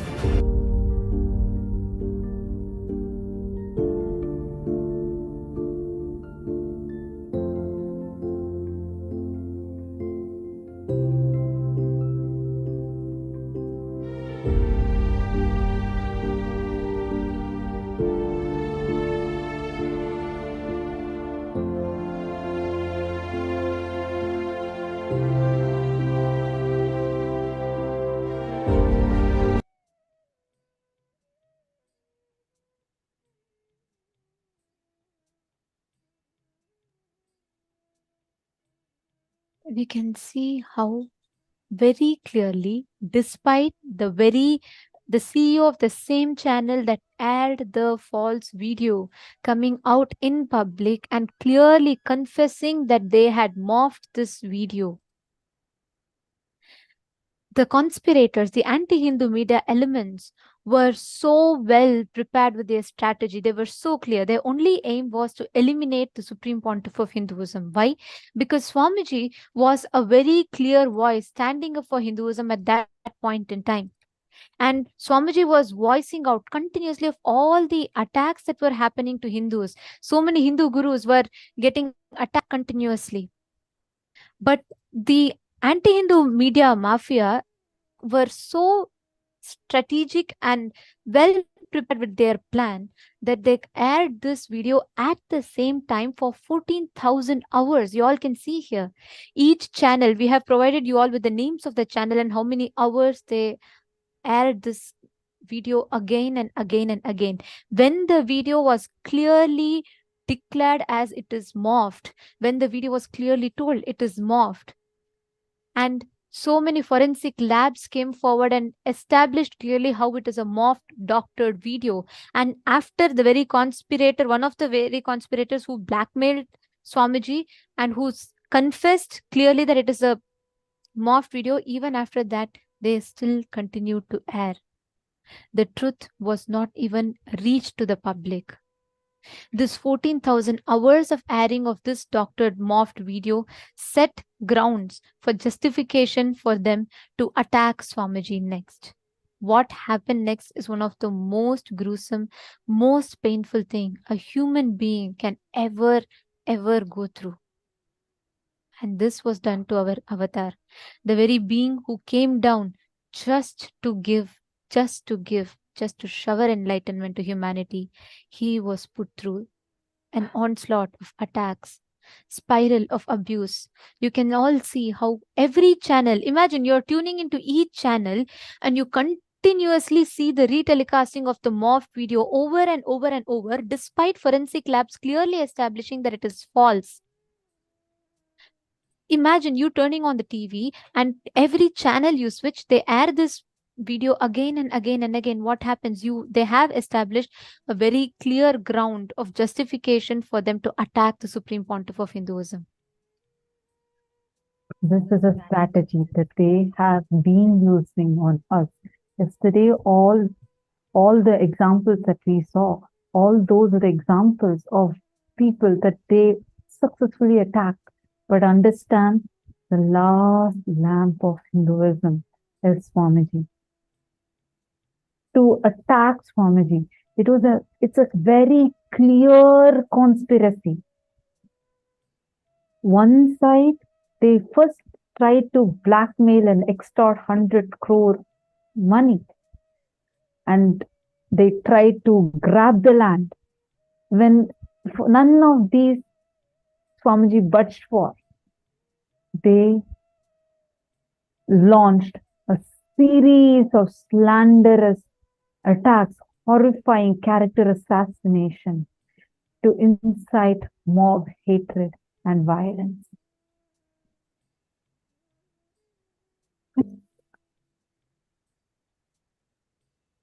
False news, the hate material was being spread all over the media. There was no room for people to think. This is the exact strategy that all the anti-Hindu elements use, all the mafia, the anti-Hindu media mafia uses. They won't even give you time to think. They will air this video again and again and again. And at some point, you will start feeling, oh, so many media is talking about it.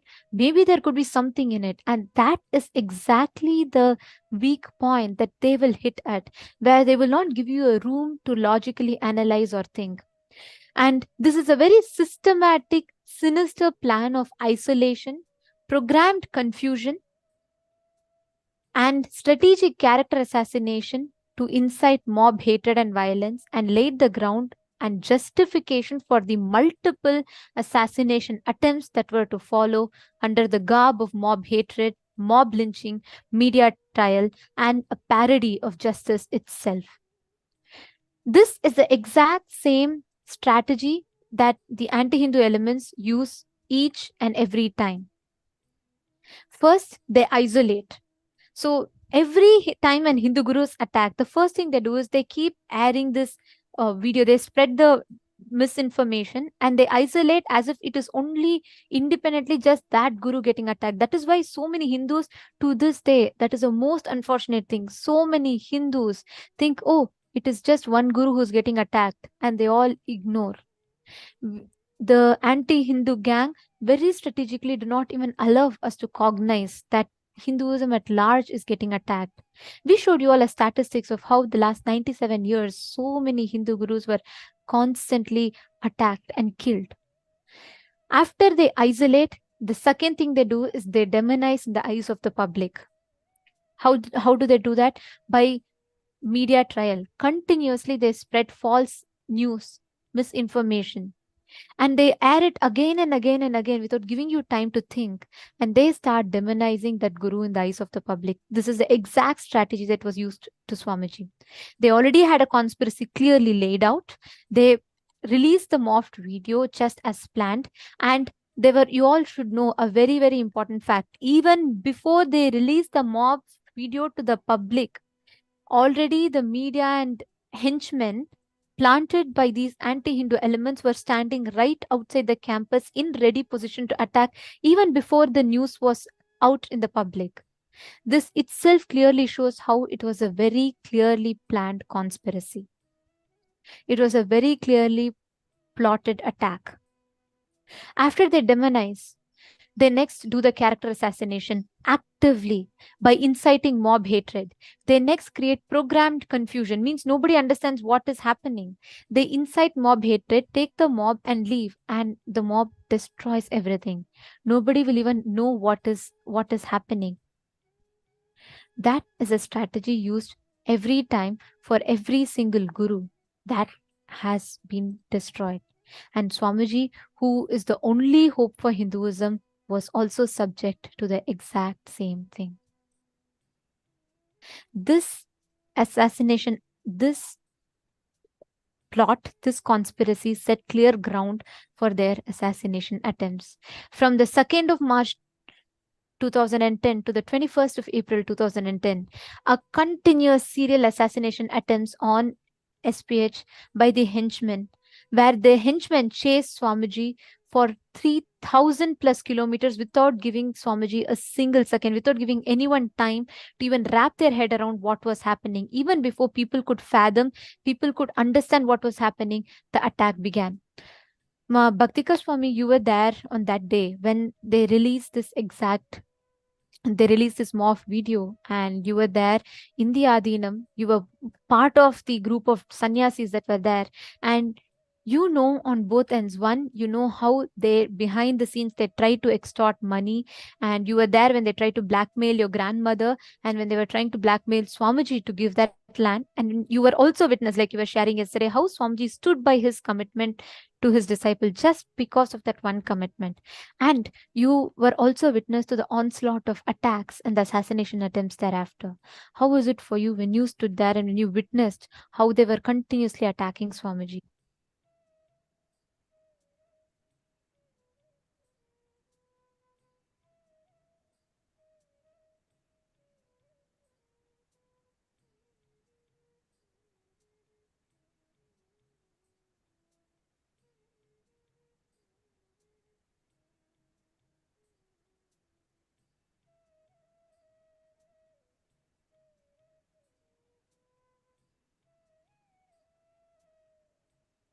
Sorry for the technical glitch. Looks like there's a small audio issue that participants are not able to hear Ma Bhaktika Swami.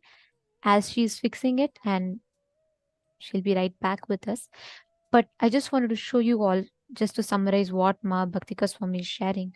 When they released this video, and when right after that, henchmen were planted in each of the major campuses of Kailasas around the South Indian states, and they had clearly planned how they were going to eliminate the supreme pontiff of Hinduism.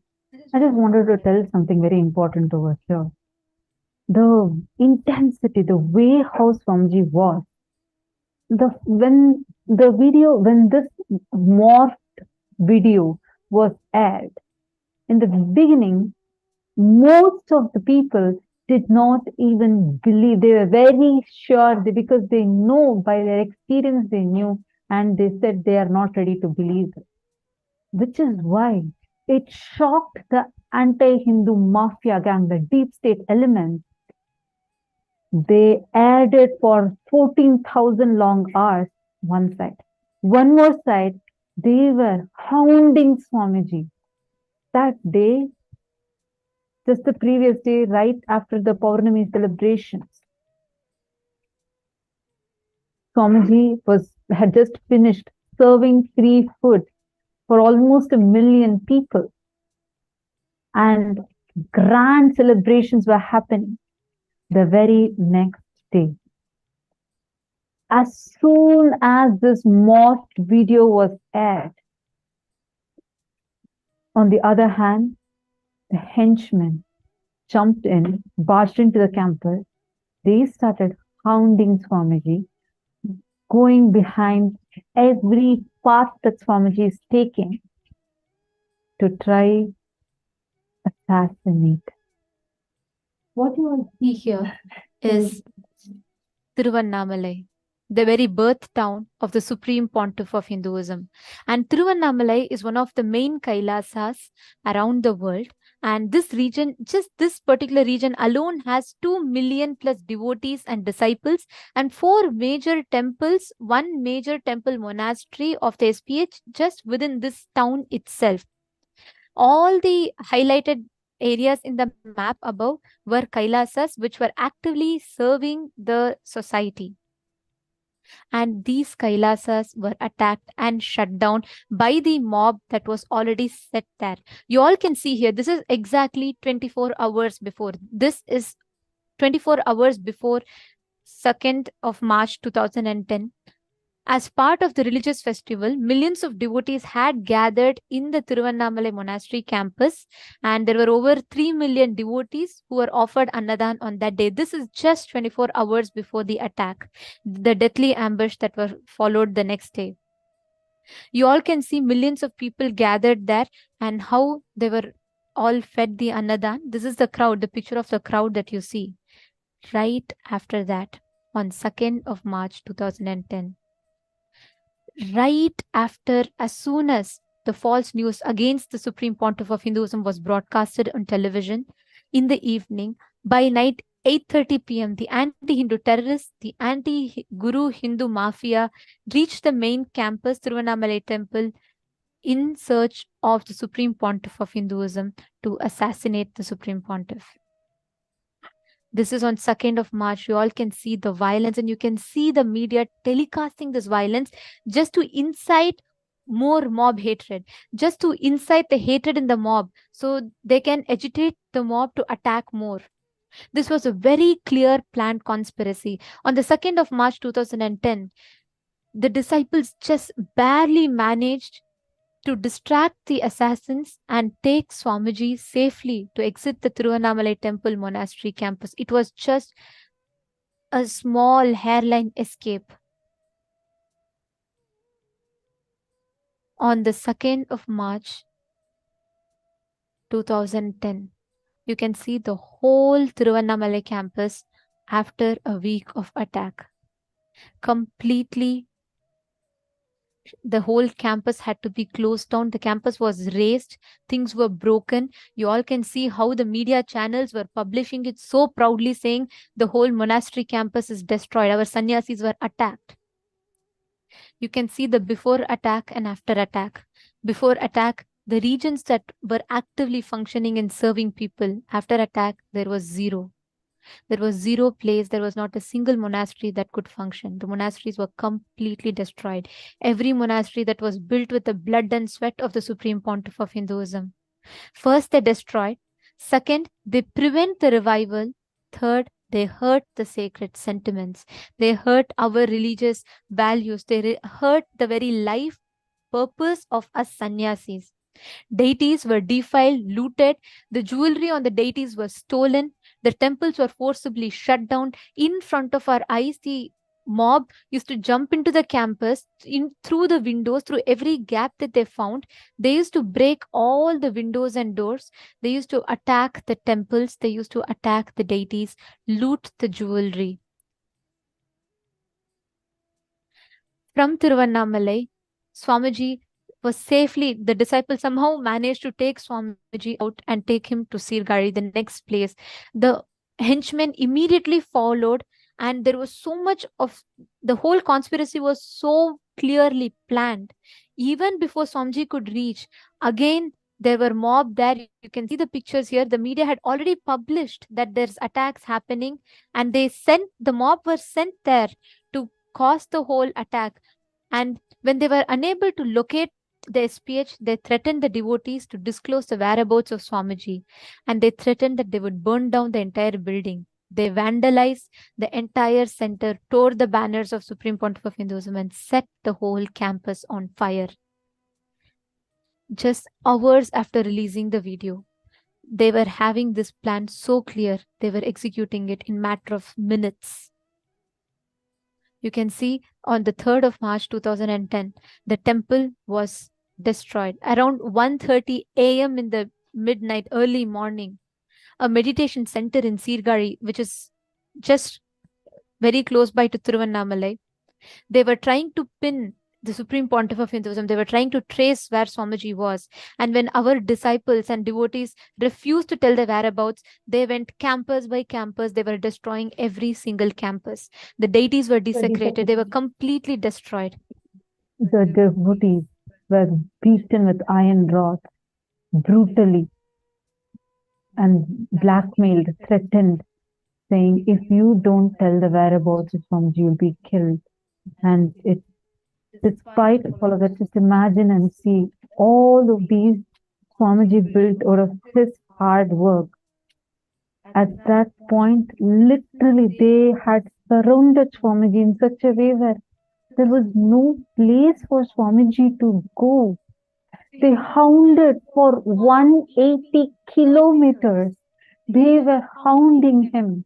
The media and henchmen, understand, these were deep state elements. They were hounding Swamiji, not letting Swamiji to go anywhere. Whether it was midnight, same thing, it continued even in Salem, Tamil Nadu on 3rd of March 2010, 1 a.m. There was an attack continuing to happen over there. Where was the place for Swamiji to even go? The devotees are under attack, the temples are destroyed, the sannyasis are being attacked, and then the anti-Hindu elements accompany an attack with the state police. Where would you go to? Where should Swamiji go to? He was on the road continuously like the disciples were paranoid because anywhere you go, there is just henchmen waiting to attack, and they had already tracked. They were tracking every movement of Swamiji. The moment Swamiji goes to in any one of the campuses, they were already there. They were already there attacking, or they already identified the paths he could possibly take, surrounded and started attacking. Midnight, 1 a.m., 2 a.m. These were the times when these were like the times when they're attacking. Imagine and see Swamiji did not have a place to go to. Actually, the whole attack, it was just too big and too quick. I mean, here we were, a bunch of sannyasis, but not been exposed to anything of this sort.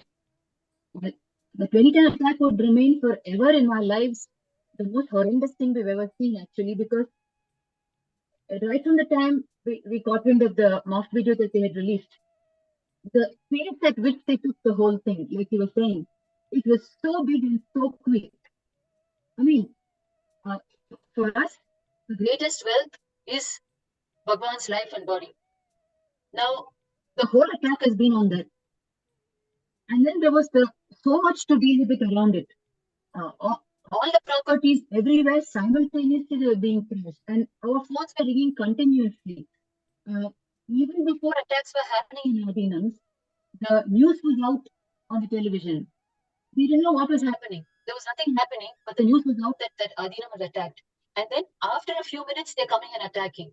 I mean, we couldn't believe the extent to which they could go, just for one reason, that Bhagwan wanted to keep his commitment to one devotee. They were the ones who created the false news.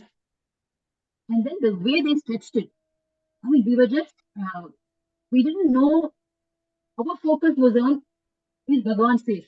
because we were continuously getting blackmail calls to tell where Bhagwan is. We ourselves didn't know. That's a We just didn't know. I mean, the group that was traveling with Bhagwan somehow secured his body.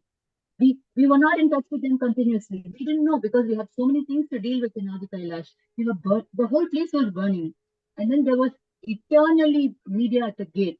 And media had already jumped over and come in. It was used. I can totally understand what you're saying, Mom, because right now, even for all of us, when we all see that Swamiji is not physically available for the humanity anymore, how painful it is. Swamiji is just that. Swamiji is still making himself available despite of all the attacks on two-way. But still not having Swamiji physically being in Swamiji's breathing space for the humanity, it's one of the biggest loss. When an avatar is available, not being able to access him is the biggest loss. And imagine at that time, continuously attacks. None of the disciples knew where Swamiji was. They didn't even know if Swamiji was safe. They didn't even know. They're only seeing all the news in the media. And continuously media is inciting so much of hatred. The sannyasis kept receiving calls, threats, messages. You all can see here how very clearly planned it is. Here from Tiruvannamalai, when the attack started, already Sirgari was attacked. And at the same time, at 1 a.m., Salem was the next place targeted. You all can see the map here. And same moment, at the same time, Salem was attacked on the 3rd March 2010, 1 a.m. Who will you turn to? Public is distressed. The devotees are under attack. Temples destroyed. Sannyasis attacked. The most important fact, none of us knew where Swamiji is. Is he safe? What can we do? We had no answers to these questions.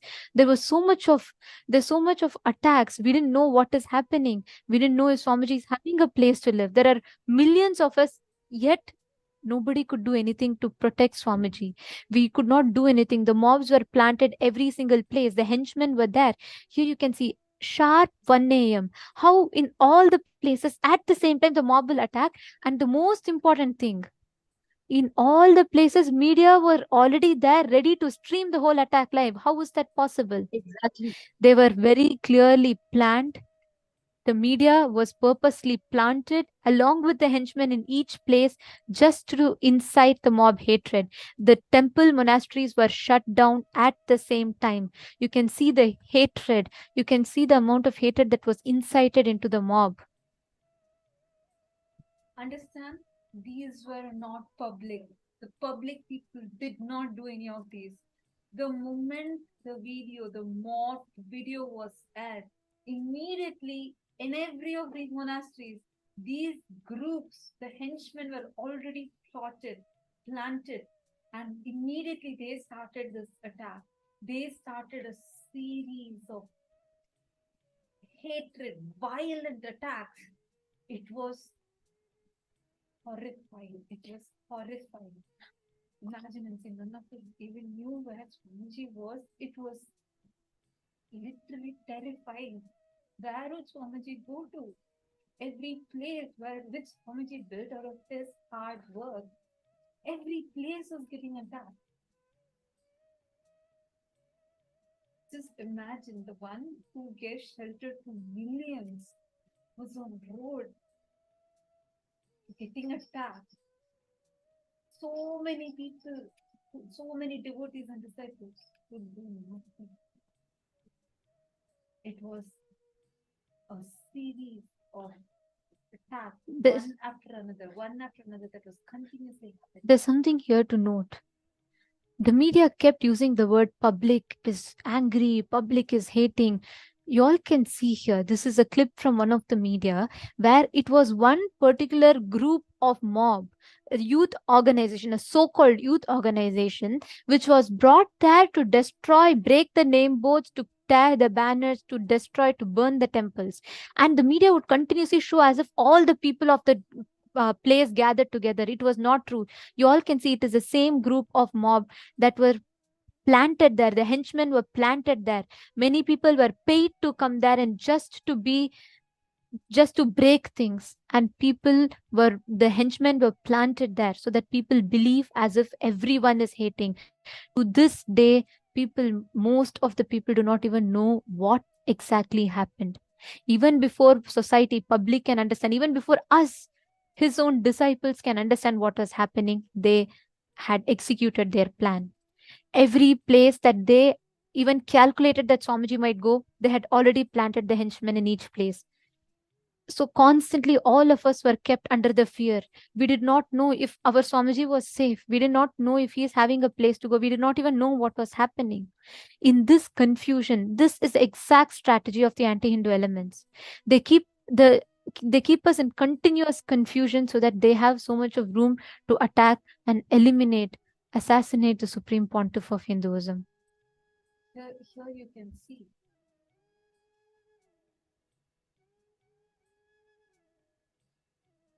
the mob. When we use the word mob, it was a group of henchmen that were deep state elements. You can very clearly see over here. It is that one group of people that are creating the same type of chaos, same type of attacks, exact same weapons, exact same style of attacks that were used everywhere. All of them were part of this one group. All of these were paid henchmen who were very clearly planted to attack at the same time. It's a very clearly planned strategy.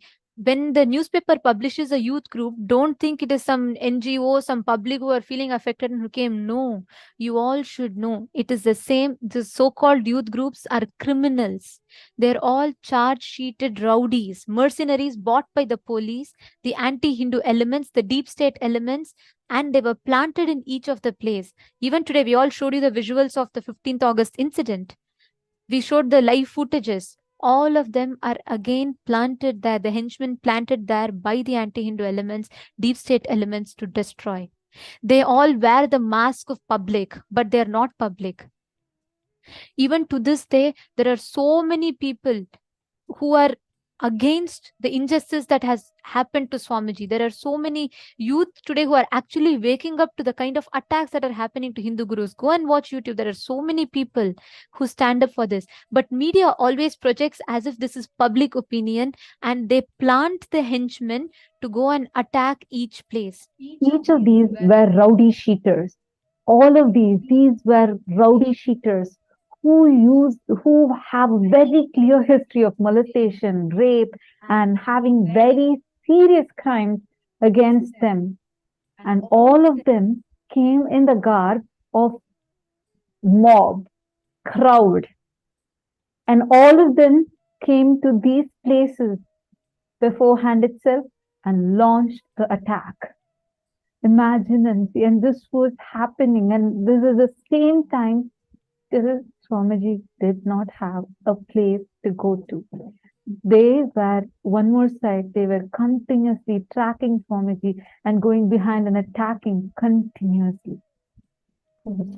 Is the very same temple that Swamiji used to serve the community. Just here is a picture of Salem Adinam just before the attacks, the services that were happening, the community services, offering puja, homa, healing to people, conducting classes, pujas, and that exact same Adinam was razed to ground. The next to follow was Rasipuram. The henchmen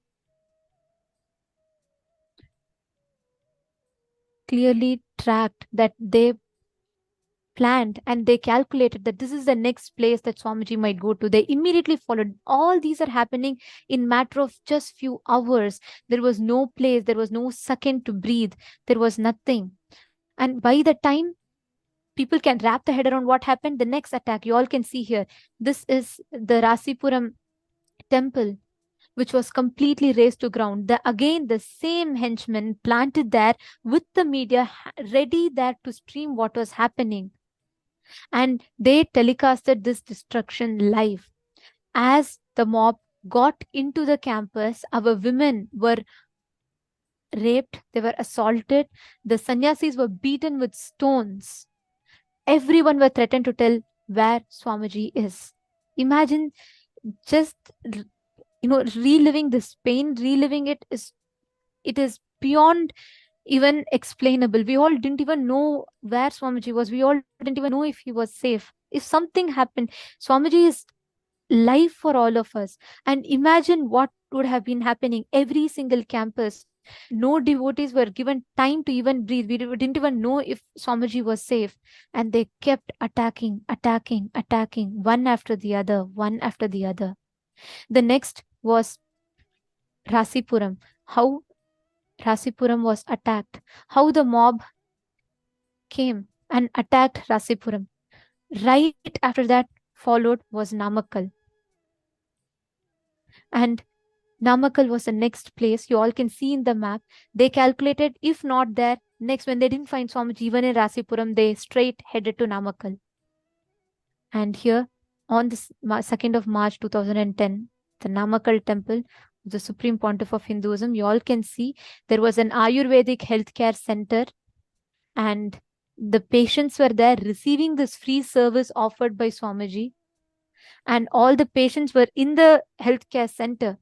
And 2 days later, police suddenly came there at night in the name of the anti-Hindu, the deep state elements came there in the night in the name of investigation and terrorized the patients. The temple was forcibly shut down.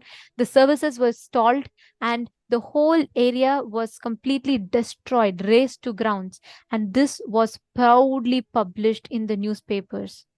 The next place immediately that the mob headed to was Siragapadi temple. This is a place where organic farming happens.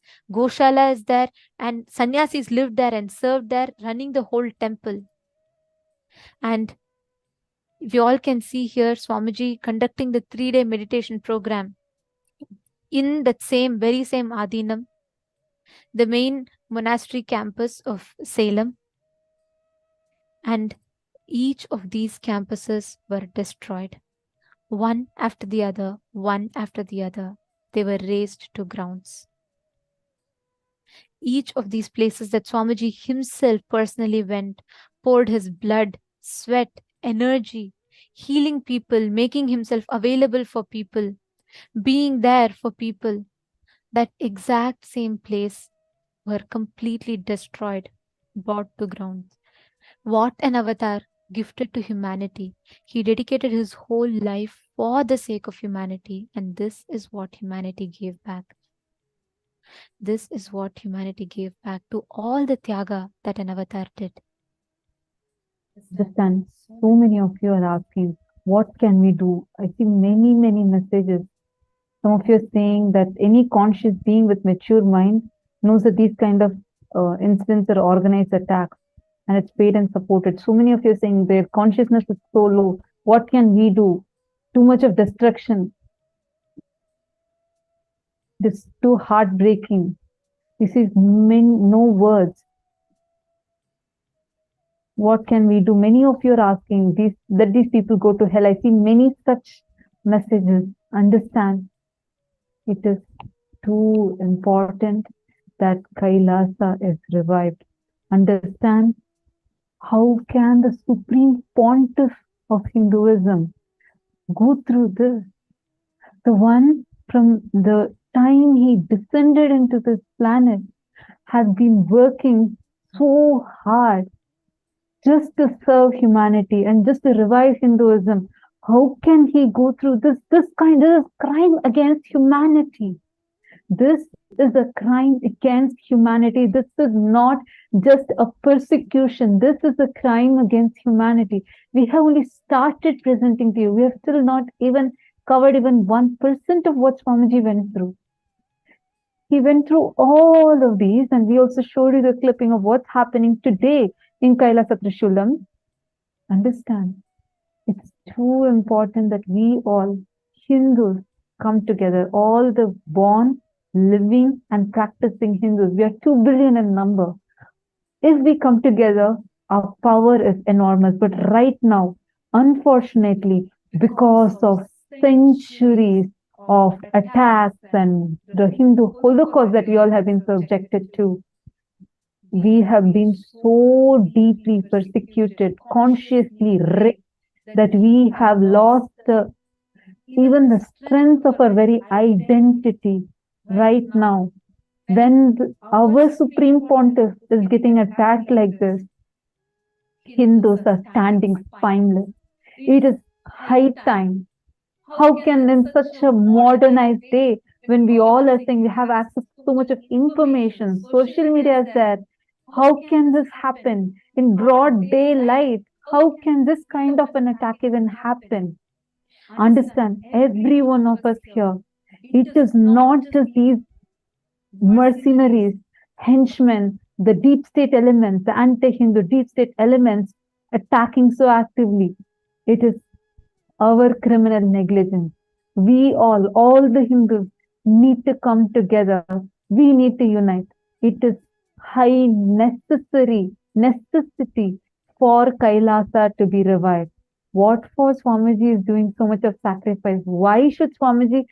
They threatened for one thing for Swamiji to give up Hinduism and declare himself secular. There are many gurus who are not being touched because they declared themselves as secular. But Swamiji did not deter from his commitment to us. He is doing this for the sake of each one of us.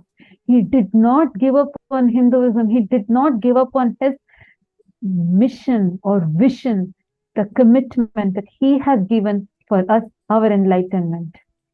There's a very beautiful message that I would like to read out, posted by one of the participants, Ma Nitya Sadashivaya. She has posted, Swamiji as avatar does not need us. Life or death is nothing to him. But it will be lifetimes of loss for us, of which we can ever recover. That is why, besides asking for boons to Swamiji, let us also pray for Swamiji for safety and Hinduism safety assured solutions and fast. Especially those who are good at manifesting powers, let us use this power. Of course, all of us should use collectively our will persistence to make it into reality. It is too important. Let us do it soon before we regret it. It is so disheartening. Swamiji is smiling compassionately in every single satsang, but it is shadowed by his painful image when he was tortured. Ma Nitya Sadashivaya, you have literally verbalized all of our pain, literally what each of us will be feeling right now. This Swamiji as an avatar is beyond all of this, like you beautifully put. True, he is beyond life, death, he is beyond each of this. But losing an avatar is one of the greatest loss for us, humanity. We will regret it for lifetimes. Already today, we are not having access to the physical breathing space of the avatar. An avatar who comes down, it is not a joke when the consciousness descends down in planet Earth. And he happens once in a millennia for human beings. And when such an avatar happens, taking him for granted and losing him is a loss that we can't recover even after lifetimes. And like you beautifully said, each of us, it is time that we stand up. I just wanted to add one point that you put. You put now, instead of asking boons to Swamiji, let us pray to Swamiji for his safety. Please understand, it is a time where we have to stand up. We have to do in action. It is not time to sit and pray. It is not, see, Swamiji, like Swamiji has multiple times told in Satsang, Kalabhairava is there. Swamiji is not going to give up.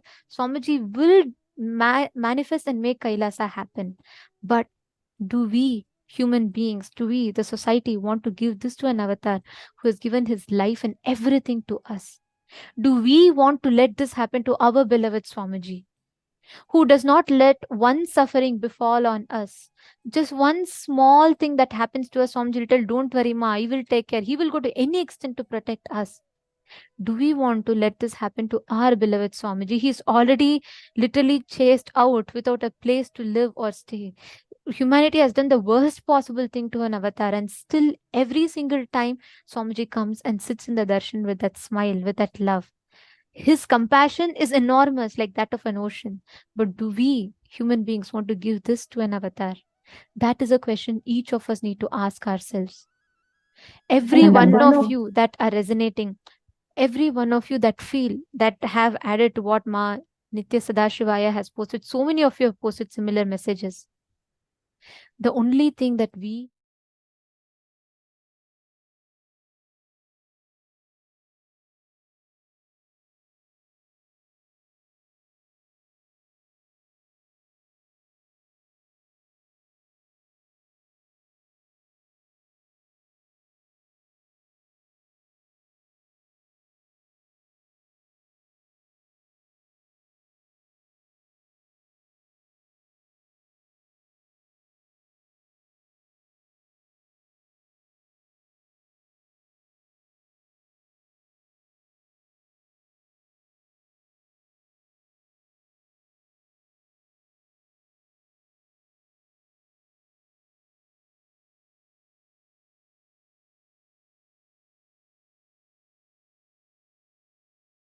dharma. If your family commitments is not permitting you, sign up for Sarvagnya Pita. Become part of the founding fathers and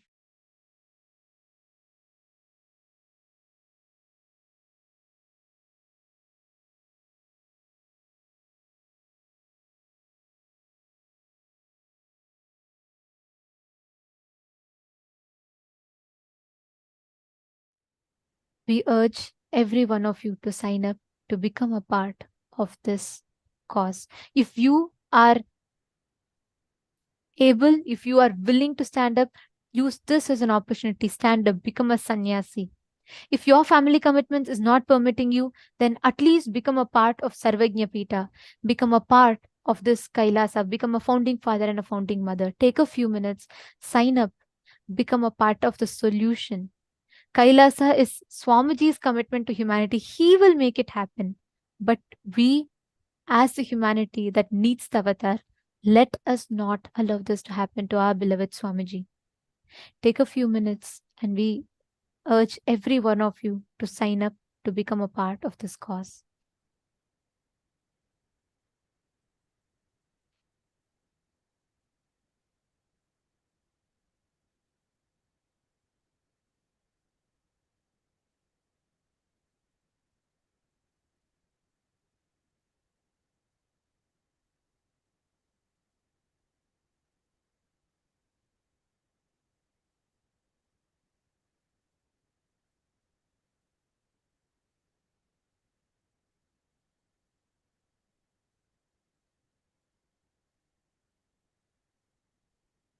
If you have an intention, you think, yes, I want to be a part, I want to do something,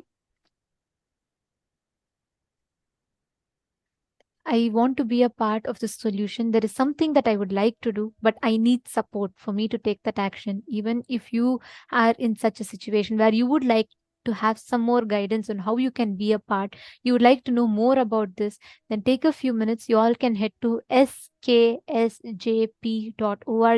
where support desk team will be posting the link in the chat for all of you. You can head to sksjp.org and you can put your intention in that. And understand, today all of us are receiving the initiation, the healer's initiation, receiving one of the most beautiful initiations from Swamiji. He is here yet again to manifest, to give us this experience, to manifest all that we want for us. All we need to do is just be a part, just receive it, and let us not do this to an avatar who has made himself available. Even today, Swamiji is here again to give us the darshan and to initiate all of us into the healer's initiation. As all of us are going to be receiving the healer's initiation today, I request every one of you, let us all become part of the collective solution.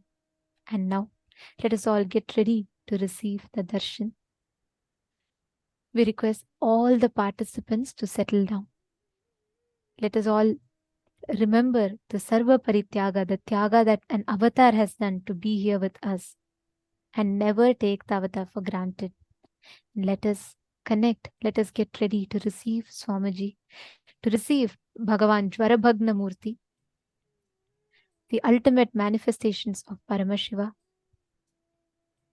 We request all the participants to please sit straight with your head, neck and spine in a straight line.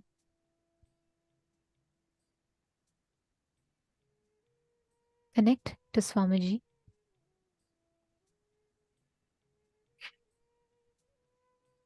And we will now be chanting the Dhyana Shloka of Bhagavan Jwarabhagna Murti.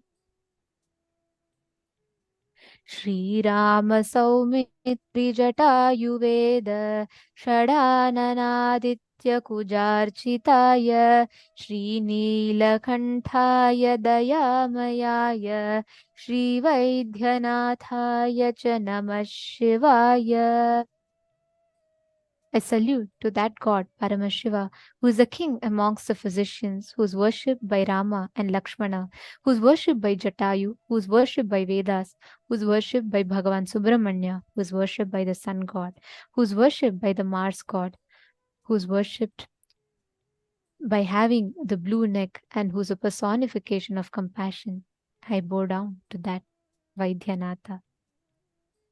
Now, in this same space, let us all get ready to receive the darshan of Jwarabhagna Murti. Please sit straight. Chant the Mahavakya. Om Nityananda Paramashivoham. Om Nityananda Paramashivoham.